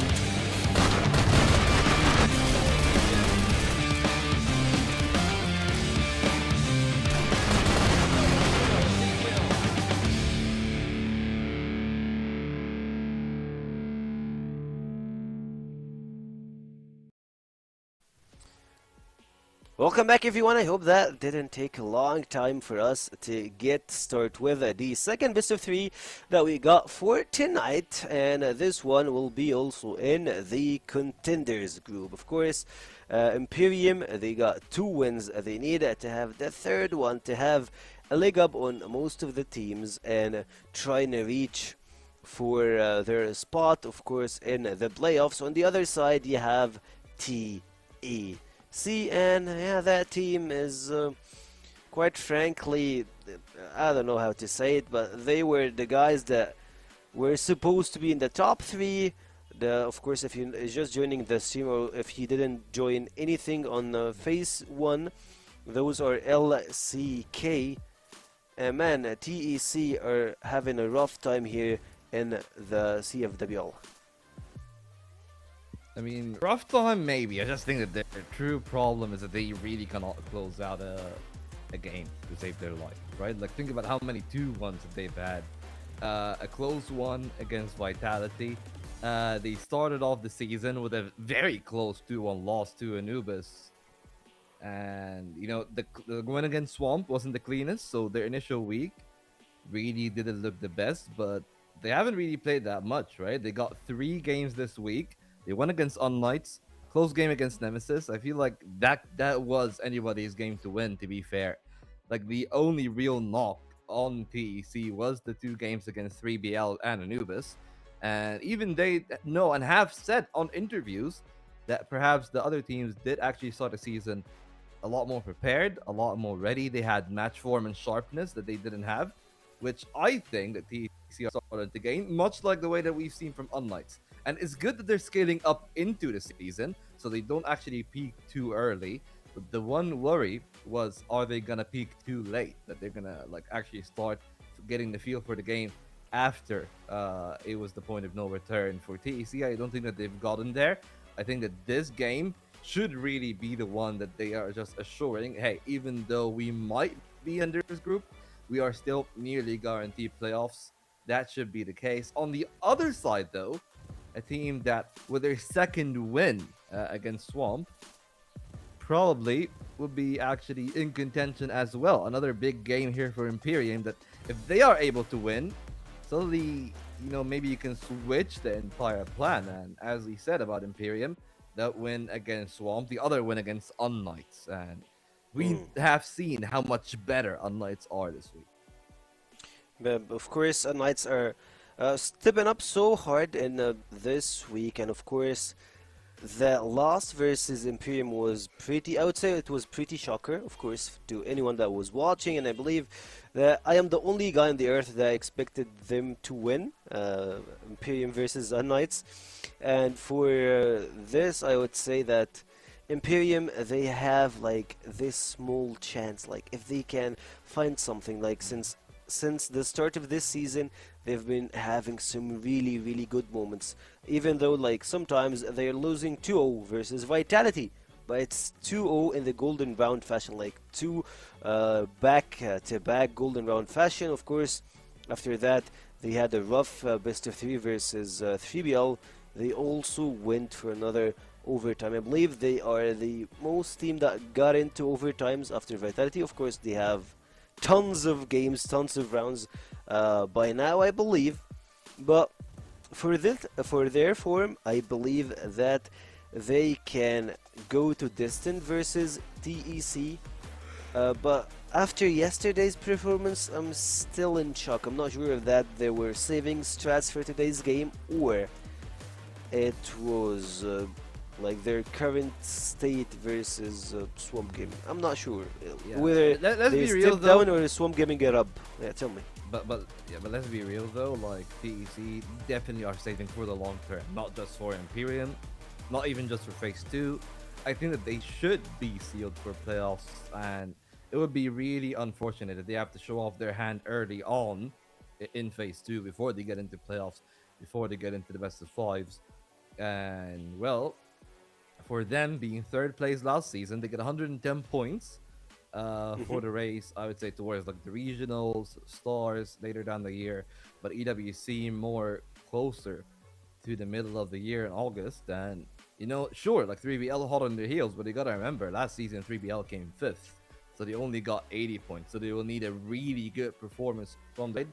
And both TEC and unKnights to really fumble the ball, which might actually not be the case, because if both of them come down from the lower side of the bracket, I don't think that they actually meet all the way until the upper final. So then the two teams can probably try to fight their own way. But at least for us, this fight, yes, Imperium are not completely out of it, but I feel like, much like the last game, we all predict the clear winner. Last time around, a big surprise from unKnights, to be fair. Yes, again, like it was a 60-40, but I felt like Nemesis had a much better form, even with the stand-in. But for the two teams here, they're in full form, the full team. TC looking sharper and sharper as the weeks go on. And despite the win from Imperium, it was too labored against Swamp, which should have been a lot cleaner, which kind of solidifies their place for me, right? They're not going to be there fighting amongst the top 6. They could be the team that can disrupt the bracket, but not one to make it into the playoffs themselves. Agreed. After what we heard from Famous, that they're back into practicing, playing ranked games, and of course those stuff will help a lot in their run in phase 2. And if Imperium didn't find a way to close one of those 3 games that they got in phase 2, it will be problematic for them. And to be honest, if they got to playoff, this will be a shocker. Like, just imagine having a playoffs without TEC, without unKnights, based on the poor performance that they got early on the season. It will be something huge for our region, and of course huge for this team particularly, of course, speaking about Imperium. But we'll see how it pans out for today, since as we speak we're seeing the map V2 Eagle Eye going for TEC, and man, this thing I don't really like. They've been having some very poor performance in this map, and I would say that 80% of the times they pick Eagle Eye, they lose it. Yeah, and here's the thing. I'll definitely say a 10-3 win yesterday for Imperium might make you feel confident against Swamp, but you gotta remember 2 things. One, it was a good performance from Imperium. I feel like a bit of an overperformance from their side on that one, despite that. And perhaps the thing that I'm actually more intrigued about is the fact that this is the 2nd most banned map for the side of Imperium themselves. It's either the New Mexico, if it's the case, or is this Eagle Eye, and TEC always like playing the game themselves. Agreed with you, so we'll see how it pans out. Since Eagle Eye is ready, our 10 players are in that server and waiting for us to kick it in. So I believe that Jordan and Trav are ready, so guys, take it over. Yeah, thanks, fellas. Looking forward to our second game of the day, and Imperium and TEC is where we will find ourselves, which, you know, I have to say, on the surface of it, doesn't really seem like that interesting of a matchup. You'd look at this and say, oh, this is going to be a super one-sided game. TEC just going to wipe the floor with them. Nothing really interesting to be said there. But then you kind of look at the scoreboard, and these two teams are actually, on the leaderboard, in the exact same spot, which is so surprising to me. TEC have been having such a rough season, but you know, whether or not it's going to be recoverable, I suppose, doesn't necessarily come down to this game. This is really more for seeding momentum, I guess, going into the next stage, because it won't necessarily make any real significant impact in the overall leaderboard. But next stage, I think, is where we're going to have to see things sort of take a bit of a turn for the positive, you'd say, for TEC. Although, you know, I think it's important to just finish this start off with at least a win here against Imperium, because if you lose this game as TEC, I mean, the questions definitely have to be asked, right? Like, this is unlosable, surely. I mean, it's weird, isn't it? Like, the reality of the situation here is one of these two teams has had a more impressive season than the other. I don't care that they've got the same win rate, same league standing. TEC should be a top 4 team. They are not, so they are underperforming. Imperium were winless last season, so they have had the better season. That's how I see it. And they have impressed me a hell of a lot more when we have expectations for TEC/LCK/ Gaming Gladiators, or their previous organisations that they've been with. Yeah, I can assure you right now, they're probably not impressing the TEC board. So yeah, this is an underperformance from them, and they need to win here today, purely for their own form and own pride. And, you know, historically, Eagle Eye, they smash teams on Eagle Eye. But we'll see if that comes to pass here. Yeah, let's find out. Kiko already able to open things up nicely for okay. Couldn't even barely get into the conversation there before that round was over. So if we're going to see more of that from TEC, then yeah, that's, I think, a little bit more the expectation for today. Hopefully as well, by the way, Kiko's not going to have any disconnection issues, because that was a little bit of a problem for TEC yesterday. But it's back in the server again today, so we'll cross out with this.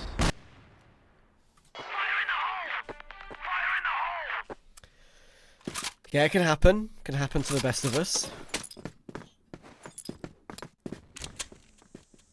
Hopefully today will be a little bit smoother. That first round, if that's anything to go by, then maybe it will be a smooth day. But for TEC, you never know with their current form.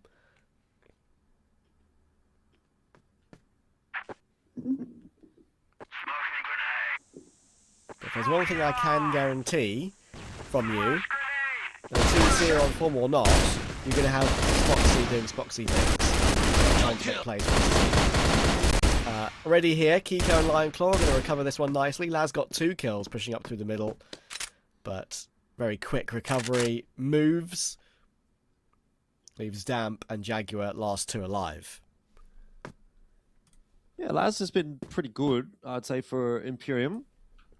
Jaguar was pretty decent yesterday as well, particularly in the clutches. We'll see if he can ramp up a little bit in this round. Lionclaw's just going to go floating around looking for a bit of information of his own, and does get taken down. Missed shot by Spoxy. Door opens up here for Jaguar to get one. It's a wild spray by both with the USP, but Spoxy comes out on top. So C4 irretrievable as of now.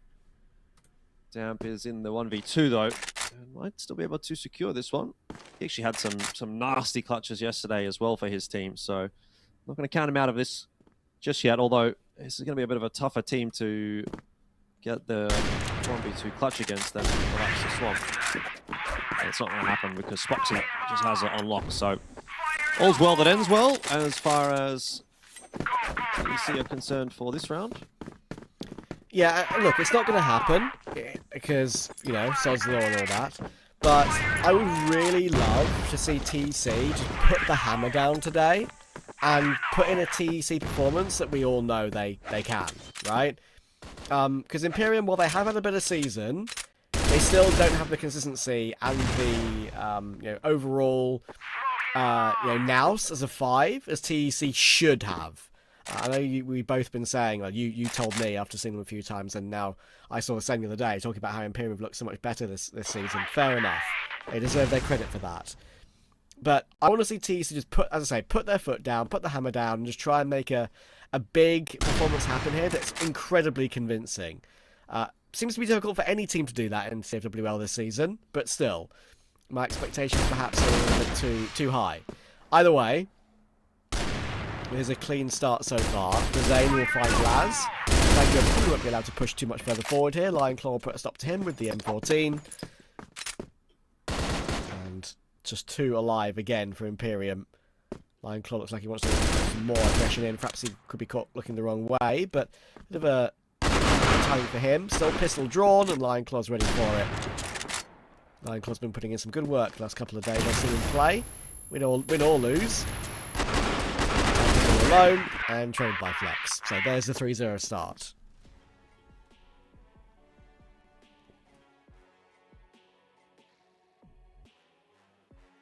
And there's the timeout as well from Imperium.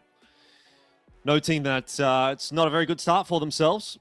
So we'll be thinking about what they're going to be able to do going forward.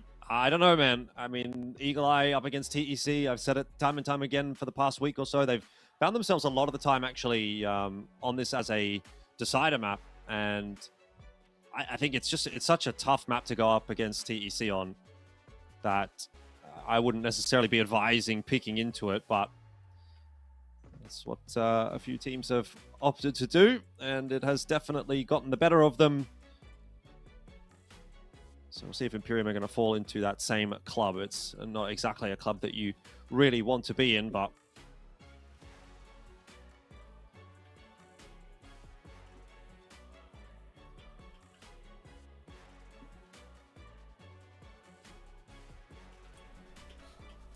yeah, I don't mind Imperium using their timeout so early either. Like, it's not like any of these rounds have been close in any way. So, have a chat early. See if they can make a play that actually gets them in the map and running.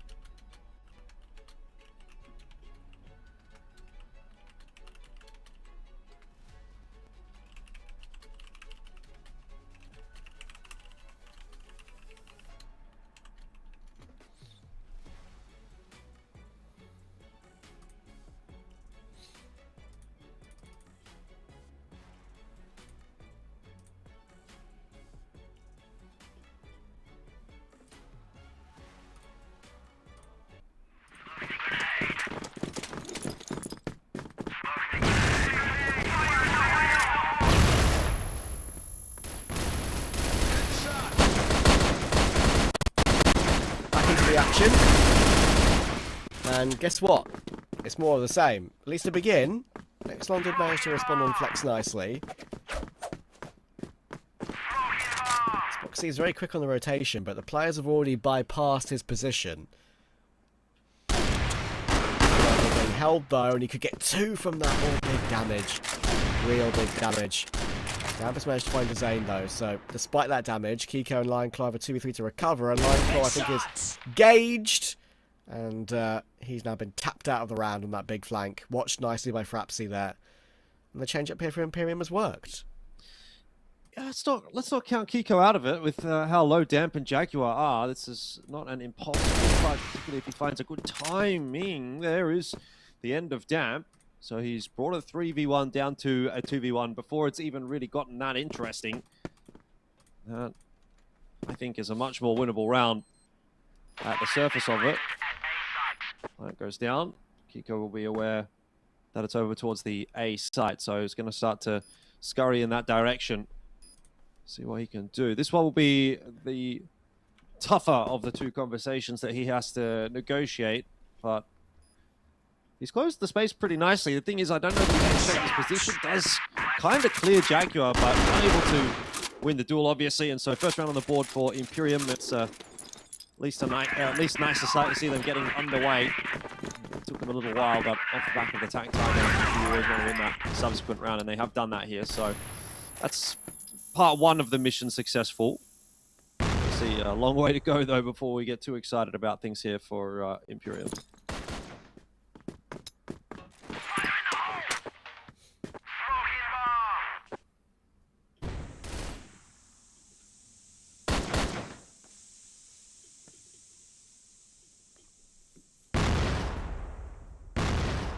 Yeah, you need to string a few together first before we are a little bit more confident in how they're going to show.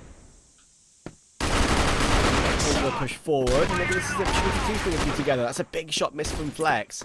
Has to go to the pistol to recover that. Jaguar's already a very long way up, putting him under pressure, but he's got health. Maybe he doesn't need the help. Fraps is in the open. Flex gets 1 more from that. Frapsy took the Zen in the meantime, so it's still only a 2v2, but Flex fights his way out of that part of the map, as he so often does, with more than he bargained for. 100%, but 2-on-2 still the end result for Imperium. Not too bad. They'll be able to get themselves a plan. Spoxy and Kiko tasked with the retake attempt. Imperium a little bit tentative to even plant this bomb. They've sent Laz forward to see if he can spot any information out. Eventually, Damp's going to decide to get a bit of a wriggle on. But that has given Kiko and Spoxy quite some significant time to begin their rotation through to this A site. Spoxy's just been set up at the bottom of the long, hoping for a mishap from Imperium, while Kiko goes looking for a one-on-one duel somewhere. Has not found it yet. 20 seconds. Imperium are starting to look like the favored team to close this round out. In the 1v1 now is Damp up against Spoxy. It's the two snipers that need to get this done for their respective teams. And Spoxy knows where Damp is. He should have the time to get up there and get that defuse as well. Plays it to perfection. That is Spoxy in a nutshell. Always reliable in the clutch and gets it done again for his squad. Yeah, and judging the time really well as well. Like, it was not the easiest shot to hit. He had to flick. It's not like he was cowering in the corner. He did swing to look to take that fight. Yeah, Spoxy connected and had, what, 0.55 spare on that defuse. Yeah, and I think they'll be delighted that Kiko was able to find that one kill, dropping down. That was the one that took the pressure off Spoxy somewhat. Knowing that he could play out the 1v1.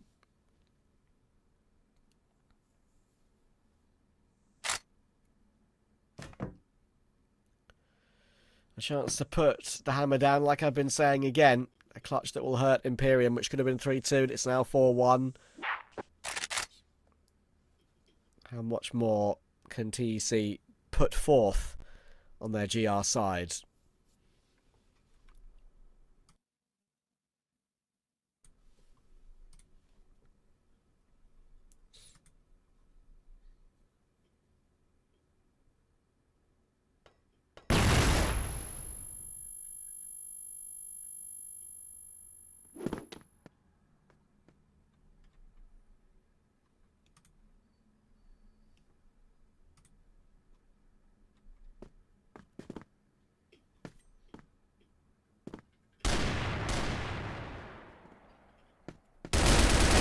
Kill. Headshot. Oh, okay. That was a bit cleaner. No clutch needed this time, I don't think. Line kill pushing forward. Find himself a double. Flex will find one of his own, and all 5 players remain up for TEC in that one. Now that's a change up.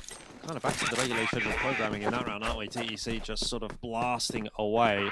It feels like a long time since we've really seen rounds that have gone consistently as cleanly as they have here for TEC, but I think they're kind of starting to run it back here a little bit, find their flag high in this game against Imperium. Just feeling what it used to feel like, really, when we watched this team play. And, you know, everybody's hitting shots, everything's looking clean, and Imperium once again kind of just getting knocked over, rolled over, and well, 6-1's going to be the scoreline, and it doesn't seem like it's going to be slowing down at all. This is, you know, leaning towards 7-2 or an 8-1 half potentially, which for Imperium is going to be a real disaster. But TEC obviously very happy to be on Eagle Eye, as they traditionally are, and it's kind of showing. Yeah, this is more of like what you'd expect from last season. So far. And look, I understand it's Eagle Eye, right? It's TEC's bread and butter map. I'm expecting Imperium to look good on sub-base, I really am. But still. It's a good sign that when I said I wanted to see a clean start, they've got one. And look, I don't remember a game that we've covered recently that has had any sort of a lead like a 7-1, which is what it's about to be. And Spoxy, he's showing the form that we know he's got. Beautiful 3k hold. Getting picked one by one, sure, but he deserves the credit for it. And yeah, when was the last time we saw a 7-1? I don't think we've seen a game as easy as this in a very, very long time. I think we had an 8-1.5 yesterday, and I think it was Imperium, but they were the ones that got the 8-1 lead. I think that was the scoreline on sub-base. But you're right, it has been pretty few and far between, particularly this season. And, well, we're going to get another 8-1. This is TEC just utterly decimating Imperium now. There's really not much more to say about it, is there? It's demolition. No timeout, obviously, available for Imperium. Halftime swap. I think this map is done. Yeah, I think the map is done, and I think Imperium know that too, right? I feel like those last few rounds of the half were indicative of a team which is focusing on sub-base. And look, they would have tried their best to show a decent face on this map, but they always knew, as I said, the classic saying, bread and butter. What can you think? What's the Aussie version of bread and butter, Jordan? Do you have a saying that's like the bread and butter of a team? Potatoes. Meat and potatoes, maybe. Yeah. Yeah, that's what my other co-caster Hayes says sometimes as well. He's from South Africa, so maybe that all works out. But yeah, like it's exactly that they know what TEC are like on this map, and they probably thought to themselves, well, look, we're kind of getting stomped here. Let's not lose up too much energy on this map. Let's just get it done. Play out, just play the rounds out. Just do our thing, see what we can do. But play it out, probably lose. Focus on sub base, because we know that Imperium have shown well on sub base previously. It's not going to be an unfamiliar map for TEC either, though. So that's what you have to be aware of. And if they're in this kind of form, then there might be only so much that you can really do. Taking a little bit to get underway here in the second half, which will maybe slow down some of that momentum that Titan have built in the first half.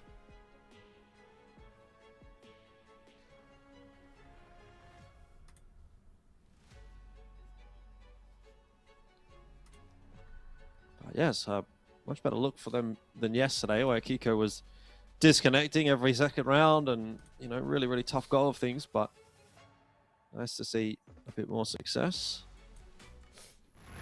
It is indeed. Well, the question is, can TEC close it cleanly? That's the most important thing. Don't be wanting any fake comebacks here. When you're in a lead of 8-1, you can also be lulled into a false sense of security very easily. Just think, oh, it's done, all good. And then you start looking at the scoreboard and it's like, ugh, it's 8-5. What's happened?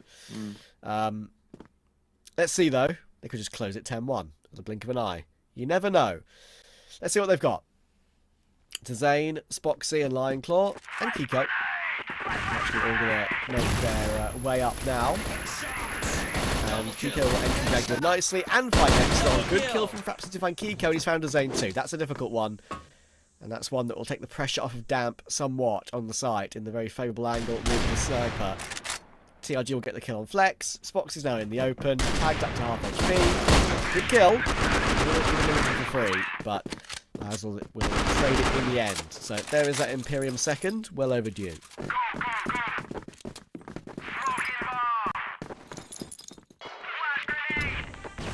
See how many they're going to be able to put together, though.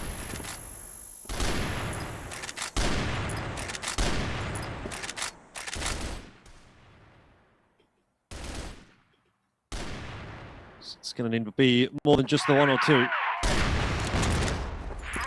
Obviously, starting this round well, it's going to be quite keen to close things, I say. Well, Flex is pretty low in this round, but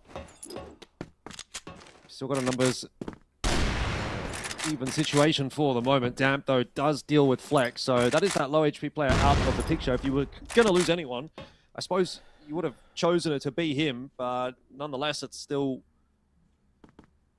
brings an extra player down. And so TEC scratching their heads about this BL side a little bit. It hasn't exactly gone quite to plan. They would have liked to have just sort of 1-2 punch closed out the map, but now maybe having to just work for it a little bit.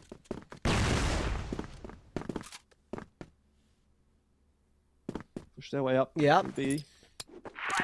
Also difficult because it's the BL side, obviously. But they're going to entry their way in, and if they do, that could change things. And there we go. The Zane finds Jaguar. Good kill from Damp, though. Not able to get into a safe place on the site. And now I think this 2v3 hold is quite difficult. I would favour Imperium from here. Obviously also aren't committing to a plant because they're looking to try and look for kills. And that is why Lionclaw runs into Laz. Old mate Laz. Can always rely on him. Kiko will tap him down, but it's still a difficult clutch. Angle held by Damp. Shot missed, but next one's here to help out. Damp will connect it in the end anyway. So as I said, 8-1 will turn into 8-3.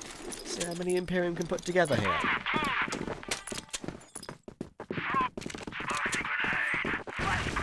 Still a long way from being too exciting for Imperium. But they just got to keep plugging away. It's pretty much the name of the game here. So Pain finding themselves for 1 apiece, and this is potentially going to be the straw that breaks the camel's back as TEC have bullied their way into A. Really nothing to write home about here for Laz in the 1v4.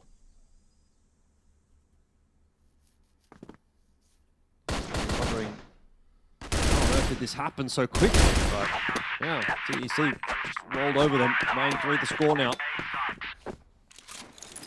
Yep, shouldn't be too much of a bother now. And good luck to Volt and Sekio to have to talk about this map, because there's not really been much to talk about in terms of body of this one. It's a classic case, like, if you have to talk about a 0-0 in front of the desk afterwards. To be fair, in football it's a lot easier, but a game that's as easy as, a map that's as easy as this, is there's not much to say, I'm afraid. Very simply, EC's main map, and they're playing well on it. Jaguar on the big flank being spotted at by Spoxy, but it is a 2v4. They've held on well here, Imperium. There's one pick back, that is a flank dealt with, and that does open up quite a lot of extra things. And with Spoxy still alive, and you never know.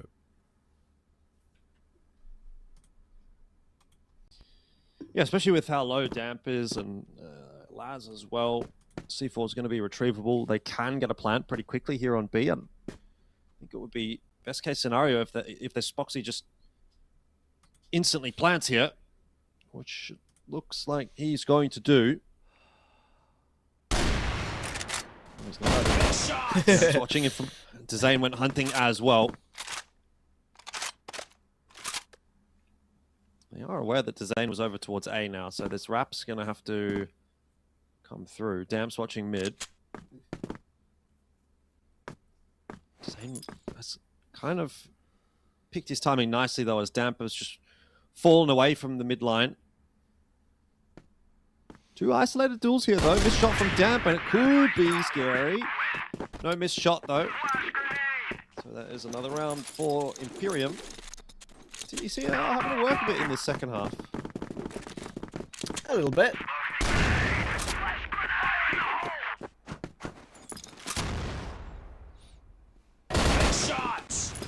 Good catch from Kiko, though. Next one down immediately off the bat. Following round, and this one's getting completely dealt with this time. The inevitable result has come through. That's what we got. Oh, and a bullet.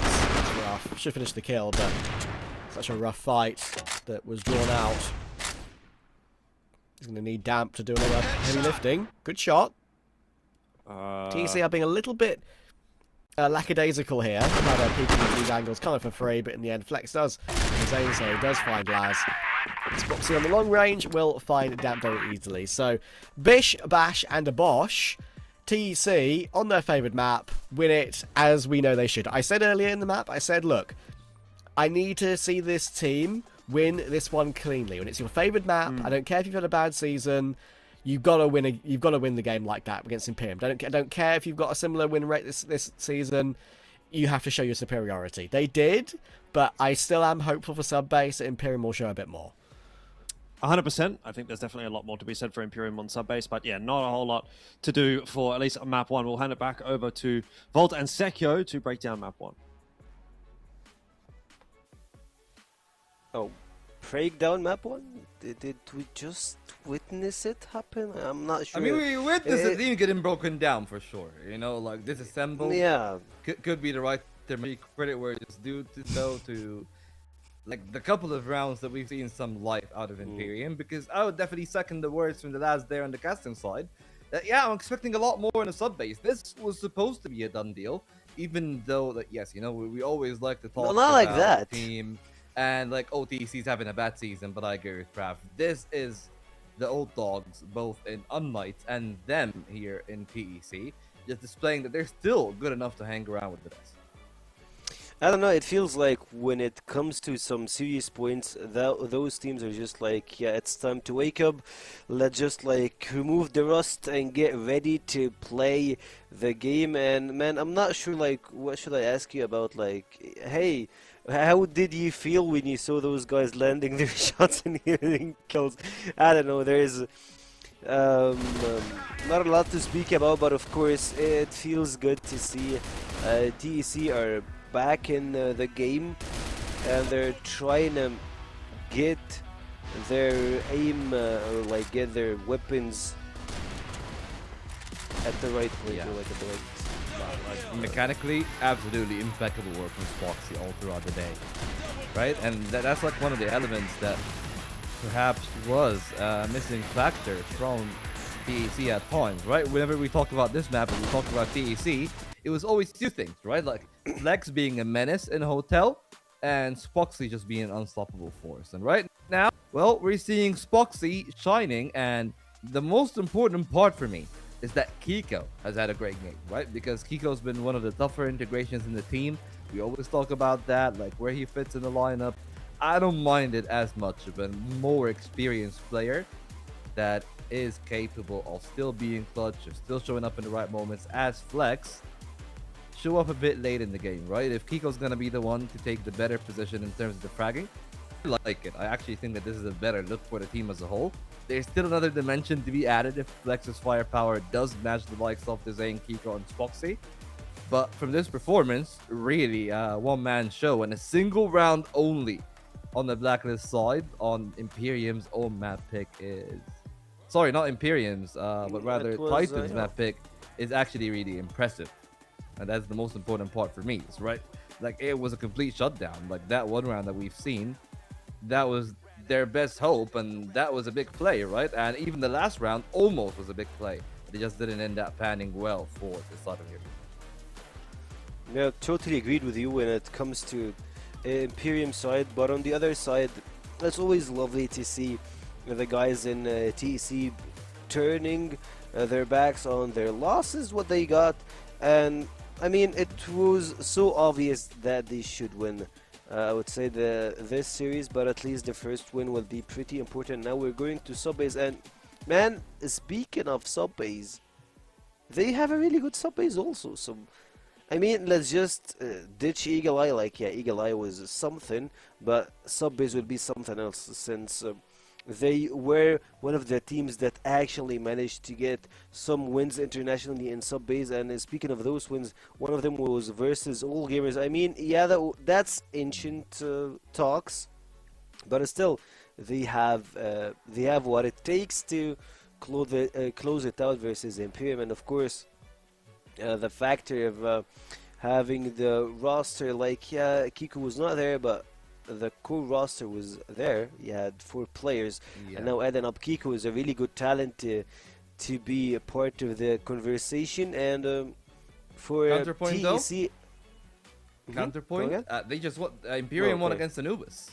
right? So even if you're gonna be thinking about like the great work of the Hear me out. players, Imperium have shown that they are very dominant on the map. They won against Anubis. They tend to read Swamp, right?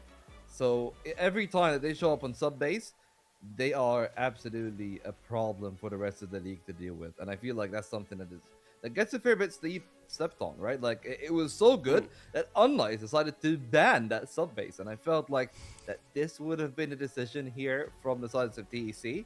But it looks like, again, as you say, they're also as confident in the map as the other side are. Yeah, but at the same time, Anubis, like, I'm gonna go back to the point that you brought on the table. Anubis, they are bad in sub-base. Like, we all know that they don't have They're the not bad, core man. Like, build. I'm It's not not their take that. They're not favor. bad. It's not their favors. This map has not been their favors. I believe they have, I don't know, 30% win rate in sub-base. So on their current roster, I would say, or at least through this year, it's not been always their favorite map. That's my view in this like allegation, I would say. But I mean, yeah, we'll sure. see how this. I mean, yeah, okay, definitely. Here's the thing. I would agree with that part. But again, we're reaching the end of the best of 3s, right? We're going to start to get into best of 5s come the playoff. So that's where you would test the waters a little bit more. Perhaps that's what Anubis were trying to do. And they got severely punished. And I do believe that most of the Egyptian teams definitely, I guess, lean a little bit more toward the sub-base. Just because from the nature of the scrims the teams playing against each other, they kind of rub off on one another, right? When you think about teams like 3BL, Vitality, the way that they approach the map, it is very apparent that they sometimes scrim against each other, and you can see some of the tendencies of the two teams whenever they are playing in officials and they don't really want to show their entire playbook. They just bring something from the other side, right? Like some plays that we've seen from 3BL, I've seen from Vitality in the last year or two. And the main thing to be said here is, again, even if it is not the favorite map of Anubis is a very decent team, and they've shown that they got the level necessary to take it to the next level. And well, we'll see if TEC are still in that next level or if things are gonna pan out a different way. So lads, let's take it away for what could be the last one of the second series. Yeah, I mean, it may or may not be. We'll have to wait and see. I think TEC, though, today are looking like they're in pretty good enough form to potentially knock this one over. No problems at all. I know Subbase, we've, said a lot of positive things about Imperium, but again, you kind of look at this and say, TEC, they're a team that should be a top 4 team, arguably a top 3 team, maybe even a top 2 team. They really should be able to handle Imperium regardless of the map. Yeah, I'd agree with that. It's still a weird state for TEC where, like, we see them play like that on their favourite map and you think, yes, this is a team that's been top 2 before. This is a team that we know has the individual ability to just farm.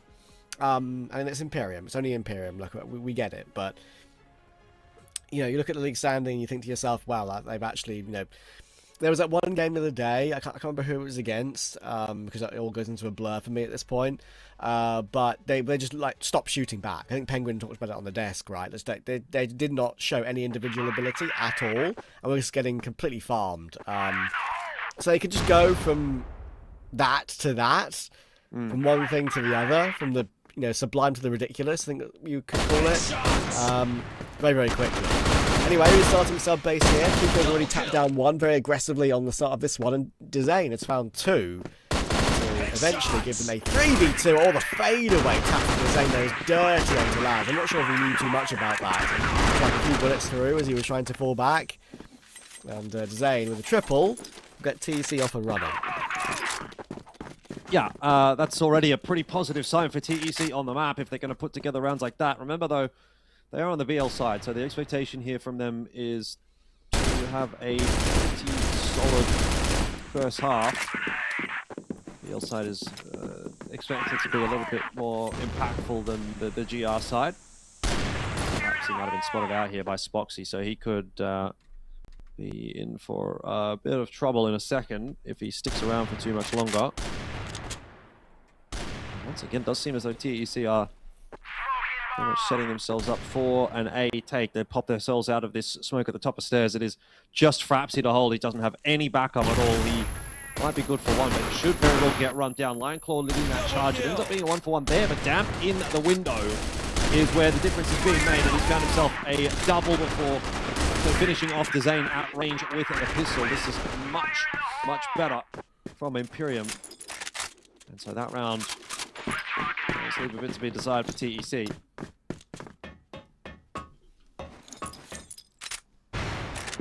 Yeah, Imperium will be quite happy how they've been able to hold on to that.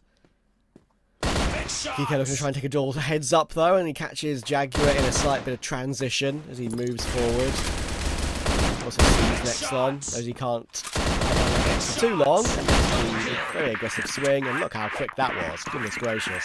Frapsy and Laz get jumped on by Flex. Before I could even finish my point about the first fight, the second and third fights were over, and so was the round. 2-1. The aggressive move immediately off the back of that, and Jaguar will get some revenge.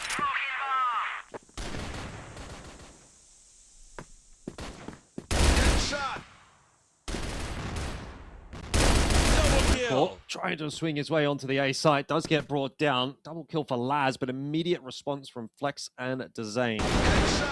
So back to the 2-on-2 until Jaguar strikes in the middle, and Dezane is going to stick around a little bit too long as well. Imperium answer back very quickly. These rounds are just sort of tumbling by, but they continue to go 1-for-1.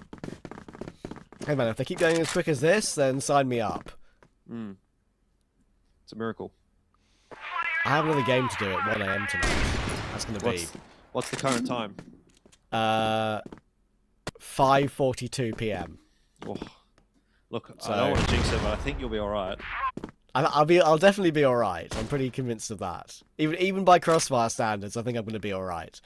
But yeah, I've prepared myself for a long day. Put it that way. So any quick rounds that can be played out like this are very welcomed.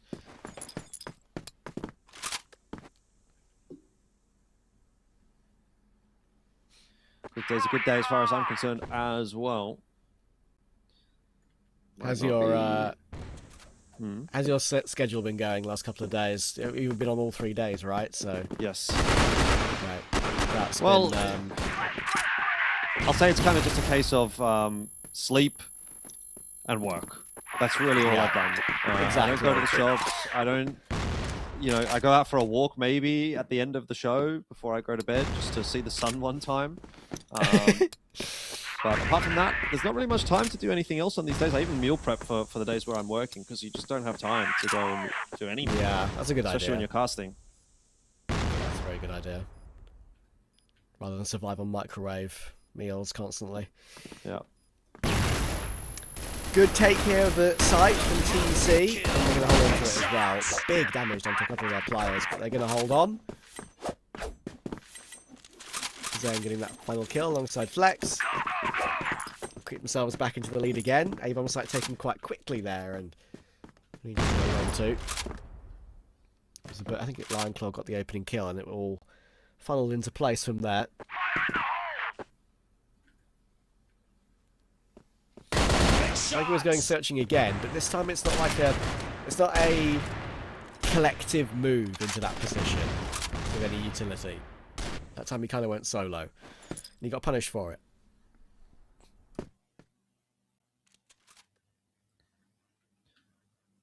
See how much of a punishment it's going to end up being, or if TEC somehow fumble this round. Not going to love it if that's going to be the case.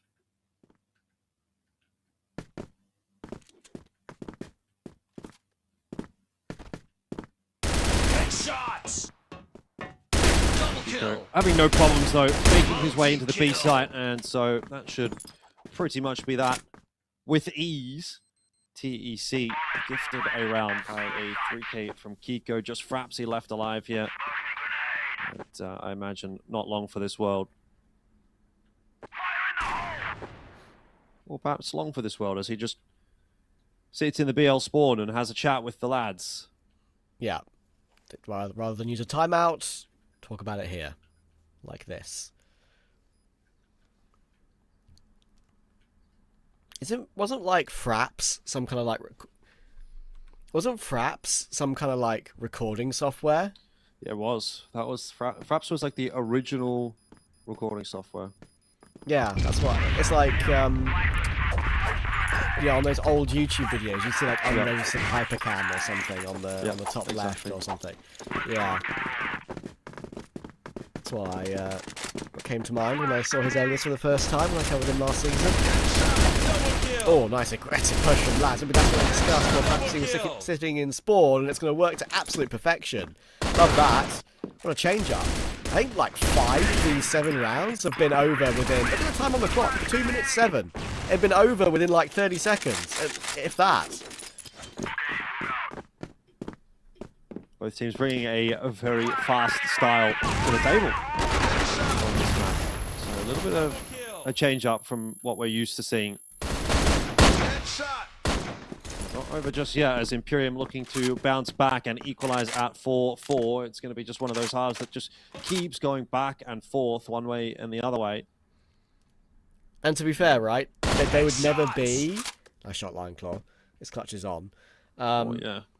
They would never be a game that would go in that manner that wasn't back and forth, right? Because if it's like 7-0 TEC right now, as an example, Imperium would have already used their timeout by like 4-0 or something. Yeah. And it would have still momentum.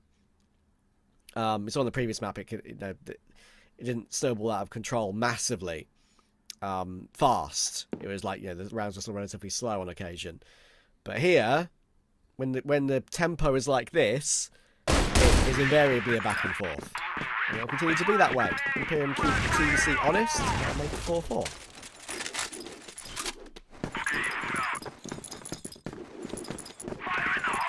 Final round and a half. Pretty big one, I think, for TEC. You want to be getting the lead on the BL side, and Spoxy's given them a good opportunity to do that with this start to the round. Headshot.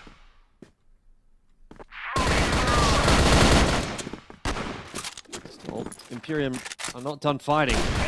Continue to bounce back in again until Spoxy pulls open an advantage. Lion Claw dropping into jail as well. Space has been taken by TEC. I think they will be able to knock this one over now in the 1v3, but Laz has been somewhat clutch. Zane, the jiggle kind of gives him the chance to just tuck here. Keep fighting, and they're not even fighting together. Spoxy goes alone.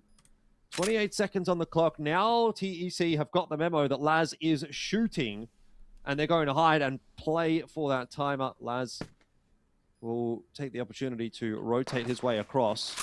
He's now been spotted out, so all's well that ends well. But a heart-stopping moment for a second there when Spoxy gives his life away. Yeah, for sure. Like, those can spiral pretty quickly when you've got a couple of players who are low HP.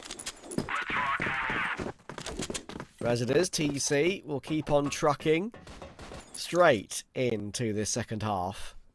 5-4 the lead.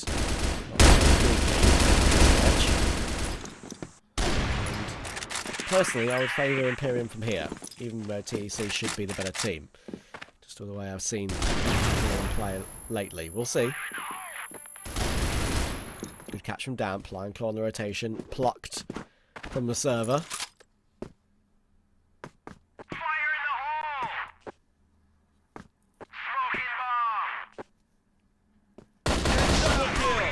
Oh, what a reaction from Kiko that is. That did not seem likely he was going to get 2 from there. Suddenly there's a bit of a chance in this round. This box of rotation. Big tag onto Dan. So very low, but now to Zane. Him being taken out. Spoxy is all alone. Oh my word. It's so tight, so awkward. Spoxy doesn't know where Damp's coming from. Maybe not, because Damp's playing the long game. If Spoxy wins this clutch, that would be wild.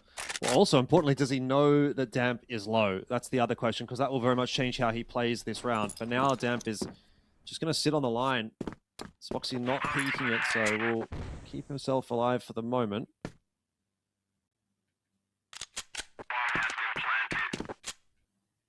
Rotation comes through, though, as that plant does go down. 2 seconds. Is that a nade? It is, but it hasn't done any damage to Damp. I thought that would be a good, solid nade from Spoxy. He's hoping, he's fishing for a fight. And he's not really being given it. Has to pull the trigger and push his way forward, which is going to give the advantage in this situation to Damp, who's kind of turned away from the fight. He's playing the time nicely, but he doesn't know exactly where Spoxy is. Needs that tap and needs an immediate shot in here. Spoxy won't get it. Damp has won it. Time got the better of him in the end. Yeah, I think you made a good point about how the tag that Spoxy got earlier with the pistol. He didn't know that wasn't a different teammate. He didn't know that was Damp that he tagged up before. Not that changed much in the 1v1 in the end, but still, Damp played it well. Spoxy didn't win that one on this occasion, but TEC answered back quickly. A bit of aggression into play again. We immediately got a 5v3. We're still holding on to this machine room as well. Next one's just going to go kind of floating out into no man's land. Probably should have been punished for it. Has not been initially, but does get taken down eventually. And so TEC, feels like when TEC win a round, in a lot of cases they're doing it very easily. And when Imperium win a round, they are having to kind of work for it.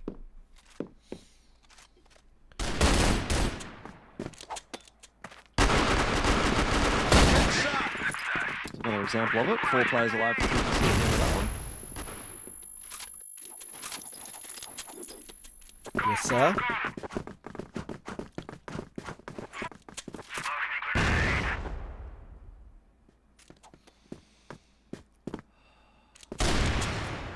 Oh, nice pick from Spoxy. Jaguar caught jumping across the line. Jumps down. Quite PK Masters. Caught in the corner. She gets spammed out. It is spammed out by Laz. It looks like it's collapsing right now for TEC, despite getting the opening kill. Imperium have put the pace in toward that B-bomb site, and it's worked perfectly for them. Again, a very quick back and forth. This is one of the fastest maps I've seen get to 6-6 I think I've ever casted.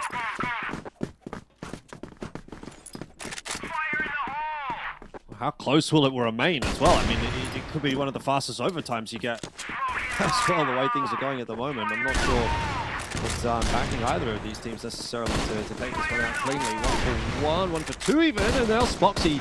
I mean, Spoxy's been good on this map, and that may actually end up just being the difference maker in the tight affair that we are getting here. He continues to find openings and advantages for his team. Inevitably, surely, they're going to have to reward him for that. Another one where it looks good until Nexon finds that kill. It's a re-aggression from TEC into the A site. Have to be wary that they don't overplay their hand a little bit here, but Imperium are out of there and looking to shift their way over towards B. Yeah, but look at the rotation, how quick it's been as well. Flex is already on side. Kiko does get caught though, and Kiko and Lionclaw both run into it. That's not good. Nexon needs to make up for things, but Nexon is very, very low HP. Can Nexon react to this one? Flex dancing around, trying to play the timings around the site. And Flex has actually exited the situation. He's going all the way around his Flex. Now that is unpredictable. What a position to be in. Nexon's trying to find him. There's a whole minute for this one to play out. 13 HP on Nexon. And Flex is looking back to both lines that he should look at. That position of the C4 is collectible. As you can see, he's going to have to push all the way through. Maybe that's why Flex has positioned himself here. I don't mind it. It's making Nexon think a lot about this, but he has been able to pick up that bomb now.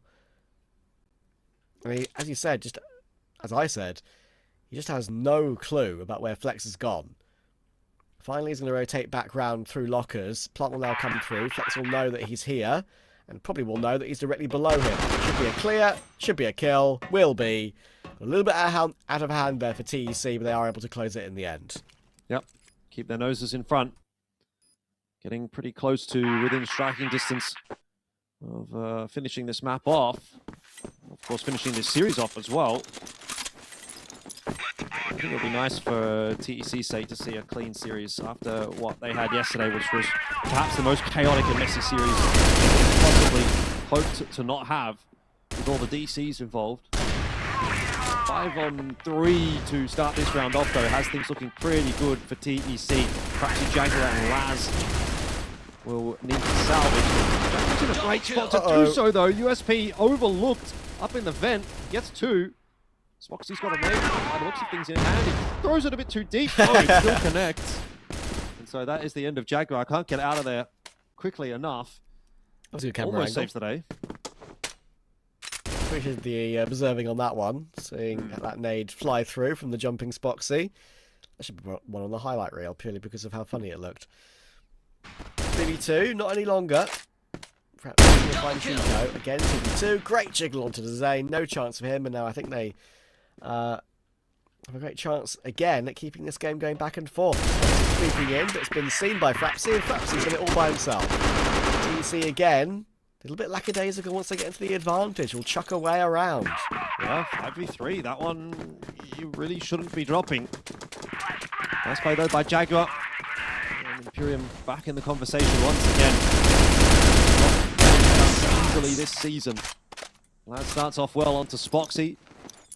Don't want to see this one slip away from TEC in the way that so many other maps have throughout this season, but I'm starting to see the issues popping up a little for them. You'd rather have them, you know, maybe never rather than late, but it is late in the map, and it seems like that's where the issues are actually starting to compound for TEC. So see if they can stave this one off. 4v5. You do have a forward position for Flex. Well, easy advance in the locker room. So information is definitely going to be there. They'll get an advance warning about what the setup's going to end up looking like at some point from Imperium, but it's less a question of that and more a question of whether or not those players in the forward positions can actually find a kill before they go down, because they are definitely dead. There's no question about that.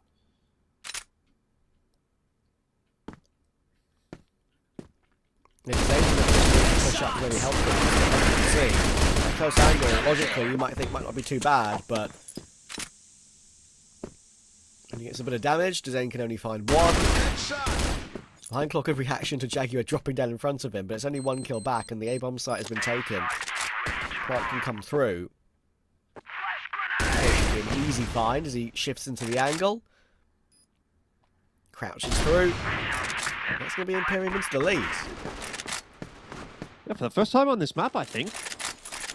I mean, they've been even, certainly, but I don't think they've actually had the lead, and that will be a bit of a headache now for TEC. They're going to have a think about if they do a drop, especially if they drop this round, then, you know, we might be at a point where this is a series that is going to go the distance. 9 and 7, tough one to come back from at that point, I suspect. Imperium pushing their way in towards B. There is 3 players to defend. I think a big question is whether or not Kiko looks for some early info and gets picked as a result. That has not happened, and so the proper offense gets Foxy out of the picture early. Kiko dropped down as well. That rotation from Lion Claw is not going to be of any use. And I think we're going to 9 for Imperium, and TEC may be ruining the day. They throw away that 5-on-3.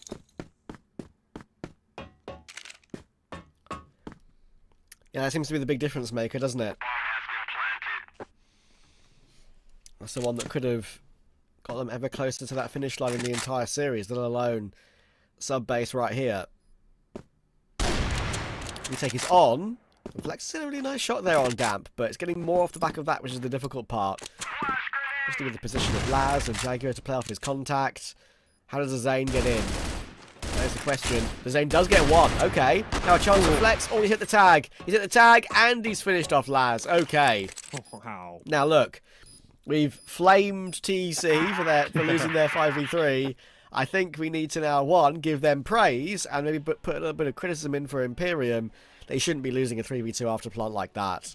No, I mean, certainly not in that circumstance, which that is the round that if you win that, you probably go on to win the map. But the fact that they've now not done that, it's equaled up the scoreline. TEC is going to take a timeout, and, well, in this kind of situation, they're definitely not going to be as easy to put away as they would have been in a 9-7. I think you often need those kinds of leads as an underdog because things are going to go wrong, and maybe things have gone wrong a little bit too early.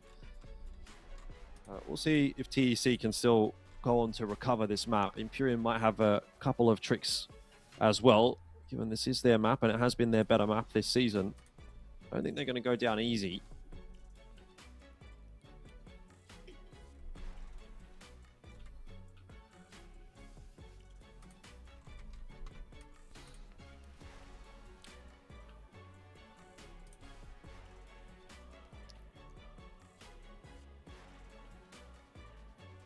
Loon's really calling the shots right now.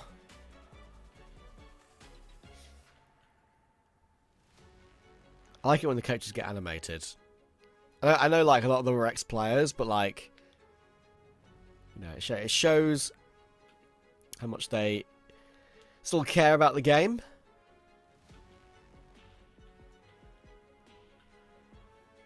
Care about their team. Yeah, I mean, this is their livelihood as well in a lot of cases. For a team like TEC, they'll definitely be looking at going to EWC as a pivotal part of their year. And this lead up to EWC has not been good from TEC. I think that's fair to say. They probably still will make it. But they've got a lot of work to do to kind of come into that event and be a competitive force in terms of the discussions that we have at that you know, mid-year event. So obviously still got some time to figure that out. It's not for another couple of months, but yeah, it's definitely not been pretty thus far.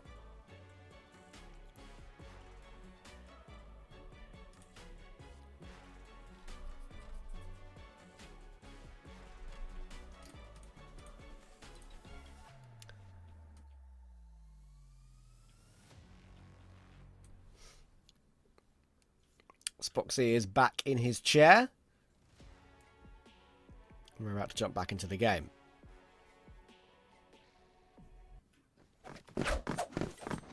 Eight all. Anyone's map. Was that pause done? Do we finally have a bit of a slower round here between these two, or are we going to have an early fight again? Obviously, this map does lend itself toward those quick fights, but there's a overall surprising factor about how quick this map has actually been. Like, we've had both attack pauses, right? And I think we're at 8 all. It's only been, like, what, 25 minutes, if that? Around about that level. Yep. It's not been a very long map, that's for sure. So this is one of the slower ones we've got coming in here. You can understand why it's such a pivotal point. Whoever wins the round either gets a map point to send us to Black Widow or a series point in TC's side.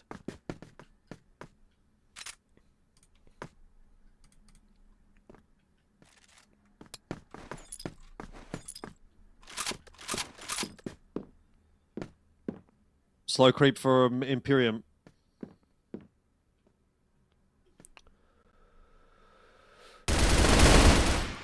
TEC, who's the first player? Spoxy out in the middle. Misses his opening shot. And that is a huge hole in the map that might get exploited. Flex up in the vent, causing a bit of a ruckus. Zane also able to find himself a kill, so it does kind of pull back a step.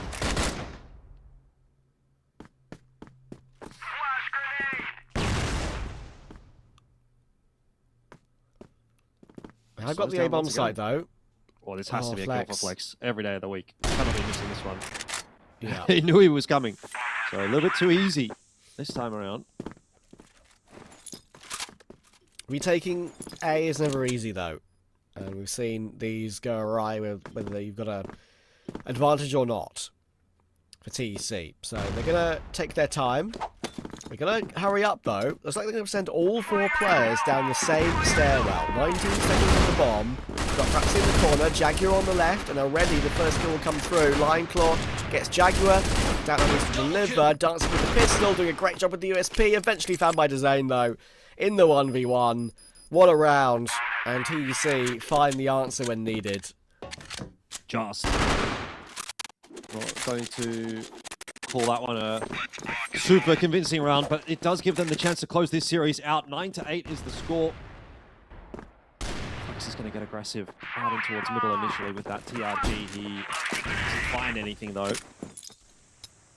Don't mind this call from Imperium. It's just Zane on the line with a rifle to try to hold A, and this is not the kind of line that you expect to get multiple kills, even a single kill. It would have to be a sharp shot. So, wouldn't have been a bad call, I don't think, for Imperium, but in the end, they take their time, and Flex is set up in the vent once again. So he'll be a quick rotate. TEC running all over the place like ants. Yeah. Kind of lock in a hold that they're This is happy good, with. I like this, though. One player on the edge angle, one player below. Work out the big spray down. It could very much do exactly that, and Lion Claw gets 2. Kiko, now you shouldn't be over-peaking this one. You've got yourself an advantage and big damage on Jaguar. Look at Flex. Talking about the ability to get a fast flank. Great reaction. What a shot on Jaguar.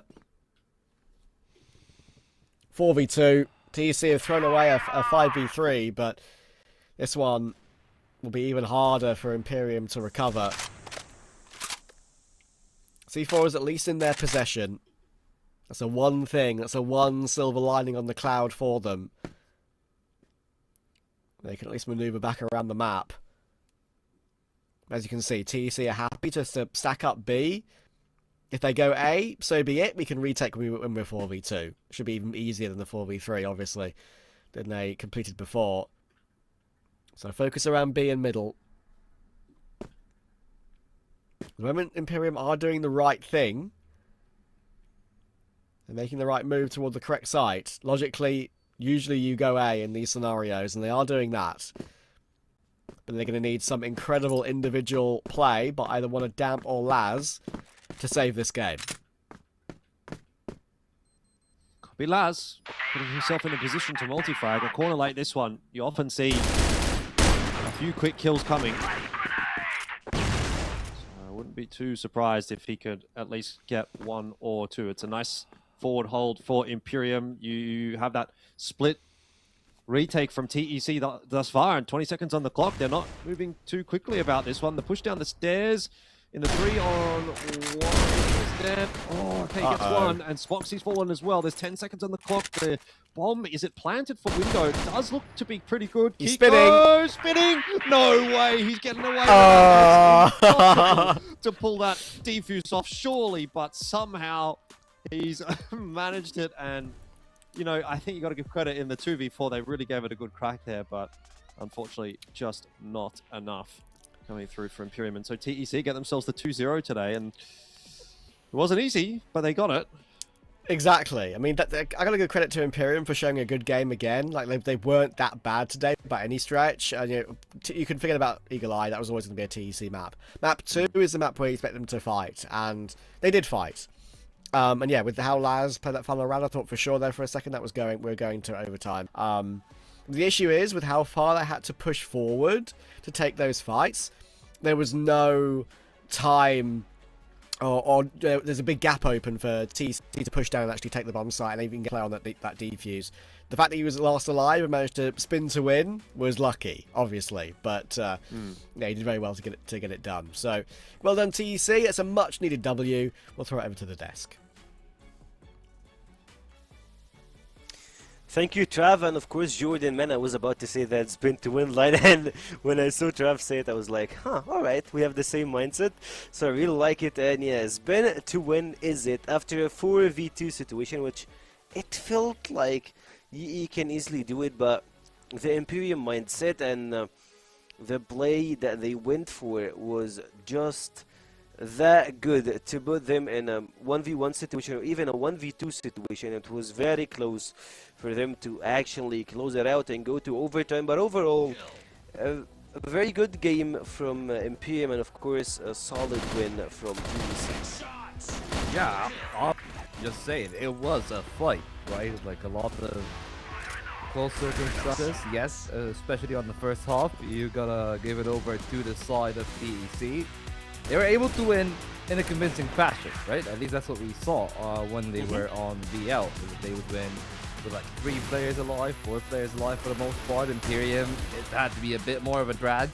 A couple of big rounds, from whether it is Insane at times or Lion Squad others, you know, decent performance from them, man. Even more so, really, you know, I guess the development here has been that Kiko has really been stepping up to the platter. A lot of impact. And it felt like most of those rounds where Imperium were able to fight back, it was just about them shutting down Kiko in some of those crucial rounds on Global Risk.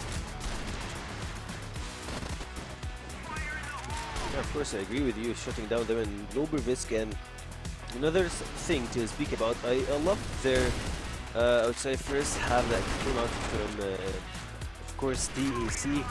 They tried and they found a really good way to lick multiple runs, but on the other side, I loved how Imperium been managing their way up versus TEC and also staying neck to neck versus them.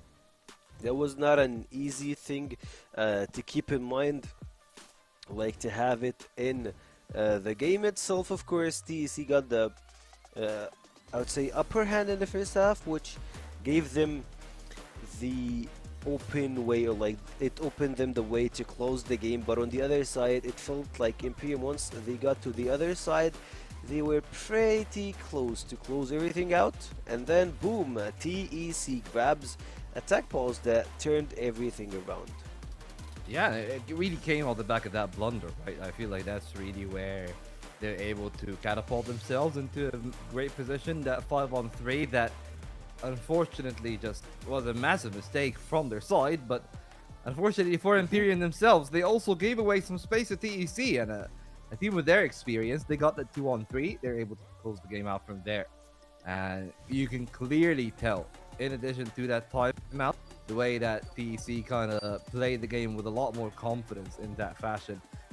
even though the global risk side was a lot slower actually in comparison to the blacklist side, and you gotta hand it over to Imperium just being a lot faster in their own pacing, and it really reflected on Damp and Labs perhaps performing well, but the rest of the team weren't really able to keep up with the pace of the game. You could look at Nextlon, you could look at Jaguar, they're unable to do so, but a person that has been running circles around the server, I guess all of phase 1 has been designed.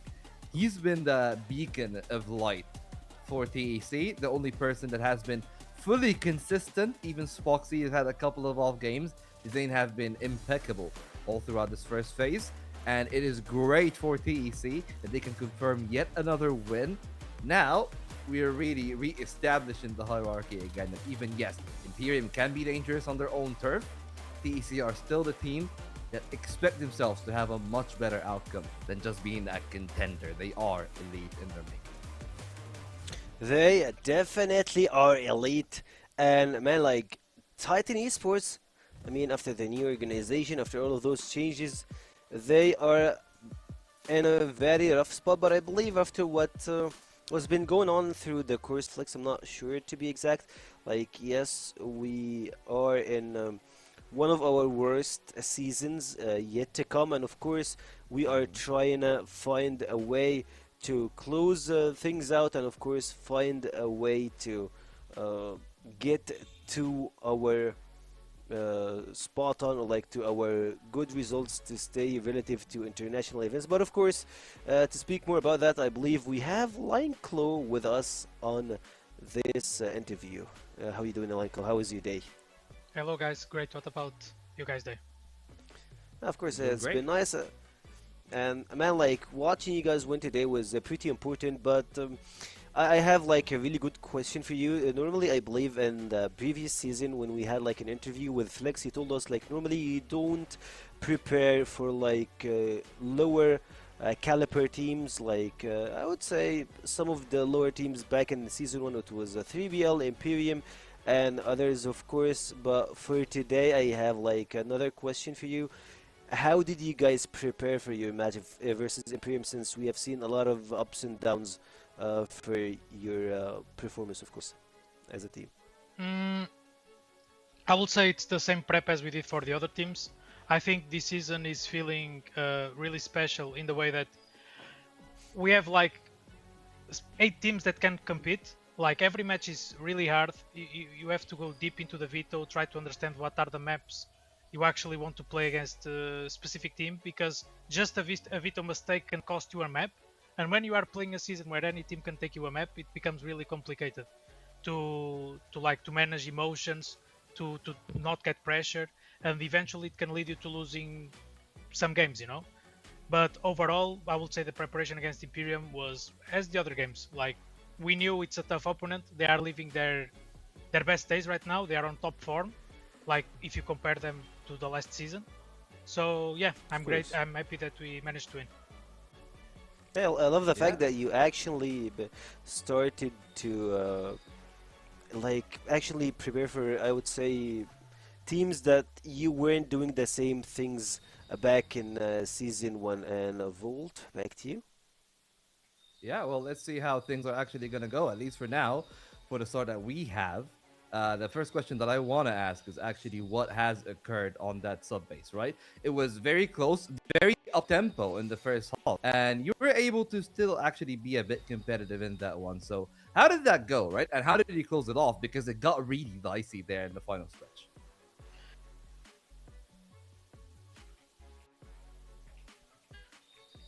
Eventually some maps are going to be competitive. So sub-base was just a hard game. They play well on that map usually, and they just managed to make it close. We didn't have like a really good map, so it also helped them in that scenario. But in the end, we managed to win, and I'm happy for that. Yeah, well, that's great to hear. And, you know, of course, the other question I'll have to ask is, like, in conjunction to unKnights winning today, like the old guard picking up some steam, what went wrong earlier on in phase 1? As you said, the other teams are good, right? And we've heard from everyone, including Beck, including teams like Nemesis, like you, like unKnights, that Anubis and 3BL came in very prepared for the initial phase. Do you guys think that you will be able to ramp up in time comes playoff, or is there some worries there that, as you said, the vetoes could also be another consideration for teams like these? Well, of course. I think when you go into playoffs, you start playing best of fives. The game becomes other game. Like, it's much harder to be the top team in a best of five than it is in a best of three. Now, about our ending result. Of course, we are not happy because we are going to the contenders group. But obviously, like, if you look at the match against the Nubis, we were leading 1-0 and 6-3 on Eagle Eye. We managed to lose. If we win that match, we are on the top group. Against Nemesis, we were leading 1-0, 9-7 Ankara. We lose a 4v2. Then our teammate gets energy problems. We have to play with a sub. We also lose that one. If we win that one, we are also in the higher seed group. So, yeah, it's a bit unlucky. I mean, we didn't play our best, I would say, but in normal scenarios, I would say we will win one of those two and we will finish top 4. But now there's nothing we can do. We'll just play what we can in the second stage, and in the playoffs we'll try to come back. Oh, of course. I mean, in the second stage, or at least in the second phase, I would say a team like you guys, of course, TEC, are not not really a contenders group. Like, your guys always are made of diamond, I would say, and one of the teams that we always look for to represent the Western League internationally. So for us, knowing that you will be having, like, I wouldn't say the same tougher opponents that you usually go versus in the elite group, but what should, like, of course, TEC fans be asking you guys, asking from you guys when it comes to, will you guys try to make it internationally? Can we see an upset and see you guys as the winning the crown and winning season 2 as a whole? But, like, can you see that vision, or what's your preparation for the playoffs, or what's your preparation for the upcoming days? Well, of course, now that we go to the contenders group, our first goal is to secure playoffs. I mean, maybe a few wins will already guarantee, maybe one win enough out of the 3 matches that we will have. Then the full focus will go on playoffs. When it comes to what you can expect, I mean, it's the same as always. I think in the playoffs will be a top contender team. Obviously, this changes really fast. Teams can vary form. Like, one team that's playing one day, they're top 4, maybe in 2 weeks they are not playing anymore. So the playoffs are still in 3 weeks. There's a lot to learn, a lot to change, a lot to improve, and hopefully we'll show a better face. Of course, we have a lot of faith in you guys. Thank you for your time, Lanklo, and of course, would love to see you again next week, and good luck. Thank you, have a good day. Thank you. Alright, another one from, of course, TEC, and now we have our final match for today, which will be Team 3BL Galaxy playing versus Swamp Gaming. Swamp Gaming got 0 wins, but 3BL Galaxy are hot on the wheels, trying to go for the 6-1 on the scoreboard. So we'll see how it goes. Will it be the first win for Imperium, or 3BL Galaxy getting closer and closer to their dreams?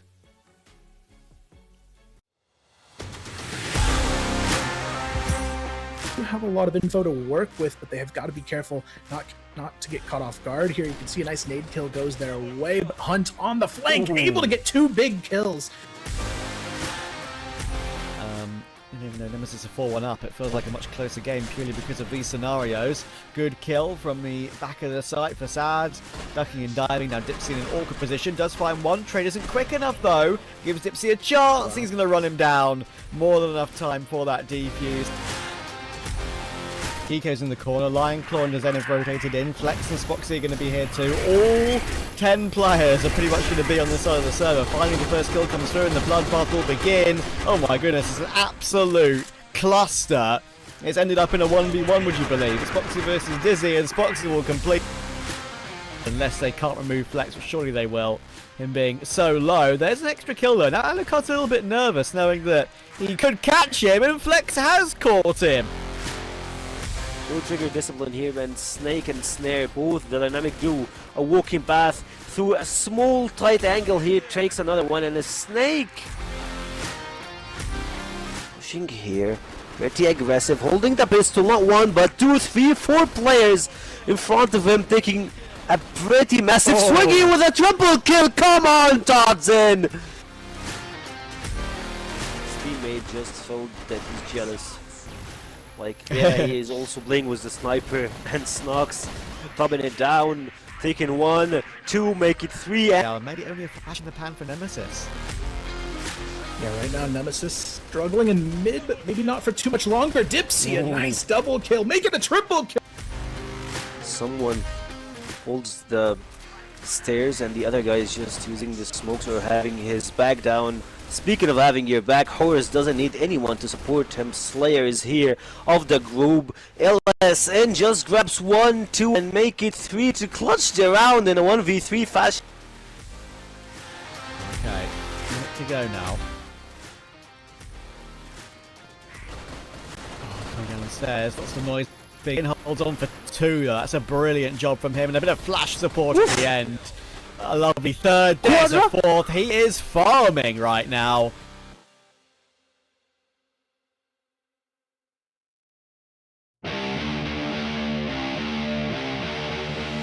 Play a lot of stuff for them. Alucard going through the stairs, dropping Todd's in and a snake down. It's left to 1v1. He's pretty low in HP, trying to defuse him, but he goes for the fake.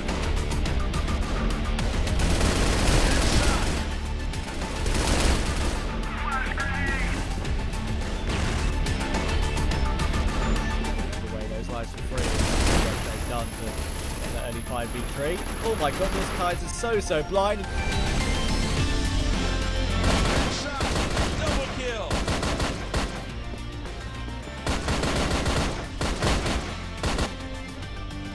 They're just gonna move. The unKnights now, they get caught. Dirty punch the first opener, and there's Famous for the 1, make it 2, and there's Famous. Who needs it?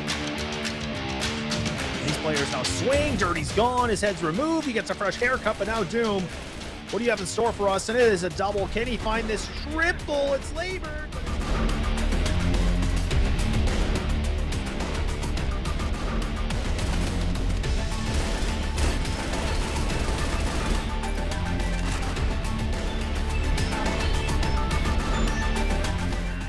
Now for LCK, where they want to go with this. The C4 is kind of on catwalk. They need to be careful. And oh man, that's a nice kill from Dirty. There it is. That's what we're talking about. A quad kill to serve it up on a cold platter.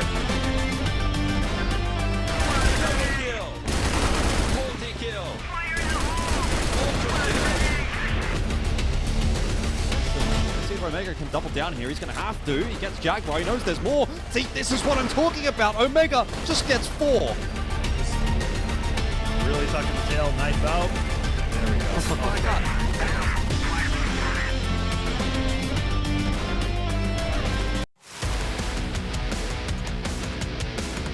Aggression in the round seems to be one of the key points of resistance here. Jin, that's a good shot. Needs a little bit more. He gets 2 or 3 even.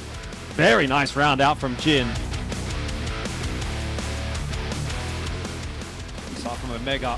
Get himself 2, but he needs more than that. And Josh is able to actually find the triple there. Unwinnable round here for Swan, particularly with that entry from Awesome, but they're going to need more. Kais will have a pivotal role to play, but he falls to Alucard, and with that, it might just be the dream dead. Jin is on his own.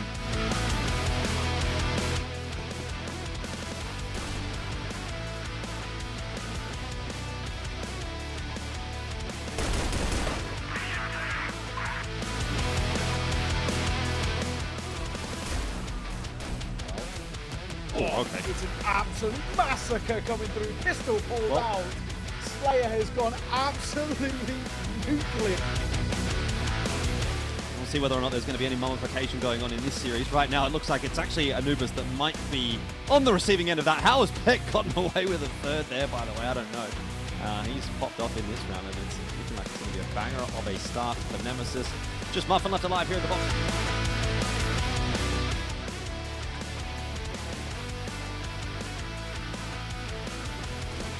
Feels a little dicey. The diving in. It's pretty low. Put that C4 down, which is huge. He's going to try and make a move here as he goes on the corner. Nice find from him, but a second. The pistol pulled out.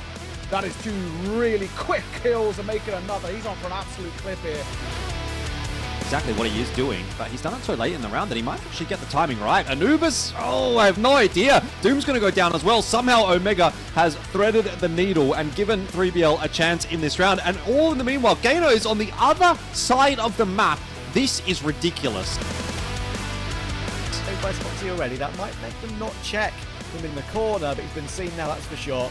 And Famous will just about survive behind the boxes. Warbang frags will come through from Lionclaw. Gets a second on Famous after all that damage he's done, and it's a great round from Lionclaw to start us off here.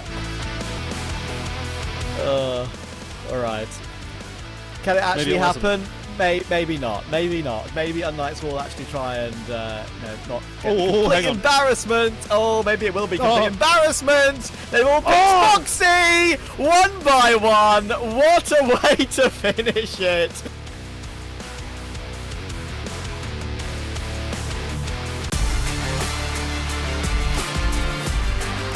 Doesn't Nemesis actually clear this, I should say, because if they don't, this is an opportunity for Frapsy to find himself a heroic play that's very much needed. Muffin does spot it, but he doesn't do a good job clearing it, so now Frapsy finds himself 2. Oh, why not make it a 3rd? They threw double nades on there. I mean, he'd be a dead man. He actually swings this. Wow, he swings this so wide. I thought he would have saw them. Oh, how does he get away with that? How does that even work? What? I don't know how he finds that kill and makes it a triple 2. Hang on a second, this post plant, it is falling apart. JK. Yeah, JK, LOL indeed. Yeah, okay, Kane! What is that? What is that? How does he find a triple like that? This... To suss things, it will. They're having a bit of a look into mid, but they've decided to go, and the timing looks to be pretty decent. This could actually work out for Nemesis. Alucard for 2. Horus and Snake fall, and now Totson as well. Still well set up to defend A, and all of B has now been cleared out by Vitality, so they're going to start to send the forces across, and Nemesis are aware of that. They have to hit the site quick, and Dipsy, well, he's taken matters into his own hands. A triple kill on the entry will make this round interesting.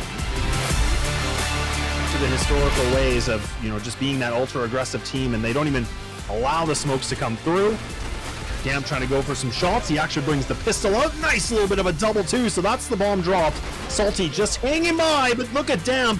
Where that's always the worst part, right? One of the worst parts. Oh, Muffin. Yeah, that's not good too when you give your backup like that. And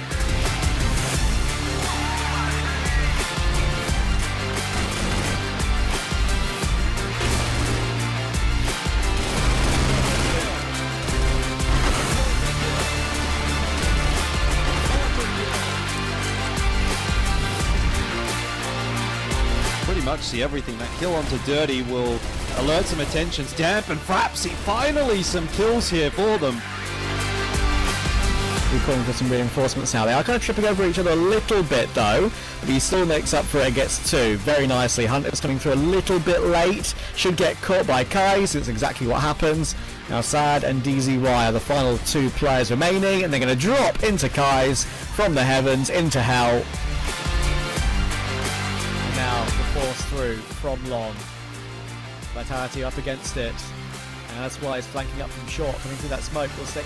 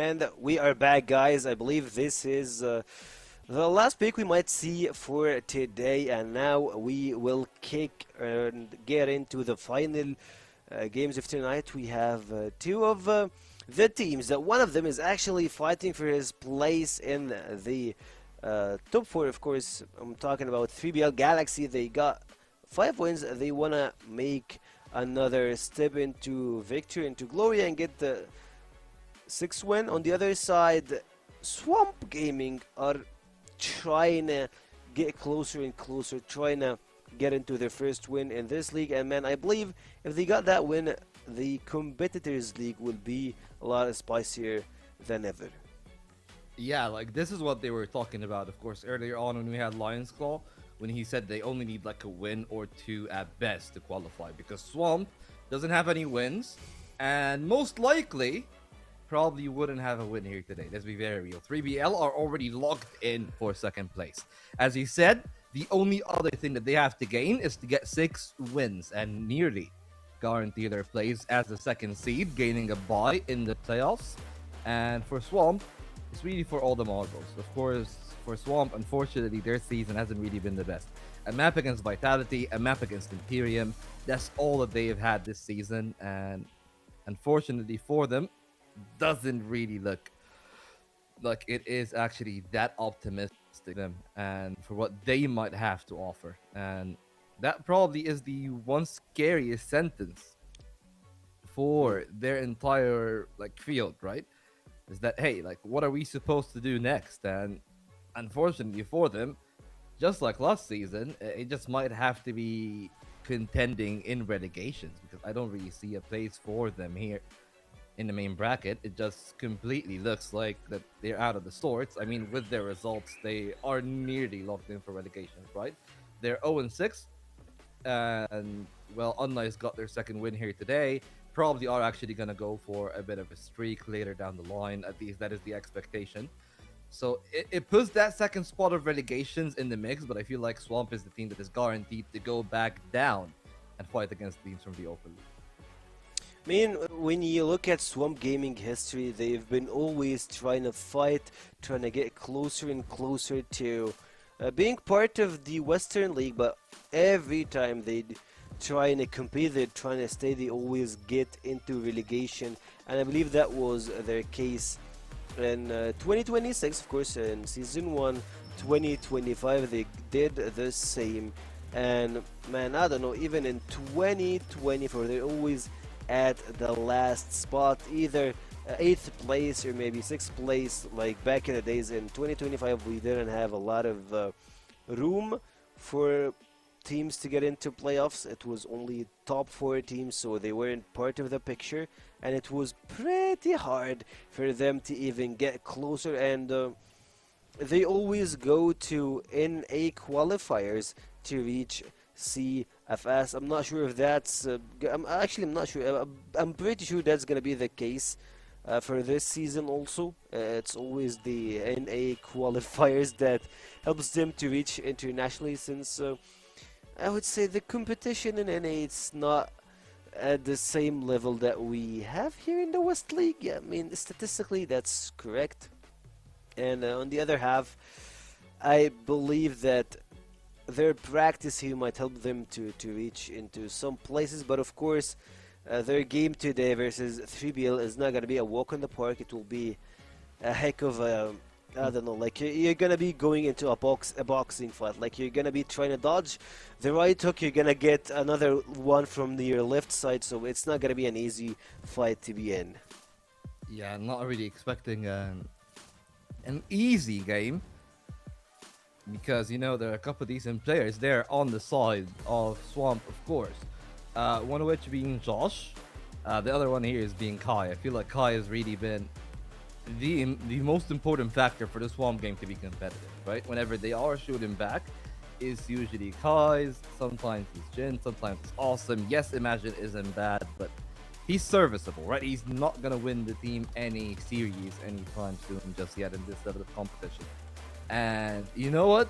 It's kind of ridiculous when you look at this 3BL roster and thinking that the head-to-head is gonna be against Hunt. Of course, statistically speaking, Hunt has been a monster in the last 2 weeks, weeks 2 and 3 in particular. We were walking into this season thinking, hey, you know what? They got an amazing set of riflers, and the veterans are calling the shots. Right now, the veterans are calling the shots and shooting. Not just Hunt, but Sad has also been having a good individual performance. And you really tally that to the rest of the lineup, and it makes perfect sense why they are in the position that they are in. And unfortunately speaking, though, for the other side, I don't know if Swampy got what it takes to fight back here. Like, the veto is pretty similar. They kind of play the same maps, and this bodes so good for 3BL. I totally agree with you when it comes to the department vault, and also to back it up when it comes to 3BL, they have a lot of new players that they are making a name for themselves. And of course, if we're gonna speak about one, he should be Lucia, actually being a rookie to step in and be part of the players that got a lot of MVPs through this season. And it looks like our predictions aligns with our talks here. Like, we're all going with 3BL. No one is actually giving a shot to Swamp Gaming. I would say it's 70-30 to 3BL in this win, and those 30% I would give it for them for the effort and just being here. Hey, you say effort.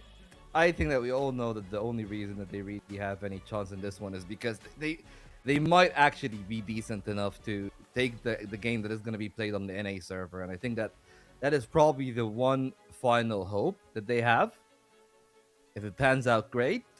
If it doesn't, unfortunately speaking, I don't think that there is a way back really in the game for their side. And that's really the thing that perhaps I'm not even thinking of this one as 70-30. I think it's like an 80-20 at best, right? Like, let's be very real. 3BL, yes, we have a lot of expectations, and I feel like that talk from Trav paints itself perfectly here, right? We had a lot of expectations for teams like TEC, like unKnights, like Nemesis, but 3BL have proven that they should be put in the same caliber, and that's why I'm putting such a high stock in them. Even the Black Widow, which Swamp are picking here to boot, I'm not even that sure if they're gonna actually be able to perform, because you gotta remember, 3BL have taken some real significant scalps on this map. Not last season, not just this season rather, but also last season. So it's already one of the maps that is in their wheelbarrow, is something that they're comfortable with. And they're going to have to walk into this game, and I'm not so sure if they're even going to take a map out of 3BL. To be honest, I'm not going to be going the same road that you're picking. Black Widow was not the best map for 3BL. Probably, I believe they only won a couple of times on it when we started the season, but lately they have some really good results in it, especially versus TEC and other teams. I'm not sure if it was a one-time wonder, or would it be something to have to consider.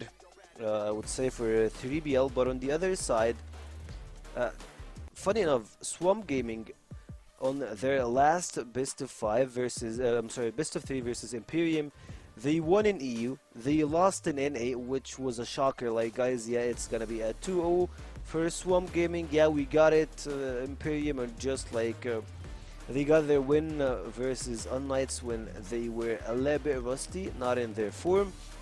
But what came through in the second map was just unpickable. They just got swiped in Eagle Eye. I remember that happened yesterday.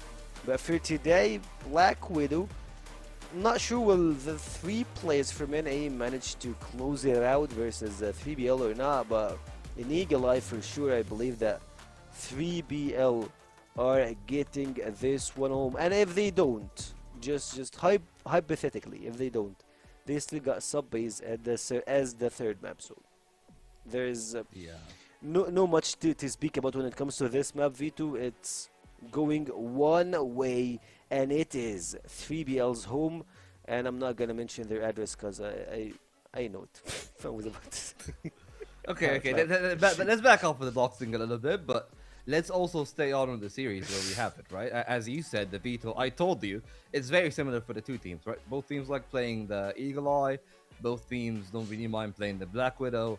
So unfortunately, like unless Swamp was willing to throw a curveball at this veto, it was always going to be that case. In a best of 5, in another day, maybe there would have been another conversation. But in a best of 3, I feel like 3BL is one of the most dangerous teams in the league. And the veto just confirms it as well. And as you said, of course, that game against Imperium was one thing. But I just want you to remember that 3BL haven't played all week. And the last time that they played, they got a clean 2-0 win over what actually was a much better looking TEC. It's not the TEC of week 1. In week 2, they improved a lot. And even then, they won that Black Widow 10-4. And that's really like my perspective on this one. I don't think it's going to be that easy for Swamp. Maybe the ping is going to be a factor, but even then, it just might not be enough to carry them over the finish line. Yeah, for me, I agree with you. I believe that the players might have something to show us. I'm not sure if 3BL are willing to show up their strats anymore, or they will just gonna go with the communication, running, gunning, and go with Vitality play style. We'll see how it pans out for those two teams, but this is gonna be the last series of Phase 1. 3BL versus Swamp Gaming. I believe all the players are ready in the server and our casters are ready. So, Elfish and Trav, take it away.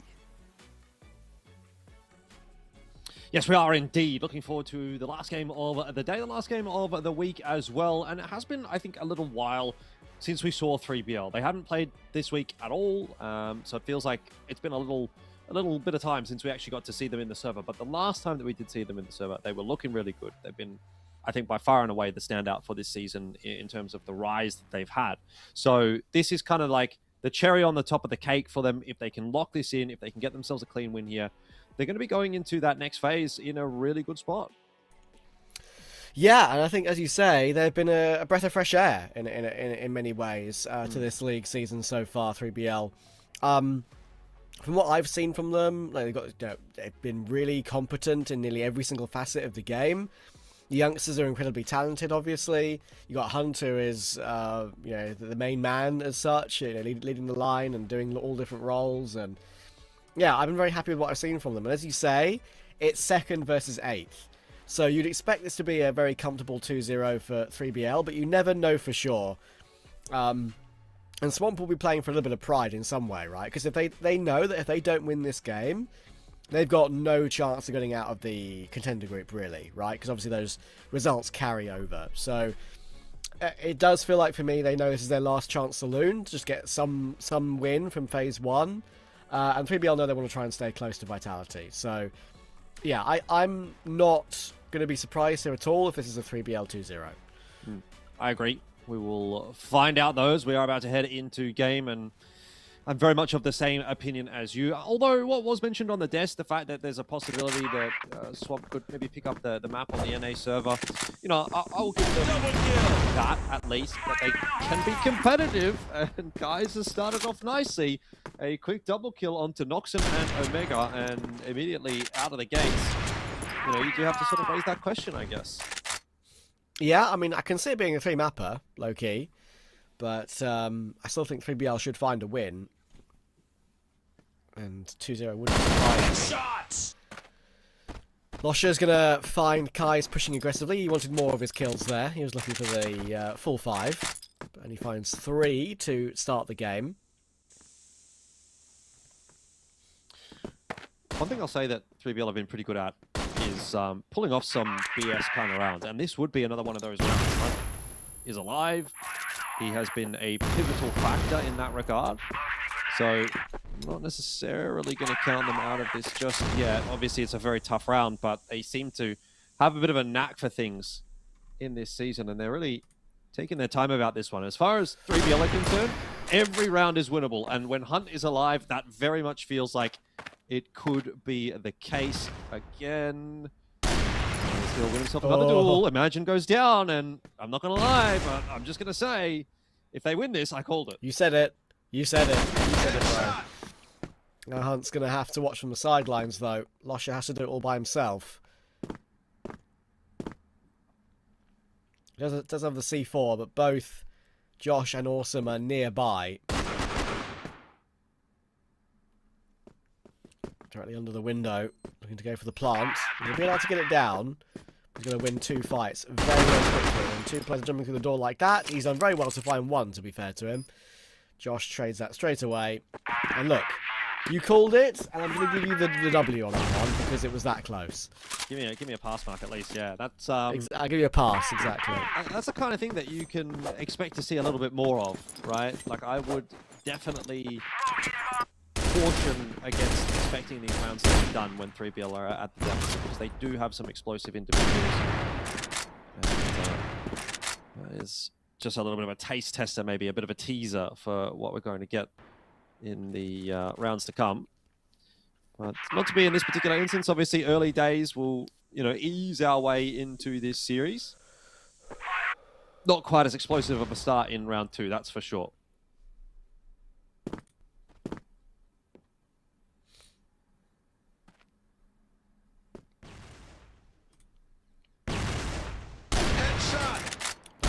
Guys again. Once again, the man to start the round. Lusher's going to find Imagine. Kai's still standing. Finding a way to get past this guy so far. Just missed a shot on Hunt on long. That means he has to reposition himself. But Josh finding sad takes the pressure off. And Hunt's in the open. Kai's can get one as well. 6 kills in 2 rounds for Kai's to start Black Widow. I mean, that's a real win con, actually, for this team. So, I won't be too surprised if he continues this kind of form that they do find themselves a W. Immediately taken down in round 3, though, by Hunt, who's had kind of enough of the shenanigans that have been brought to the table. Turn around for 3BL, or it might not. Imagine. Also, had a pretty decent day yesterday, I thought. Getting involved will pull him back. Having to really work hard for these rounds, though, and it's once again going to be a little bit too much to ask by the looks of things. Loxton's got a good flank for a guaranteed single kill, but C4 still a pretty decent range. Josh shows a pixel of his head, though. That could cause issues. C4's not recovered, and that's why Jin's choosing to fight him. You can tell he's nervous about it. The switch to TRG on the headshot line will be a bit more favourable, but he can't make his mind up right now about which weapon he wants to play with. AK it is, and in the end he'll find the headshot. Bit messy, but Swamp keep their clean sheet intact. Yeah, it was going to be a tough one for him to win in the 1v1 there. It's just a much more favourable position on that headshot line at short. So, good effort to bring it back, but still no success today for 3BL. And, normally they are the kind of team that actually starts strong. I think they're quite a momentum-based team. So, if today's not going well for them and they're sort of a bit down in the dumps, then hold up, because we might see some more issues arising for 3BL than what we had kind of anticipated throughout this season so far. I mean, it's been good, but kind of been sort of riding on their success a little bit, I think, in those first couple of weeks. Now they've had a little bit of a break. I think it's going to get harder for them. Sad and Noxon have other ideas, though, as they push their way into B and find themselves 3 nice entries. Great trade from Hunt onto Kai's. Really nothing that he can do about that one. And it's Imagine here who wants to challenge Hunt, but is unable to win it. Yeah, a bit more explosivity there from 3BL. Himself onto B pretty quickly. And then on in, they never let go.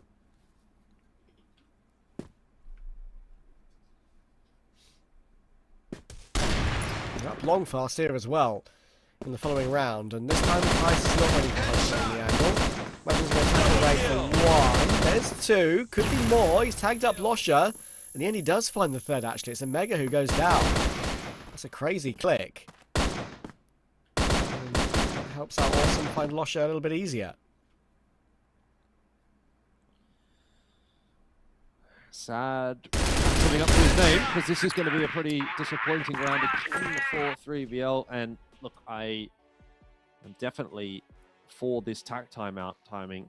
3BL are looking like a shadow of themselves so far this season. This is, dare I say, kind of going back a couple of seasons for the core of this roster, where they were kind of looking like one of the teams that just belonged at the bottom of the table. There's just nothing happening for them at the moment. They're not really hitting the same shots that they were.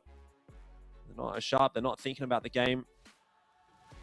And obviously, it's causing some issues as the scoreline is kind of starting to blow out a little bit here. I mean, maybe it's a server thing for sure. Could be a possibility, could be a conversation, but we'll be seeing a little bit more out of this team that we had such high expectations for. And, you know, now's not the time to have a dip in the season because it's only going to get harder from here. That's true. That's true. I mean, many teams have started strong and then tailed off, right? It can happen. So we do know what this 3BL team are capable of. Remember they, you know, outside of CFW, I think in the qualifier they beat Vitality in the BO5. Earlier, when we were one of the main talking points about them, excuse me, in the first phase.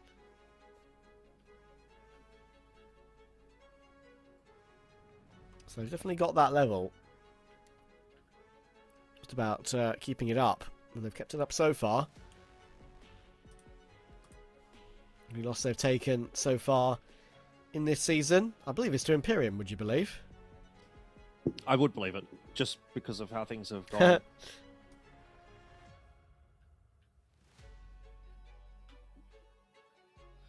mean, Imperium, at one point, we sort of had pretty high expectations and high hopes for, so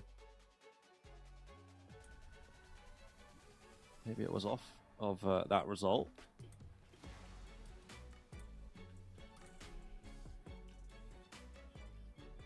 Either way, attack timeout now done for 3BL, and we'll have to see whether or not the fruits of their labor are going to be of any benefit to them.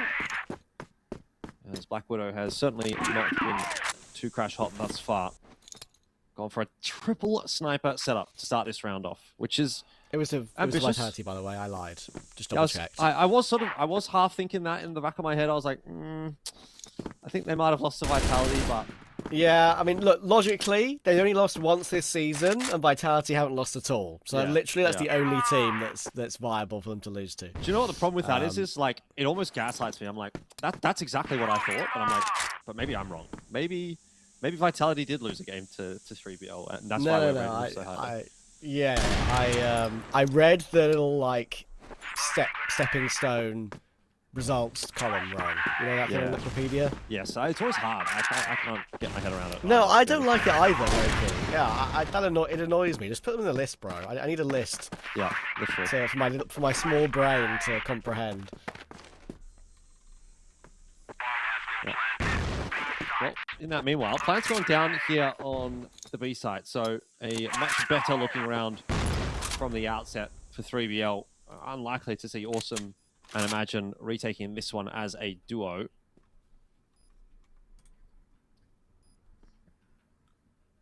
So a good impact from the coach. Shot. Having a nice tack timeout. Shot.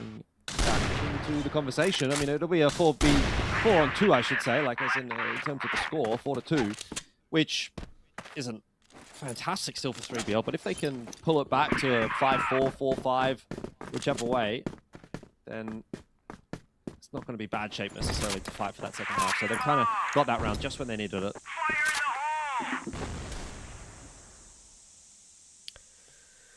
Yeah, pretty decent timing on that. Not check him at all. Oh dear. It's an oversight. Nosha, Sad, and Omega think they can push through as a group, and the answer's no. Awesome shuts the door. Metaphorically. C4 dropped in middle. That's round over. It's more of a slam to the door, really, isn't it? In that instance. Yeah, so, I mean, you win a round off the back of your attack timeout and then immediately deal with that. It doesn't really feel like you pulled any momentum back at all if you're 3BL here, and I think we have to start sort of shifting the narrative that this is now very much starting to look like a map that Swamp should be winning, and probably winning pretty comfortably as well, the way things are going. So I think that's where I'm going to lean from here on out.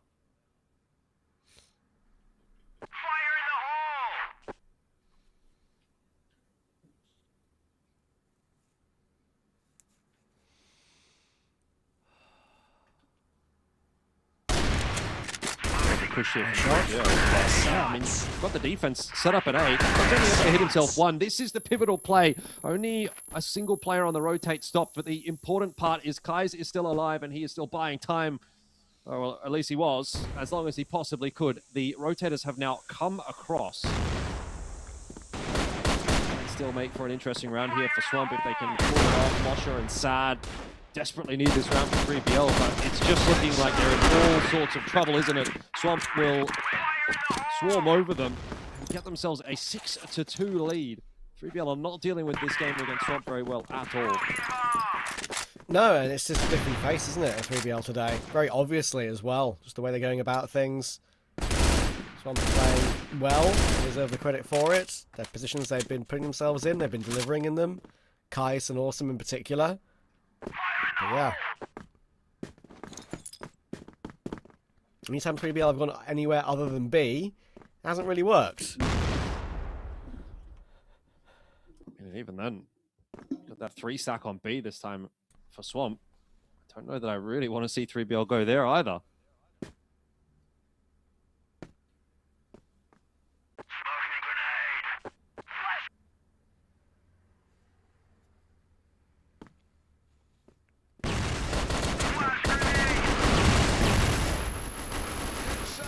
Push through from Jin. Box room. Omega's so focused on the other player that he doesn't react to the stimuli behind him. And because of that, it's going to be a 5v1. Swamp doing very well. Well, as I said, like what can you do? You just walked into the stack, you walked into the setup. It's not great today from 3BL.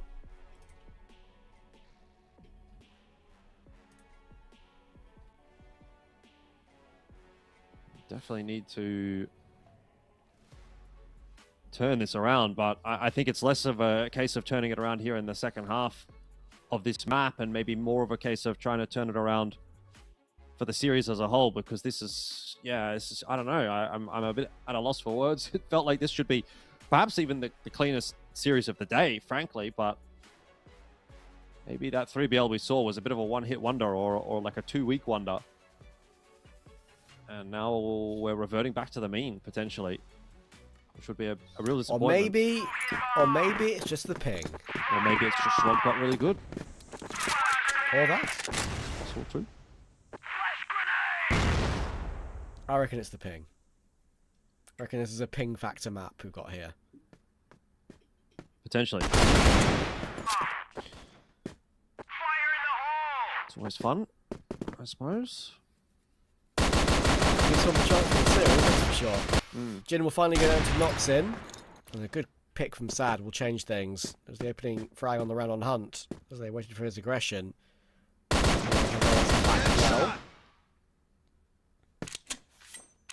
And very quickly in kind too. 42. Pretty sharp actually. Mosher now knows where Kais is, commits to the fight, takes the kill.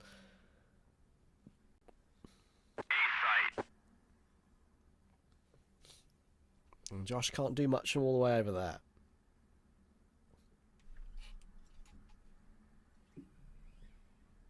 Maybe it was a BL side thing too, potentially, for 3BL. True. Are we gonna run a triple sniper setup still here, or just a double? Looks like it's gonna be a double. Hunt and Sad is a pretty formidable double sniper duel, I would suggest.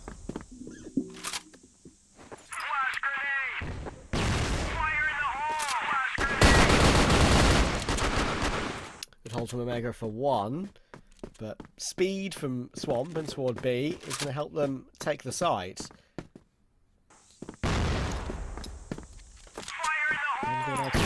So, there's no aggression from 3BL too quickly before their teammates are in position to help.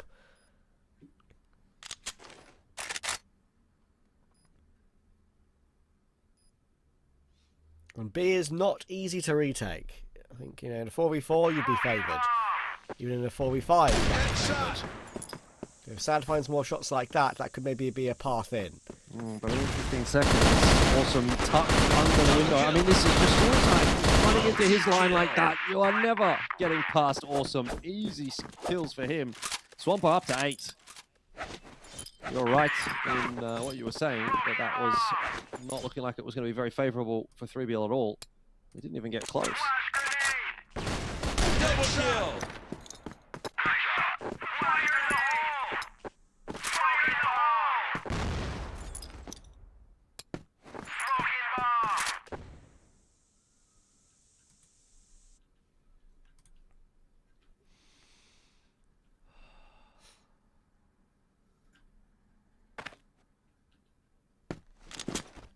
I'll run it back, but for Swamp, it's not the start to the round that they would have wanted it to have been.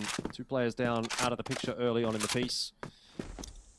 And so 3BL, I mean, it's evident that 3BL have still got some fight in them in this half. Guys, ooh, he might actually make the difference here. If he can dislodge Losha, bring this back to a 3-on-3, A-Site will be opened back up. No, there's no way. You should not be losing this round. But 5-on-3, 3BL have found a way to seemingly let this one slip a bit. Oh, and it's Kai's again. You mentioned how he was the win con. Well, he's stepped up incredibly in this map. He started the game, don't forget, with 6 kills in 2 rounds.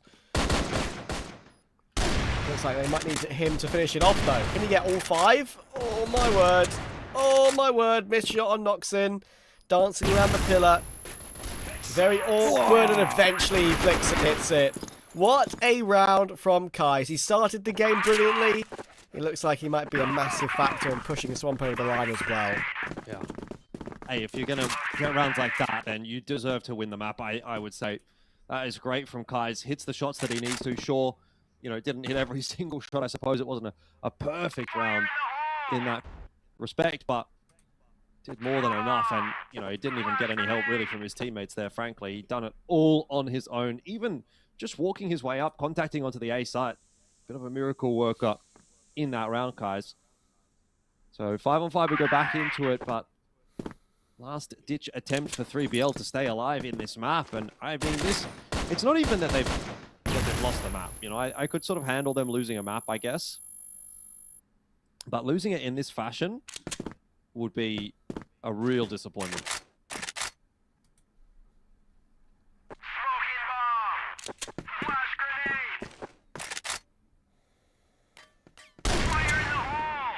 Nice pick from Hunt. But at this stage, it does feel like it's a little bit too little too late.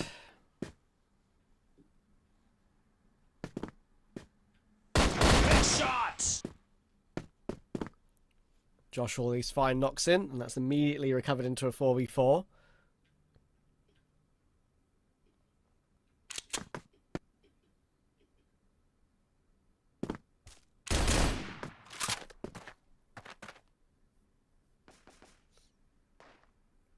More of an aggressive push from 3BL around the B side of the map. You get more of an advanced angle. But look who's here again. Mr. Kais. Just can't get past him at the moment. Look at this. He's just taking the game by the scruff of the neck. He's doing everything. I love it. Opening kill on the return, dropping in toward the underpass, getting himself another. This is glorious. Absolutely glorious map from Kais. And look, whether it's... You can talk about the NA server, whatever you want to say about it, I don't care. That is Kais at his absolute peak.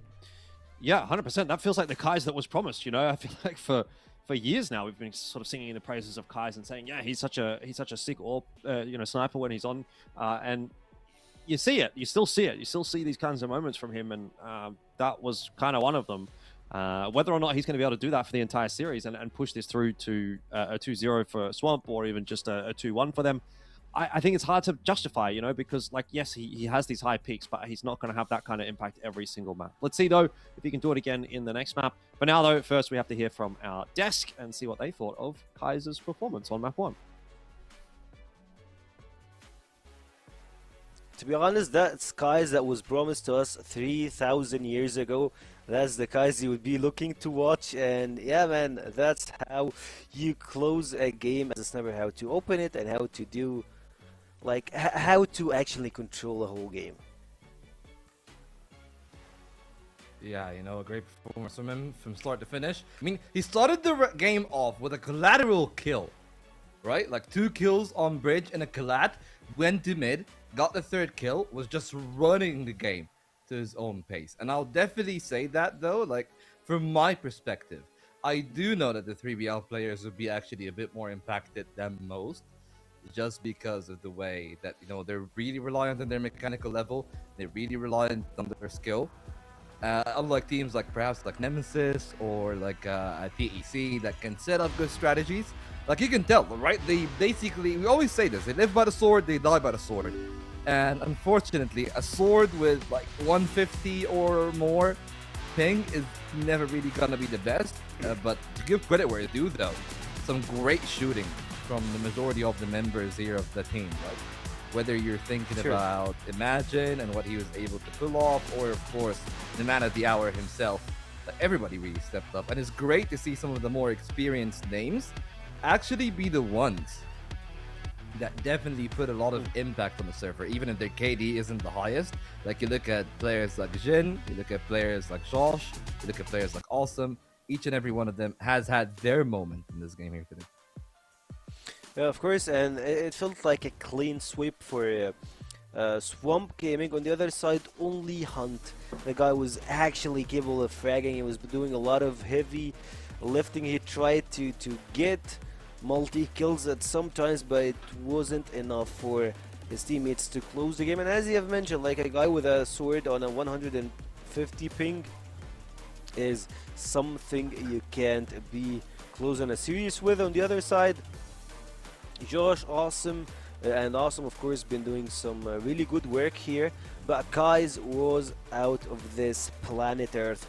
He was just in his own galaxy, in his own dimension, making plays, making things look pretty good. On the other side, I don't want to go harsh on 3BL Galaxy, but let's keep in mind that this is a game on the NA servers, so we can't go hard on them, and we should be waiting for the ones on I would say the most on the EU server, since it's gonna be a different story. And also keep in mind that guys is in that game, or like in that series particularly, is playing on a very low ping, since he is like he's Canadian, so he's probably gonna be playing on 30 ping, 20 ping versus guys that barely can see him flinch. Like it's like I mean, you're holding from what the I know muzzle. though, I think that like me. some of the Canadian people play on like 50-ish ping, but even then, like there's 100 ping difference between the two,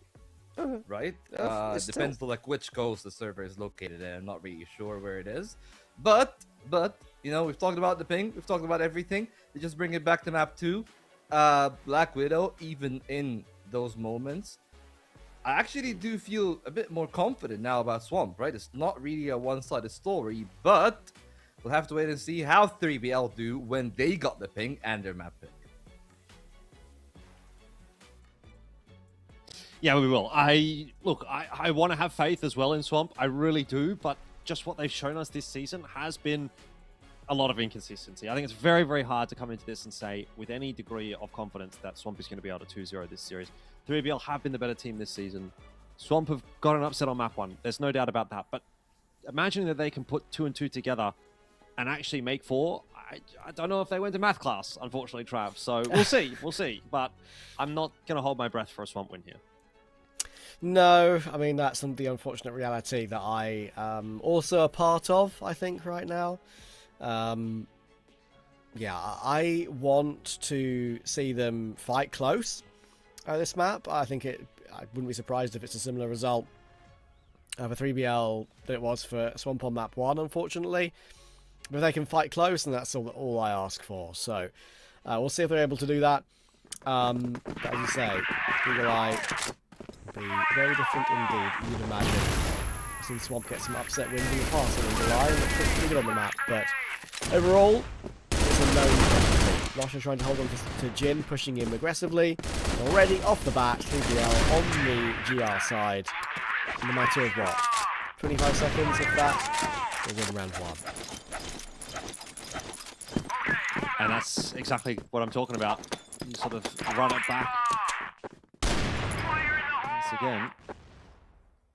And immediately the response is pretty swift for 3BL, but Swamp have opened up the account this time around. Again, largely thanks to the snipers, which were a pivotal piece of the puzzle on map 1. We'll see if it's going to be the case as well here on map 2.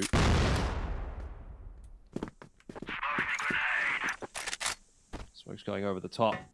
Looks to be an A hit getting set up here. Jin's just going to be left on the extremities.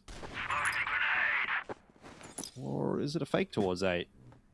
Hard to say with a minute 40 on the clock. Maybe Swamp will just keep things nice and slow here and not commit to anything.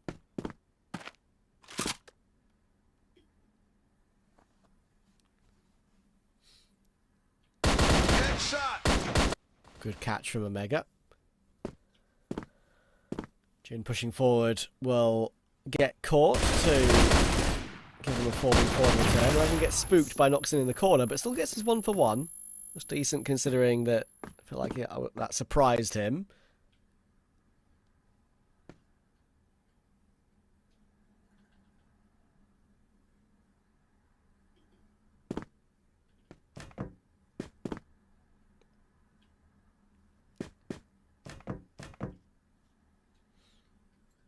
Yeah, 3-on-3, but they do have an open B site to go to, so good spot to be in until Sad connects on that shot.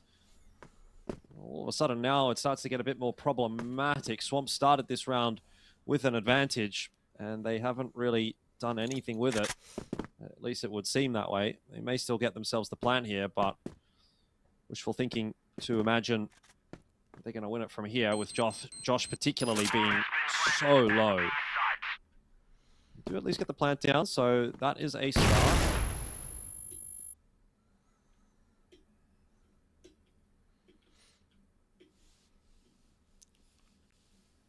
Yeah, it's going to have to be awesome finding some crazy timings. Forward, and there goes Sad. He'll play his life as well.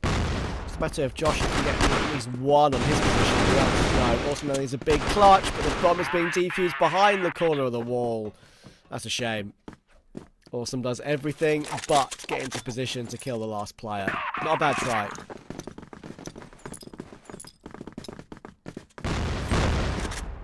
Can't win them all. But can't win any, apparently, is the name of the game at the moment on Eagle Eye. And again, we're kind of sort of getting back into that territory which we had spoken about already for Swamp, where, you know, they can have one really good map here and there, but putting together multiple tends to be a little bit more difficult for them. And that has very much seemed to be the case here as well. It is early days though, so 2 rounds in, not going to call it a done deal just yet. But 3v looking much more comfortable on the second map, that is fair to say.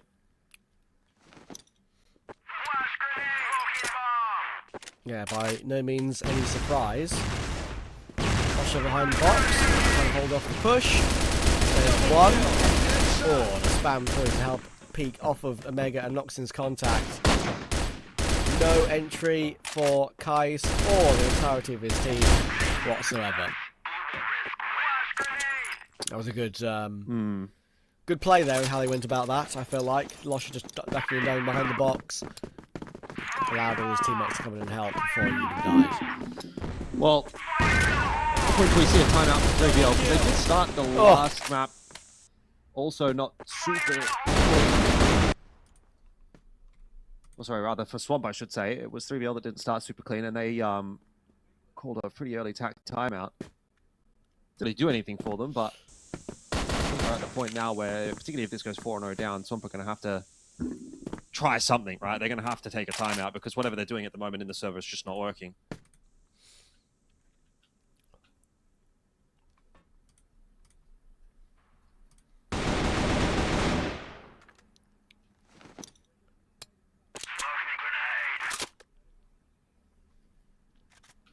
Yeah, usually you expect it after 3 or 4 rounds in a row, especially early on in the game. Good kill from Josh, though.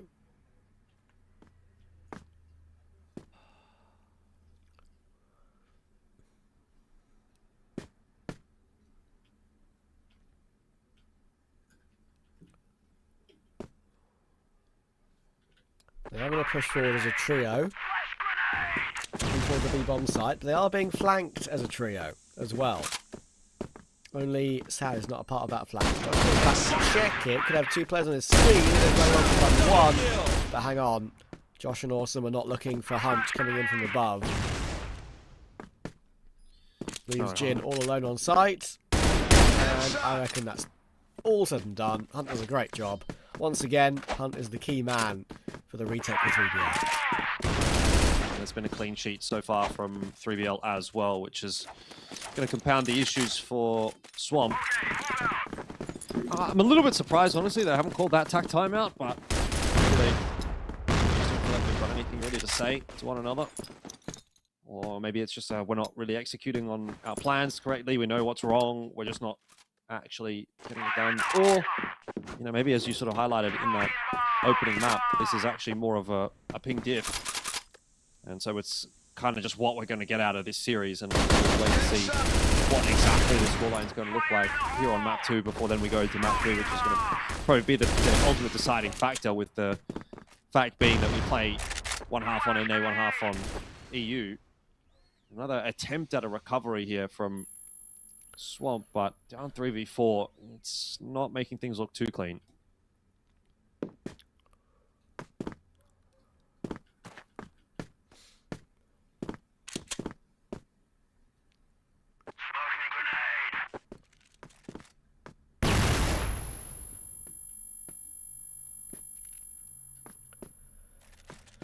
Imagine waiting for Sad on the angle, but I don't think he's going to be overpeaking this one. It's going to be down to Imagine just to win this duel heads up. And he will. Hunt on the other side has been seen as well. Tagged down low. Awesome. Down. Is this where the first round? Maybe not. Mega on a great play. Tries to Imagine the Jin. Boxes. And just about finds Awesome as well. Tracks him as he jumps close. Both him and Hunt low HP, but they'll survive. 5-0 clean sheet is still intact. I suspect that the way things are going at the moment, that it might remain intact as well. It doesn't seem like Swamp are having any success at all on this map. Swamp do get the opener in this round at least, though. Nice shots in from Josh. Job not yet done perfectly cleanly by 3BL. They'll take matters into their own hands. Push down in a long. That does pull back kill onto Josh. Awesome will also drop in tower to Sad. And just as quickly as Swamp have themselves a lead, they will lose it straight back again.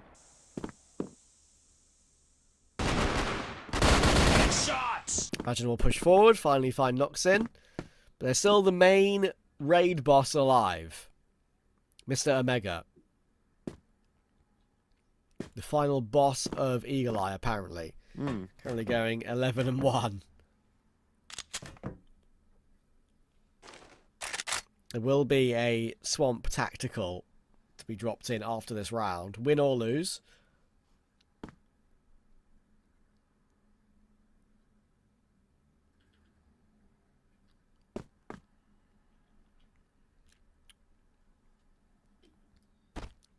I mean, I think regardless of whether it's a win or a loss, they do need that tack timeout for sure.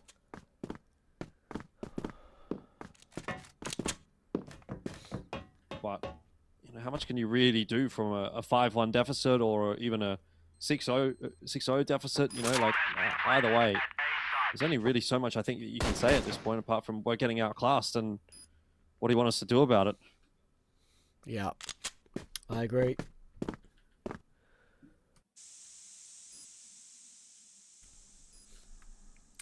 Can Omega and Sad recover this 2v2? And they're still going to keep their clean sheet going in a matter of seconds. Imagine we'll drop down. You should be wary of that Omega coming in very late. He's less, and he is. Good tap. And Kais is holding the line too. So, finally, we've got one. Well, that's a nice direction to go in, to have a little bit of a chat. At least you have something on the board, so you know that, you know, maybe something has worked. But still just going to need to have so much more go your way to turn this map around. 1 minute and 17 to try to figure all of that out is not a lot of time to know exactly what you're going to be able to do. Can someone just say, hey, Kais, can you play like you did on map 1? Because really, that feels like it's going to be the win con. And, yeah, that's the call. You figured it yeah, out, mate. I know, like, just put me in the server. Really? Make me an in-game leader, make me a coach. I'll do it. It's all good.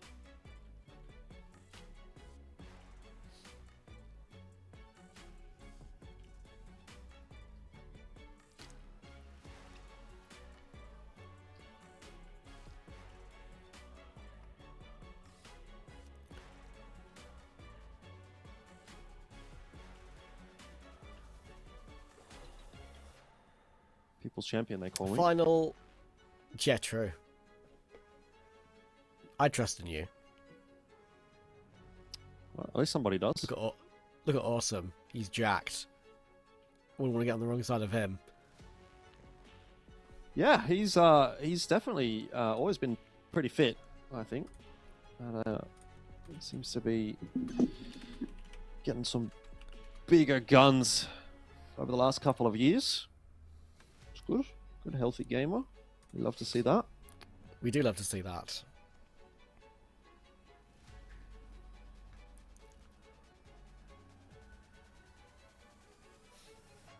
The TAC timeout time is now expired. So we'll be getting back into the game very quickly.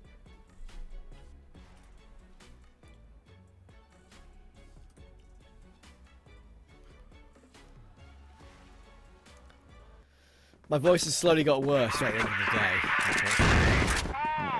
Well, I mean, I'm not too surprised, obviously. You got to put it through its training steps, training regime. I know. I had my nice warm lemon and ginger and what drink? Well, I guess it was more in it, but lemon and ginger tea. Good start to the day. We're gonna need another one. Doesn't hurt.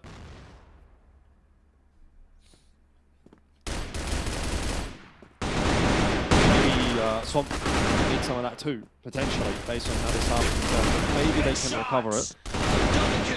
We will see. In this round, Omega's gonna he's gonna drop as well, but there's a trade in there. I mean, 3-on-1, probably a little bit much to ask of Losha. You never know though, if you can maybe pull this one off. Full HP.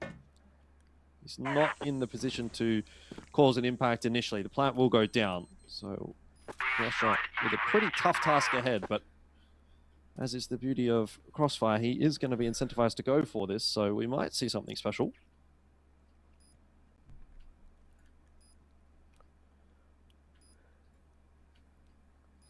What's he got? Nothing. Josh is going to take him out. That's 2 for Swamp. One more after their attack pause. It was nice to have that work out for a round win. So it was a little bit too far gone. It's very likely that we're going to see sub-base. But still, it's a bit of progress.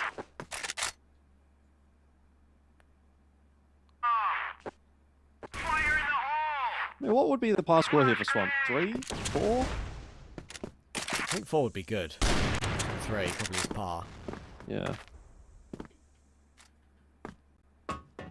See how well 3BL handle the attacking side as well. That's just another question mark that I suppose we have to raise. If they won the half, that would be an eagle on Eagle Eye. I must be missing the reference here. Yeah, because an eagle in golf is -2. Okay, so what would that be? 2 under par. And then good. Oh, Good. I see what you're saying. Yeah. Yes. Birdie is -1, par is Yep. par. Bogey +1, double bogey +2. And -2 is eagle, -3 is albatross. Why do they come up with those names? Bogey. I like bogey. Bogey's good. Double bogey. I do enjoy a bit of golfing. I'm a golfist, so I can believe it.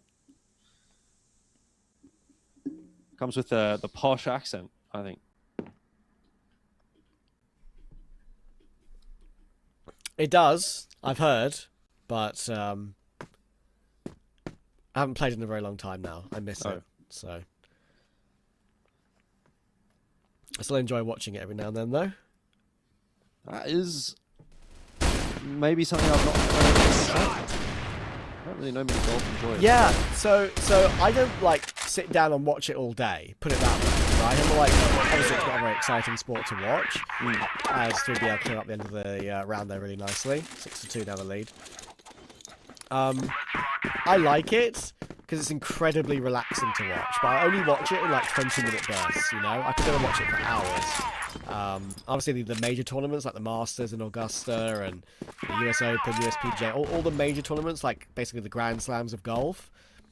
Now they're fun, but they're obviously a huge deal. Augusta is the most special like sports occasion of the year, but yeah, I think, as you say, it's not something I watch the most of. I'm more of a tennis and F1 guy. Well, I tell you what's going to be pretty special here is this first half from 3BL. They're up, by the looks of things, potentially on the cards for 7-2. Josh, Kais, Jin, and Imagine, the 4 players that are standing between them and that 7th round.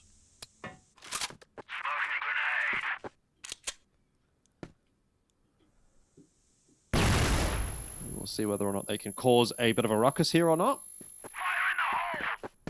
Is just Hunt over towards Hotel right here. He's going forward on a pretty awkward timing and multiple members heading in his direction. He's just going to get caught. That is not what you want from your anchor over towards B. Hunt taken down early. Yes, it's information. It can pull the rotate before Swamp get into the site.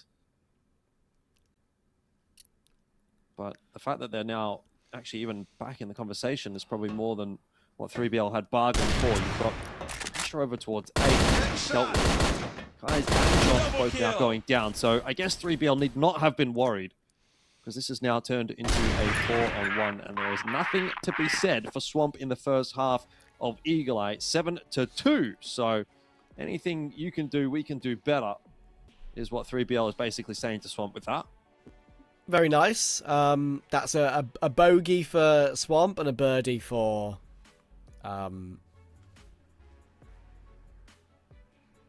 3BL. That's the Got one. there in the end. So yeah, I'm happy with that. I'm happy with that. No pars.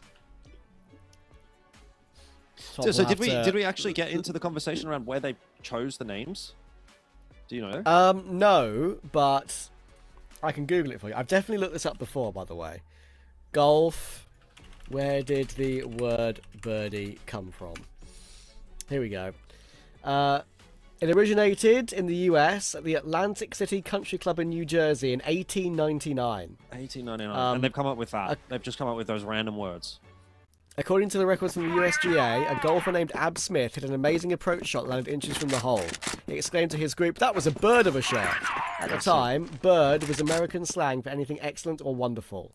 Okay. They agreed that whoever scored 1 under par on a hole would receive double stakes, and they soon began calling the feat a birdie. A birdie. There you go. Okay, that's where the birdie came from. Yeah, go get through all the others though. That's going to take a while.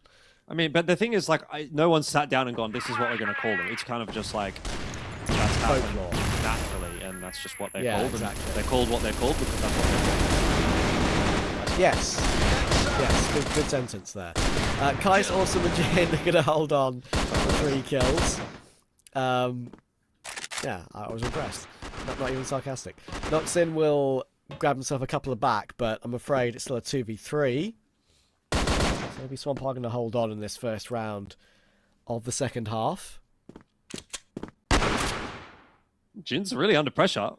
He's not really got a whole lot of help at the moment, though. Josh is kind of starting to swing across, but this is turned into something a little winnable for 3BL now in the 2-on-2. They could totally cancel C4 each drop in front of them on the side. That's why they're going to commit. I don't think they need to commit to this specific fight, because it's honestly not looking very good. They've just sort of set themselves up against the firing squad of Josh and Imagine. Down to the 2-on-1. Josh happy to try to keep that pressure on the side. A lot of time to work with. If he were able to find the kill on Josh, then it becomes a different story. But in the end, Swamp themselves the first round in the second half, which is obviously what they need if they want to stay in this conversation. It has been Tough going on the map so far, but maybe they are just a GR-sided team. We'll have to wait and see. That was a good a start as any.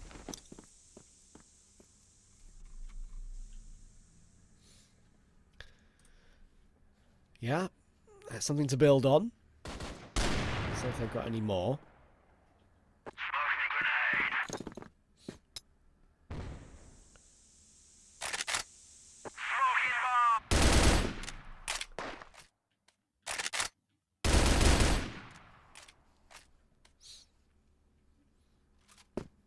Patience from Hunt on the long line. Oh, imagine it's going to be seen, and Hunt's patience pays off. That's a really nice shot, actually, that. Let's imagine jumped away as well.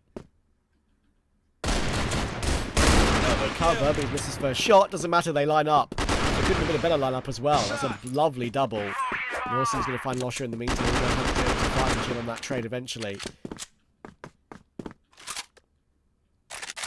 It's all looking good for Swamp at the moment. Yeah, defense side. Maybe their bread and butter, their meat and potatoes, so to speak.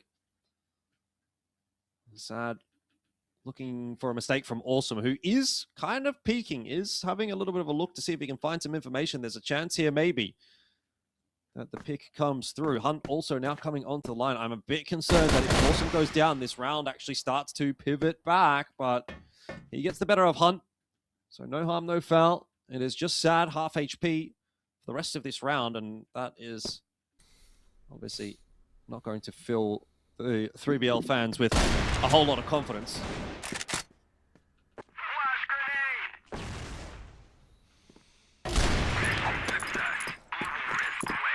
Oh, a little bit of concern will be creeping in. Really should be taking this one to sub-base sharpishly. Let me go for the push.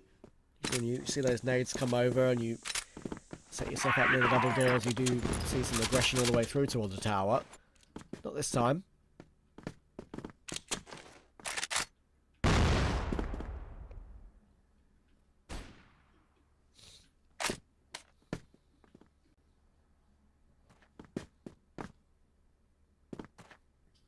Run it back into another round here, and Swamp, if they could get this one clean, it's actually going to start to convince me that they might be able to make this happen. You know, that would really pull back quite the deficit.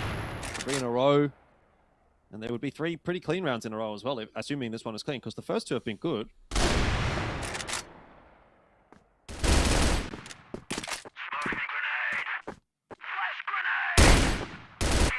Five, though, is going to make life a little bit more difficult. We do see that opening pick go over the way of 3BL. So, rotation coming across to the A site from Awesome to try to reinforce.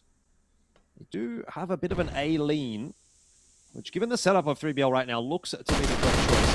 From Swamp, Awesome might have thought about even seeing 2 there. I'm not sure if he did quite the information on Losher's location, but brought it back at least to 4-on-4. So 3BL starting to feel the pressure once again in this round.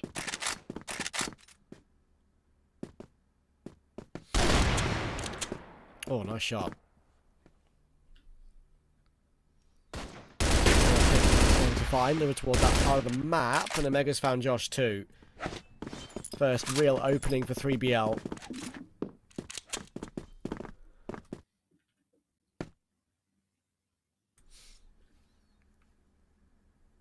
Bomb is also going toward the safe bomb site. Also might flank Losher here. Actually, it's Jin to find the kill in the end anyway.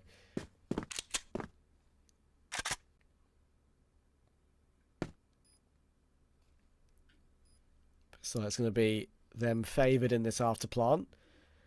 Awesome and Jin.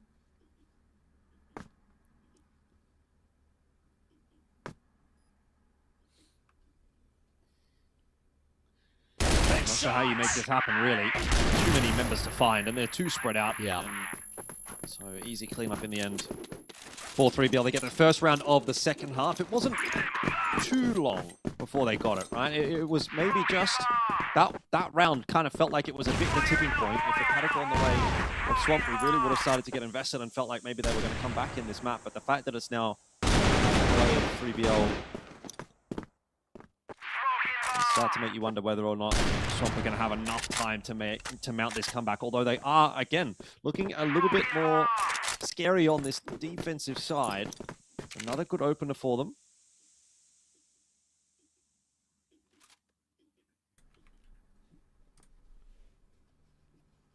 So, not over until it's over, as far as Swamp are concerned. Just going to keep trying to plug away at these rounds one at a time.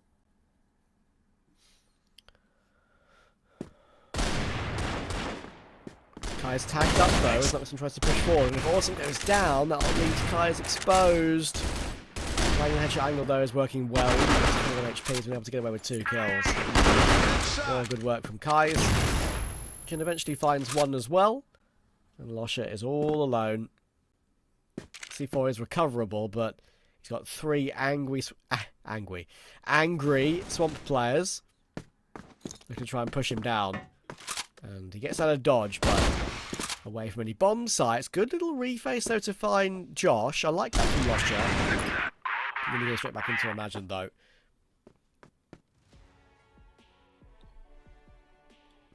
All right. What have we got here? Is this a attack timeout for 3BL? Yeah.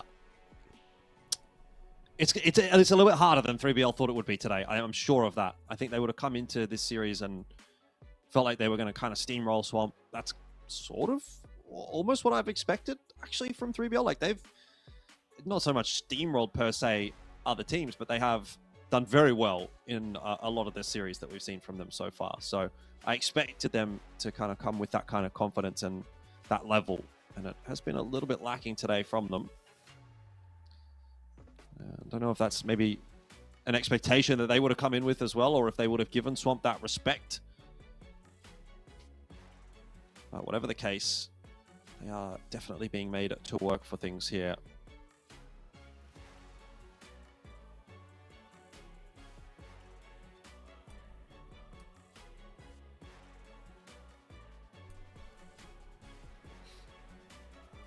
Yeah, I think a lot of credit needs to go to Swamp for that. I mean, they're winless in the season, for goodness sake. 3BL are the ones having the best season out of everyone, it feels like. Vitality, you expect them to be 7-0. This is more impressive work from 3BL because we expect them to be usually around the Anubis, around the TEC level. But with Anubis, with TEC and unKnights underperforming this season, they've taken that spot. But still, even though they've got the individual ability on the team and the players to make these sort of crazy results happen, it's all about the consistency. And keeping that up over the course of an entire season won't be easy.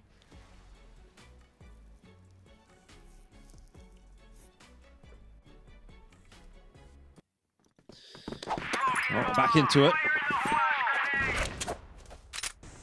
8-5 the scoreline. Still tough to imagine that this is going to be fully recoverable for Swamp, but they have been chipping away at things. It's been 3-1 so far in the half, and as far as Swamp is concerned, if they get another 3 for 1, scoreline ends up being 9-8, and then they're thinking about just needing one more to push it into OT, so it's not unimaginable to say that they could get this to OT. I think to win this series clean 10-8, 2-0, probably a tough ask for Swamp to find 5 in a row, but certainly I think they could find a 4-for-1 split. Coming up though off the back of the what have they noticed? Well, they found Awesome for free, and that is going to put undue pressure on the Kais, and the rest of the A site will fall. So all it needed, apparently, for 3BL was a bit of a conversation, and they figured it out. Yeah, that was fast, wasn't it, as well? Straight through the middle, immediate entry. As soon as they got that, they knew how to pod their way in. They cracked it open. Josh and Logan had no chance.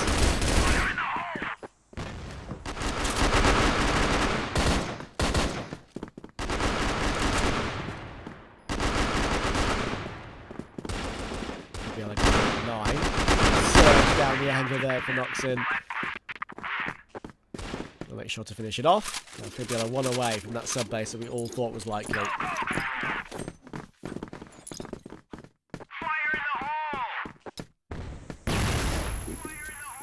With this round right here as well. We're going to go screaming to the hotel. Imagine we'll have to try to help out, but he can't get there in time to save Josh. Maybe find the trade. It's a nice double for Imagine, but it's still not savable. CPL are finding the kills they need. They have split open the map. It has been brought down to a 2-on-2, and that one to B is going to be pretty useless. Hunt actually was found, so his util not really fooling anybody, and C4 now needs to be retrieved here by Losha, who is pretty much dead to the right at the hands of Jin. Spotted out nice and easy. We will go again, 9-6. Gap grows back to just the 3.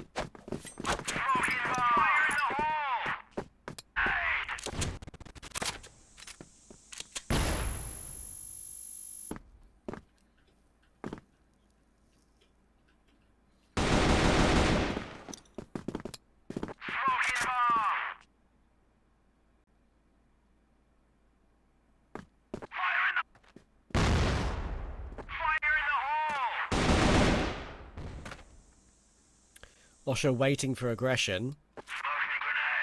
Not gonna get it just yet.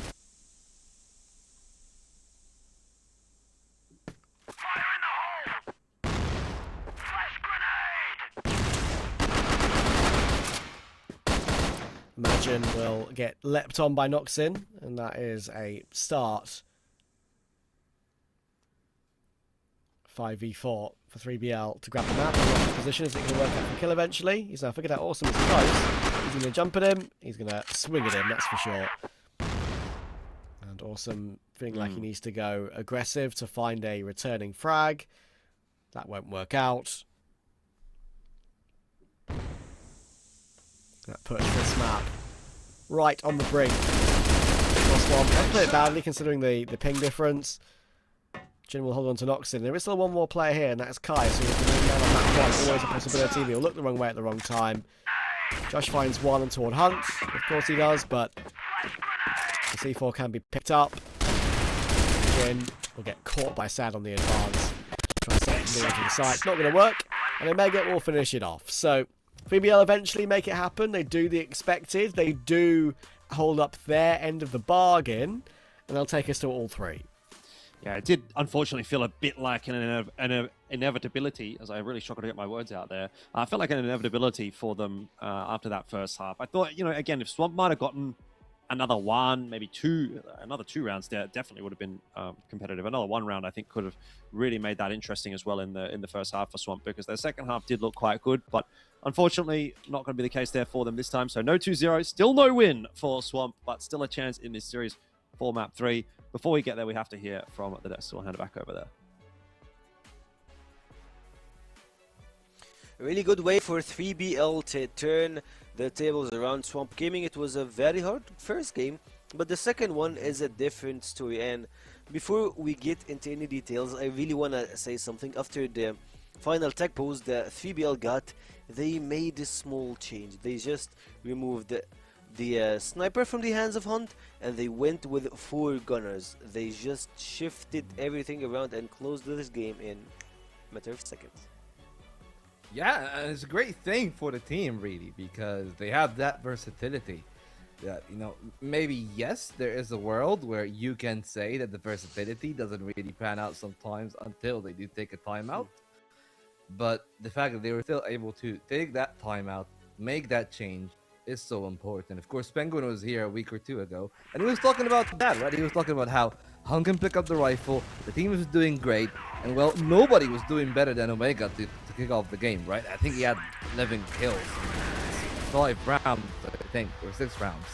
And the great thing for 3BL is that when Omega tapered off a little bit, Noxin almost took over for that side, but you know, Swamp definitely had a bit of a good fight of their own, especially the Blacklist side of 3BL. A little bit underwhelming. Maybe you could also say that perhaps they should have closed off that first half in even a bit more of a dominant fashion than what they already did.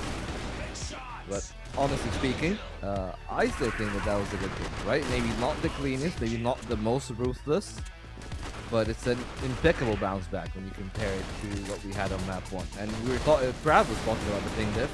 I said it's going to be a ping diff. I said that those guys really revel in the mechanical level, and now you add on to it that they're going to be playing one of their favorite maps in sub-base.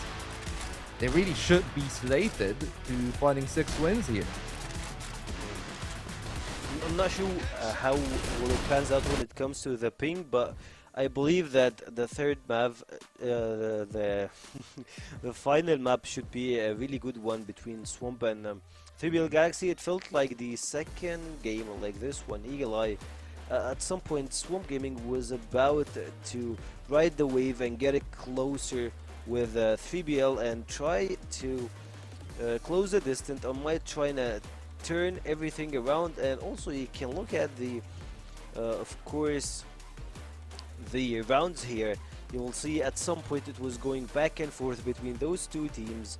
Other than this, it was a really good and straight one coming to 3BL Galaxy.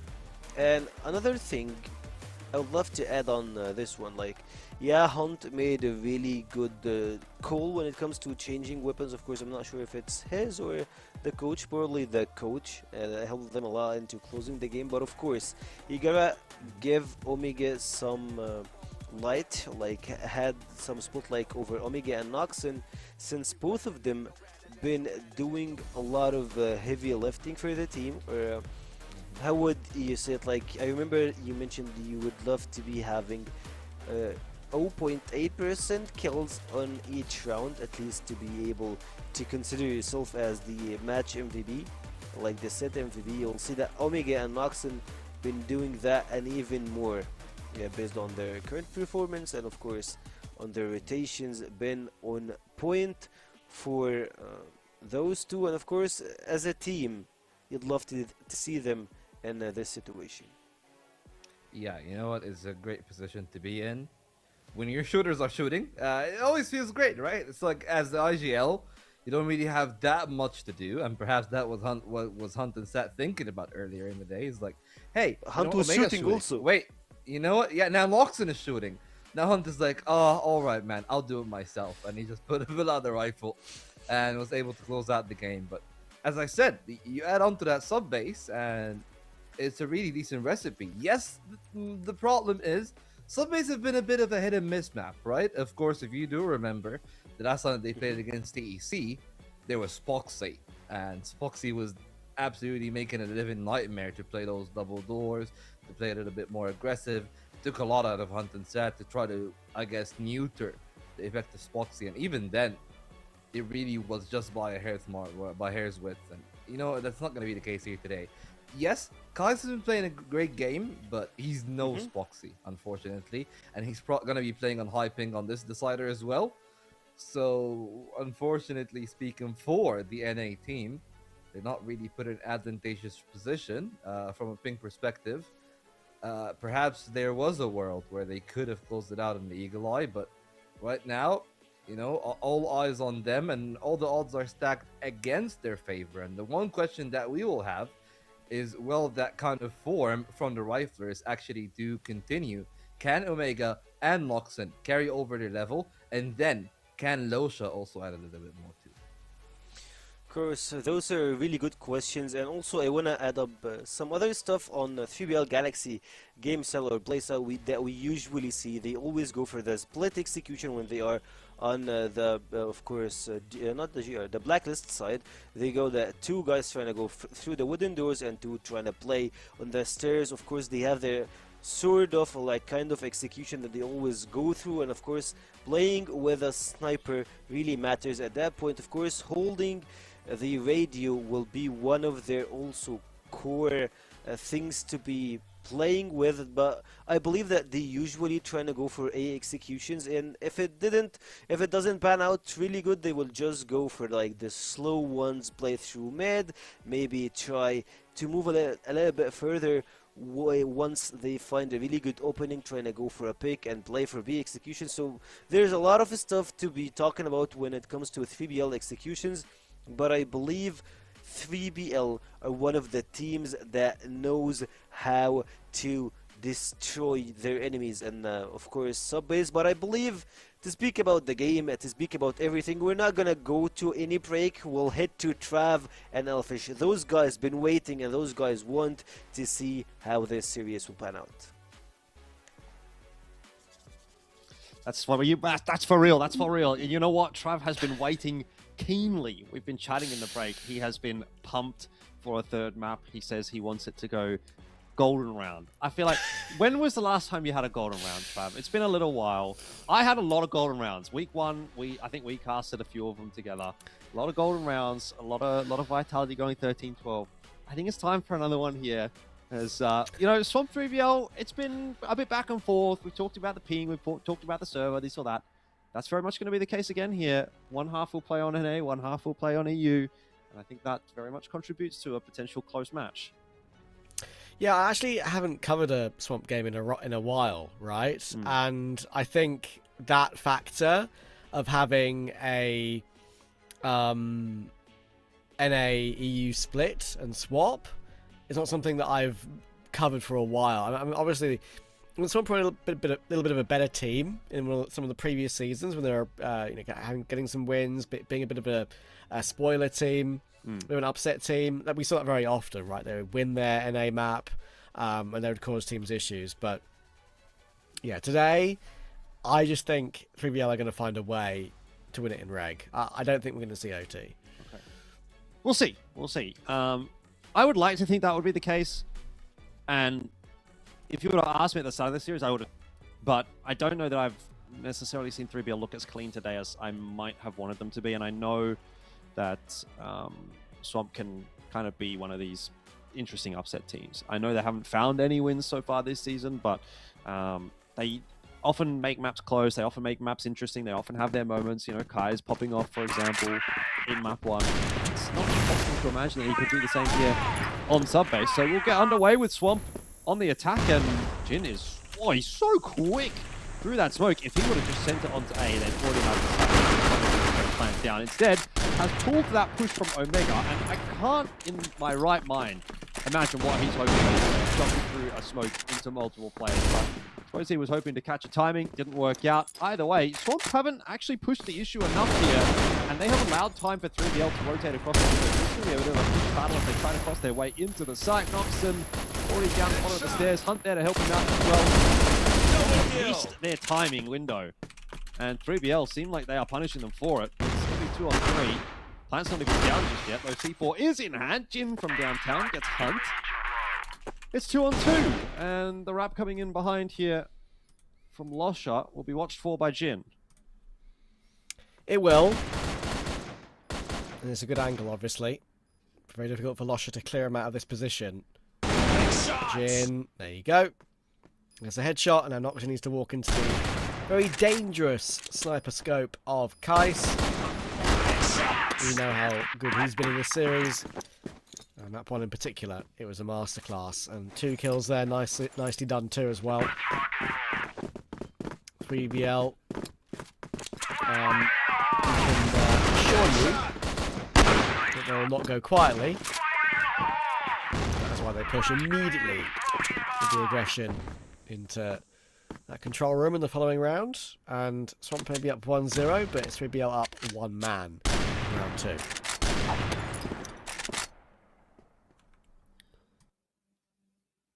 Doesn't necessarily guarantee a whole lot. Looks like with this player deficit, though, are going to want to take it pretty slow. Kai's is given room to work and gets the better of Sad. Josh does not want to push his way through that smoke into locker room, at least not right now. He does have Jin to maybe back him up. I don't mind that they want to sort of contact play this together, particularly with the smoke now tossed in. Awesome over to B. This can be questionable, though. Jin caught with a nade in hand, and Josh goes down quickly as well to Omega. So 2 for none in that exchange for Omega. It's going to be a real spot of bother for Swamp. As this round starts to swing back in the direction of 3BL, making amends for the last round, there's no doubt about that. But Kai's is still alive, and Kai's might be him. Let's find out. The 1v3. He is. I believe that Kai's is him. I've seen confirmation.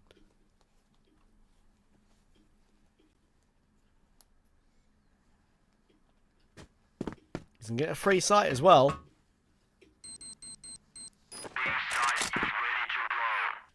Bomb planted. Omega and Hunt now know what's on the other side. They know it's the main man. Behind an aggressive line. Great flick up.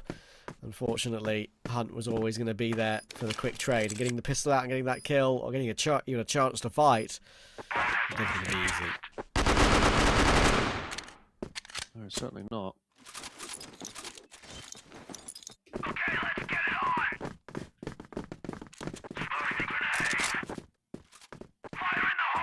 Well, right back.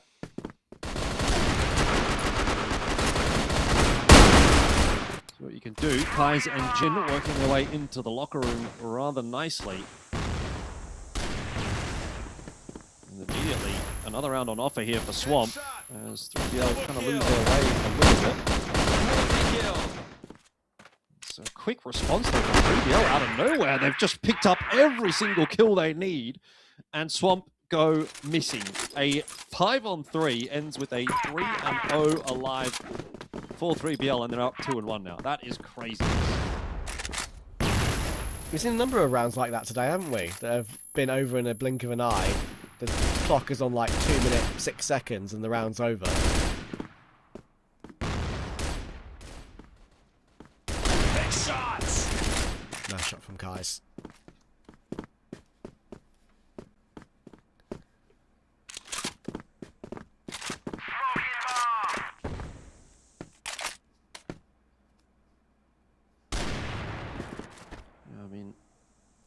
Still something that 3BL are not necessarily too perturbed by. If that last round is anything to go by, they can come back from it. It's a bit telegraphed though, as everyone from Swamp just turns around on a dime and deals with Omega and Hunt. I think one thing that you can sort of appreciate here for 3BL is that they are trying to be proactive on this defense. Noxon here will have to clutch this out 1v4. Starts well onto Imagine. Take the info as well. Okay, here it is again. 3BL just... And he did it. 2 rounds in a row. Utterly decimate Swamp. And I don't know what Swamp is going to have to say about that. That is something that they're not going to be very pleased with at all.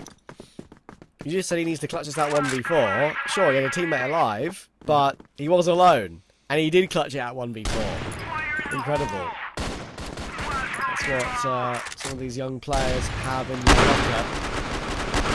As well as Imagine was trying to take space. Omega will stop Awesome from advancing too. Look how far they're forward. Basically in the BL spawn. Once again, that gives Swamp space though. I'll plot on A. There will be a 5-man retake coming at them.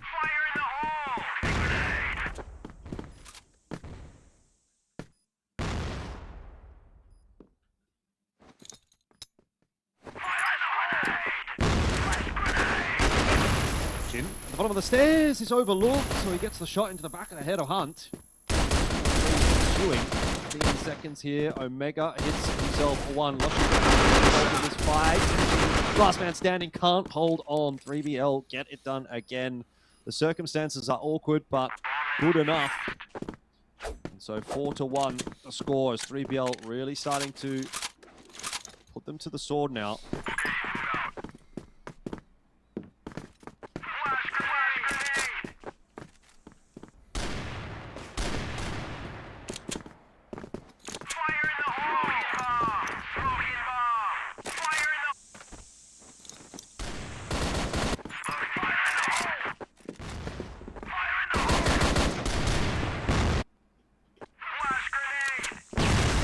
Spaghetti. Push forward. Get some info. But not a whole lot.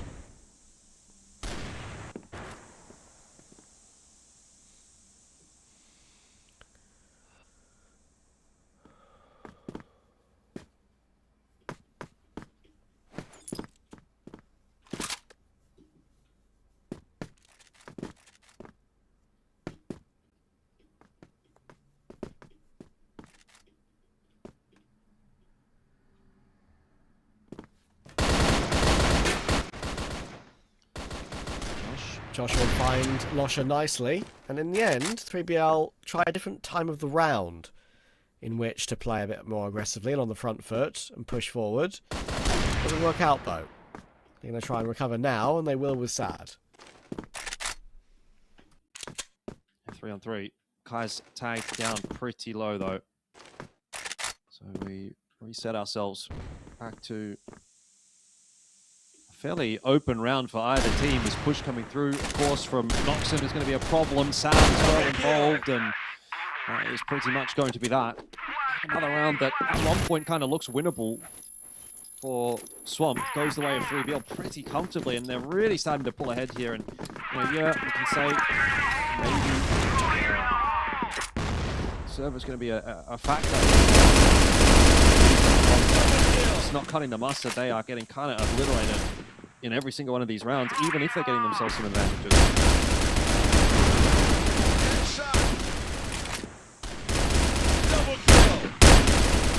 Oh, Hunt. What a nuisance he's doing right now. He's too good. These are the moments Hunt can have sometimes. You can just set off on a map and not look back. Look at his KD. Not something that's too unfamiliar. I mean, he's been doing this all season long, to be honest. It's not surprising at all. Yeah. Lost shot opening onto Josh. Awesome goes down as well. And 3BL well and truly in control of this round as well. This first half is looking like it's going to be a belter from them. It might even end up being an 8-1 scoreline with the way things are going right now.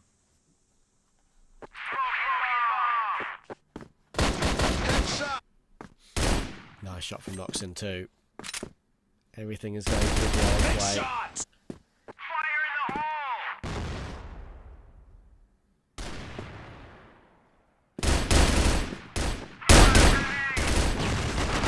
Not allowed to open the doors either. I'll activate Omega. Hunt may die, but it doesn't matter. He's 13 kills in 8 rounds.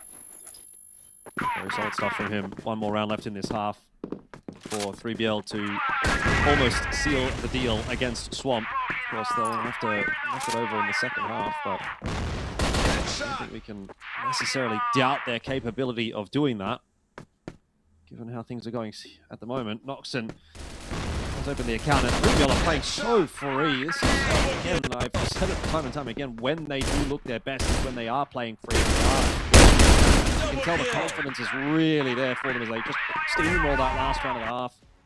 8-1 the scoreline, and Swamp have some serious work to do to recover that map, which is kind of what we were saying about Eagle Eye as well. They weren't able to do it there, so jury's out as to whether or not they'll be able to do it here. Yeah, whether it's the you know, favoured side or not for them, it feels like this one is Cookhead. As is my voice. Yeah. Why don't you just rest your voice here until the second half, Trav? You know what? I think that's a good idea for you, mate. No. Okay. I'm a man. Don't then, if you want. I'm not stopping you. No, I'm only playing.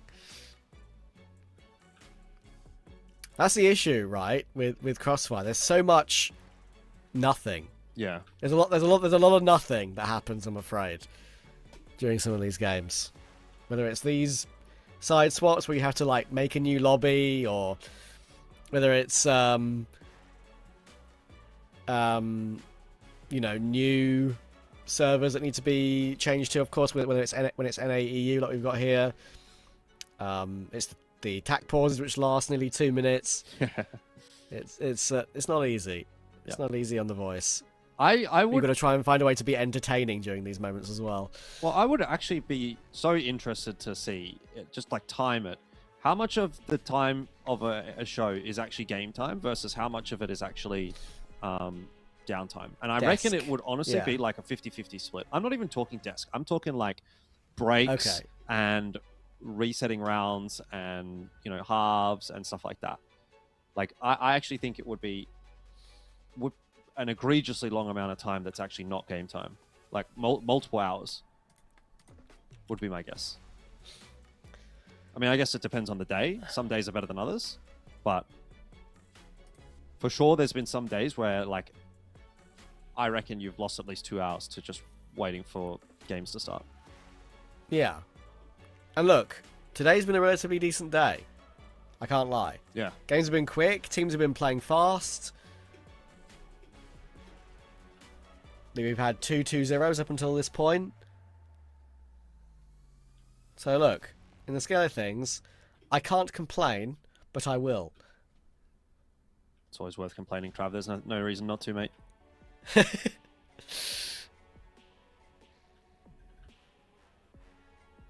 I respect it.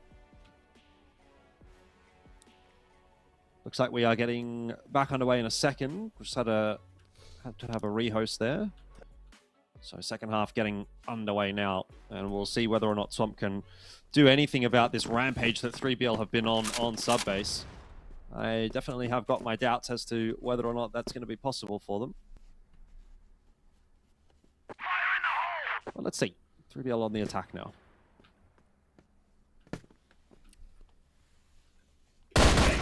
Yeah, they only need 2. That's the painful thing for Swamp. This is maybe some of the regular Swamp performances that we've seen every season coming out on the stuff, I'm afraid. Sad will get one back on Imagine, but Kaius again is delivering. Keeps it in a 3v3. Noxon's going to push forward with Sad and Losher. Josh, Kaius and Jin on the other side. Good catch from Noxon though. Nice angle to use. He's in, got the bomb planted now. And may very well put them on 9 off the bat. The angles they've got. So we back here. There goes Jin. And there goes Jin. Pre-fired by Losher nicely. 3BL have 1, 2, 3, 4, 5, 6, 7, 8 match points. That's a lot of match points. More than you might have ever seen before in a game of Crossfire. Probably not. Has there ever been a 9-0-1? Most certainly there has at some point. I've done a 10-0 before, I think. I've done a couple in my time, but not recently. As we might be getting as close to a 10-0 as possible. Oh god. 3BL and Hunt specifically, who again continues his good form from the third half into the second, who are about to 10-1 Swamp. So 3BL, my favourite team ever. At least they avoid the 10-0, but the 10-1 is just about getting there. As that is done and dusted. 10-1 for 3BL. They finish off the day nice and clean in the third map. Yes, it did have to go to a third map, but they got the job done, and that's really all that matters. I think they end this first phase of the season with a really good performance for themselves. Very happy with that from them, and I'm interested to see what they're going to do in phase 2. I think that's really where things are going to get a little bit more explosive. I have one take. My take is Hunt is the GOAT. Hunt is the GOAT. Ever since he created that gif of him slamming the desk all that time ago, look, I've been a fan of his ever since. I love passion. I love aggression. I love mindset. Whatever that meme is, whatever the words that are going to be used, I'm going to pump my voice up for one final segment of throwing it to Sekio and Vault. Enjoy the evening, lads. What a way to close the stream, of course. Thank you guys, thank you Trav, and thank you Jordan. I believe those guys are having some tears of joy after watching those games and of course closing it up. I believe they are happy to get a 10-1 scoreboard, like 10-1 game from 3BL. That shows you, of course, how they are happy that their prediction went right, and of course they had big faith in 3BL, nothing else. Yeah, I mean, here's the thing. Tears in my eyes, too, man. It's so good, right? Like, a team that is dominant, your IGL is shooting, and you're not unKnights. So if Pietro's shooting, you know, they say it's bad. But if Hunt is shooting, it's probably a good day for 3BL. Dominant from start to finish. And we were talking about the sub-base, right? How they were having problems all across the board, especially with their ladder control. I feel like the stairs position have been their bane against the top teams. And it's great to see that they can flex their muscles against the teams that cannot really keep up with their firepower. Swamp just felt suffocated for the entirety of Swamp's blacklist. 3BL on the Global West side, man alive. I want you to look at where the majority of those highlights are from, by the way. you'll see a lot of people in server, a lot of people fighting at woods. Like, those are not the typical fighting positions when you go deeper into it. Yeah, and speaking of typical fighting positions, you'll see that always 3BL are going with some crazy clutches, like in 2v4s, 2v5s, Noxin, and those guys can just bring everything home. And I believe like it was just about who's got enough, I would say passion, I won't say the other word, to close the game, or like to have more kills. And it looked like they were racing against time, and Swamp Gaming was the prey. Those guys were not having fun at all in this game, and man, Noxin been doing some heavy aiming flexes and aiming training in this game, and it looked like he's always going for those heads. And of course, 3BL finding this win was a really good way to close things out. Of course, you have like the half on NA and a half on EU. Well, like the NA one didn't have much love. I mean, there wasn't really much to be said about that one, right? Especially when you go as far as 8-1 in the first half and you're completely dominant in the game. Not really that much that we can say otherwise. And as you can tell from the highlights especially, right? Like, it started off pretty default, pretty typical. You're taking the fights at site, you're taking the fights by the sub base, you're taking the fights at wood. All those are standard positions. Then it's like, switch the flip. And 3BL decided, you know what, guys? No more playing nice. And they didn't even get into the double doors. No, they were literally denied access of the entire map. And it wasn't just one player, it was a team as a whole. Right, like Noxin was having a great time. Omega was able to shoot his shot at other times, and you know, man of the hour Hunt was having an impeccable, an excellent performance, top tier. Whether he was sniping or rifling, he went through the ladder a little bit more here on this map, and honestly, it looks to be the correct choice. Right on the M14, fighting the sprays through the double doors, just supporting a lot of the aggression from the players taking over the servers, and from there. There was no way back for Swamp. Even once the side swap hit, there was already too much momentum with those riflers, and especially with Hunt in the pack, it just becomes a lot more lethal, right? Because it does feel like they can get like they can overheat is the right word, right? But we're starting to see a lot less of that. I feel like especially in the Eagle Eye, is one of the things that I've noticed, where Omega usually in season 1 would find a skill and would overpeak for a little bit more. This time around, he like gets his skills and go back, and that is such a great change for the team. And it even reflects on the KD, right? Omega would have like an 0.8 and 0.9 kills per round, but he would have like a 1.2 KD at best. He's at a 1.6 KD.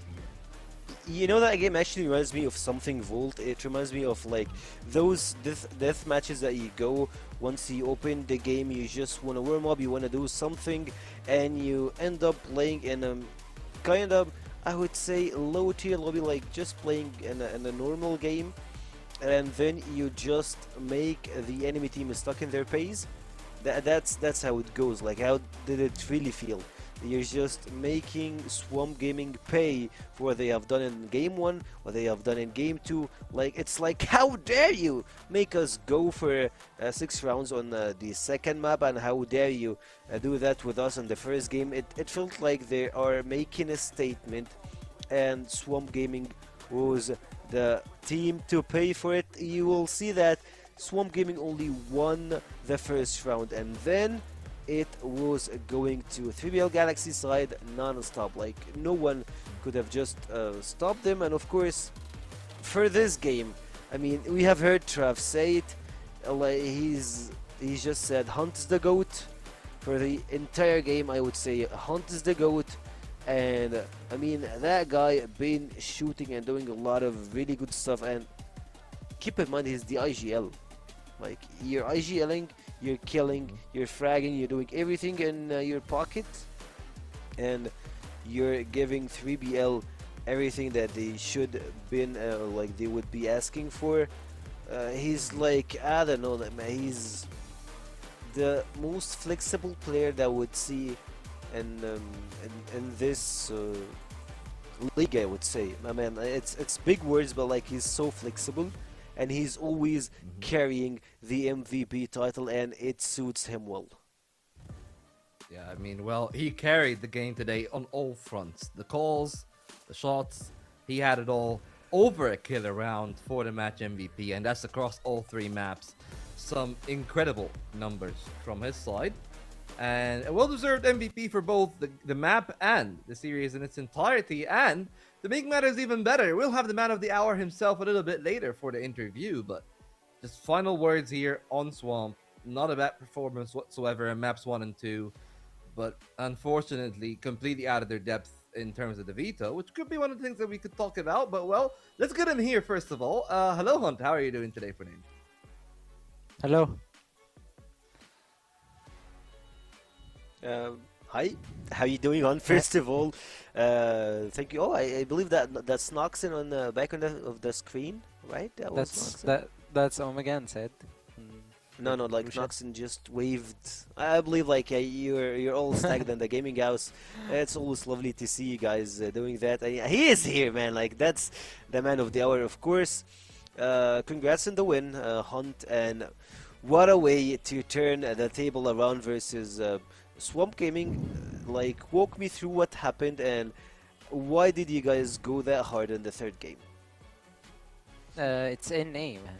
We can't stay. Like if we hold, we lose. It's NA. We have to push literally to their base to win the game.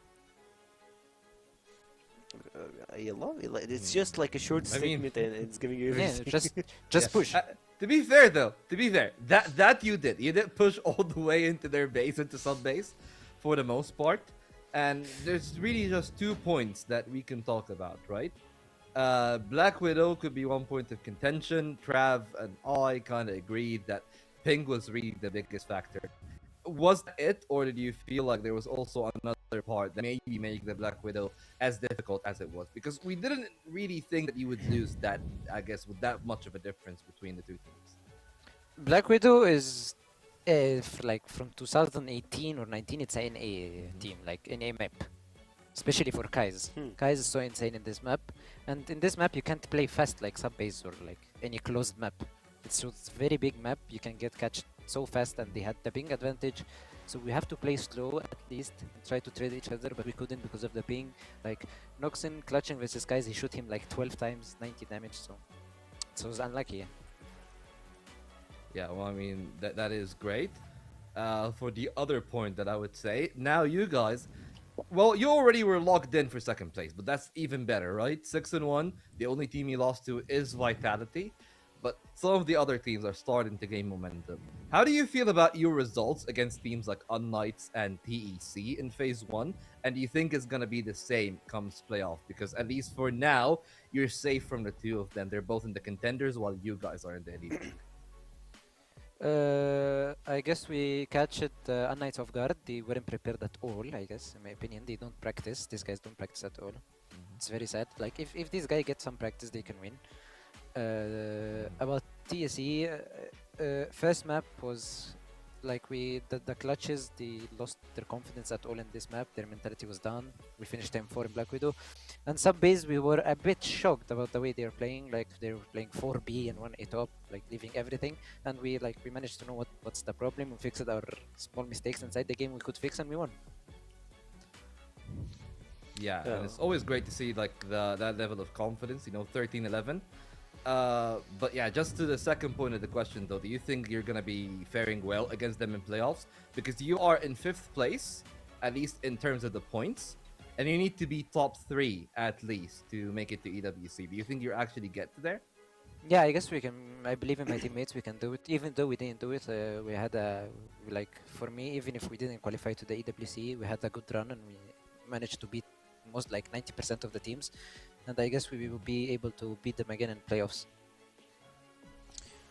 Of course, that's something we would love to see. Of course, a team like 3BL Galaxy, you have I would say most of the audience didn't expect you to be here, but they are all rooting for you after what happened. But for me, I have another question, and it goes towards your face-off, or at least your games versus Nemesis. We had an early interview with one of the boys, and they said they can't wait to play against you, and of course, playoffs, and of course in phase 2 to drop you down, since they say, quote unquote, that they weren't prepared for the first week of the season, and they are here to just throw you down under the bus. So do you have any comments on what they said?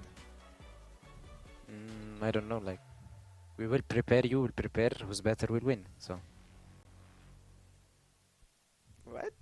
I mean, we'll see how it goes. We'll see how, like, do you expect anything for this map, or like for this face-off, since I believe they are aiming for you guys as like your place, your spot.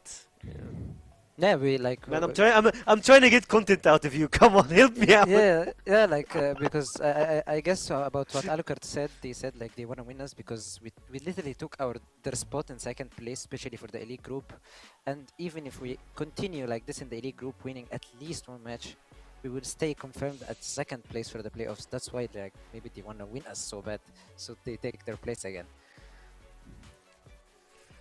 Right, man, he will just stay humble, of course. Thank you, man, for this interview. Thank you for your time. He's just like, yeah, he's been media trained before. I believe that he got that training before, so that's why he's saving everything. But of course, the desk needs to stay intact after all, okay? No, we talking about this earlier. But actually, I just want to close it that way. Hunt, you know, do you have any last words to, well, the fans of 3BL, I guess you in particular, and the organization have been through a lot of turbulence. So do you have any words for the organizations, the fans, your fellow players? The stage is yours. Thanks for the anything fans for cheering for us. Thanks for the fans for cheering for us and believing that we can win. And thanks for our organization for changing a lot of things that was bad in the first season and would affect us. They did all their best. And thanks for my teammates for the hard work, and especially for Yask, our coach. of course, thank you, and of course, thank you for this interview. Thank you for your time. Congrats on the win, and of course, can't wait to see you in phase 2. Can see you too. Bye. Bye, see ya. And I love those guys. I mean, this guy got media trained before. That's why we had this conversation early. So we'll get it over with, man. You want to get through so the media training. I see. That's yeah, sometimes I need to. I need it so hard. Like sometimes my thumb just slips and says something that I will regret lately. Like, yeah, anyways, we'll get into our standings here as we will see that Nemesis will get the 3rd spot and Ubis will drop down, even though they have the same score. But the difference in the face-offs, face-off between those two teams in maps, I think, right? I see like set difference of 1, so it's probably that. Oh. Wait, is it in maps or face-off? I believe it's... Yeah. No, it's maps, because there's a set difference between the two sides. Like, Anubis are 0 in set difference, but Nemesis got a 1 above them. I think it's just because Anubis is a team that gets a lot of 2-1s, right? They had a 2-1 against TEC. They lost 2-0 to 3BL. And that's probably also one of the other difference makers that Nemesis were able to make it a competitive game. When it came against 3BL, even if it was also a 2-0. But in any case, the rest of the standings is as follows for the contenders group now. We are also locked for the other 4 teams. That will be TEC and unKnights as the 2 surprises. And I guess no questions there for Imperium and Swamp. The only thing that is the real difference maker here is that unKnights are actually in 7th place. Even with the games today, Imperium are ahead of them, if I'm not mistaken, and that leaves Swamp dead last. Honestly speaking, like it's really good to see a healthy scale of the competition, that even the team that is in quote-unquote last place can still pose a threat. And I'm intrigued to see how they're gonna go and do in the NA regionals and how they're gonna do in NA. But at least for now, the league is in a flurry, right? Like we have seen absolutely everything from those 2 teams. And we'll be starting off by separating everyone in parts. 3BL Vitality, a rematch for the only loss for 3BL in phase 1. And then Nemesis taking on Anubis for another one of those shockers. Nemesis, again, as they said, didn't really come that prepared into the initial phase. ended up winning 2-1 against Anubis in a pretty close affair. Maybe Anubis won their own revenge, and TEC will be having a repeat of today's matchup against the Imperium as the finale for day 10 and our very first day of Phase 2. And that day will be pretty important, especially for the last match. When you get like another win, will help TEC to be closer and closer into having their place in playoffs. But of course, this is it for Phase 1. It's always lovely to be with you, Volt, and of course, I loved having our casters, everyone that was part of the broadcast. I believe that we did a really great job, and of course, our production team, they're always being late. They're not always being late. They always work late hours. They always work late hours.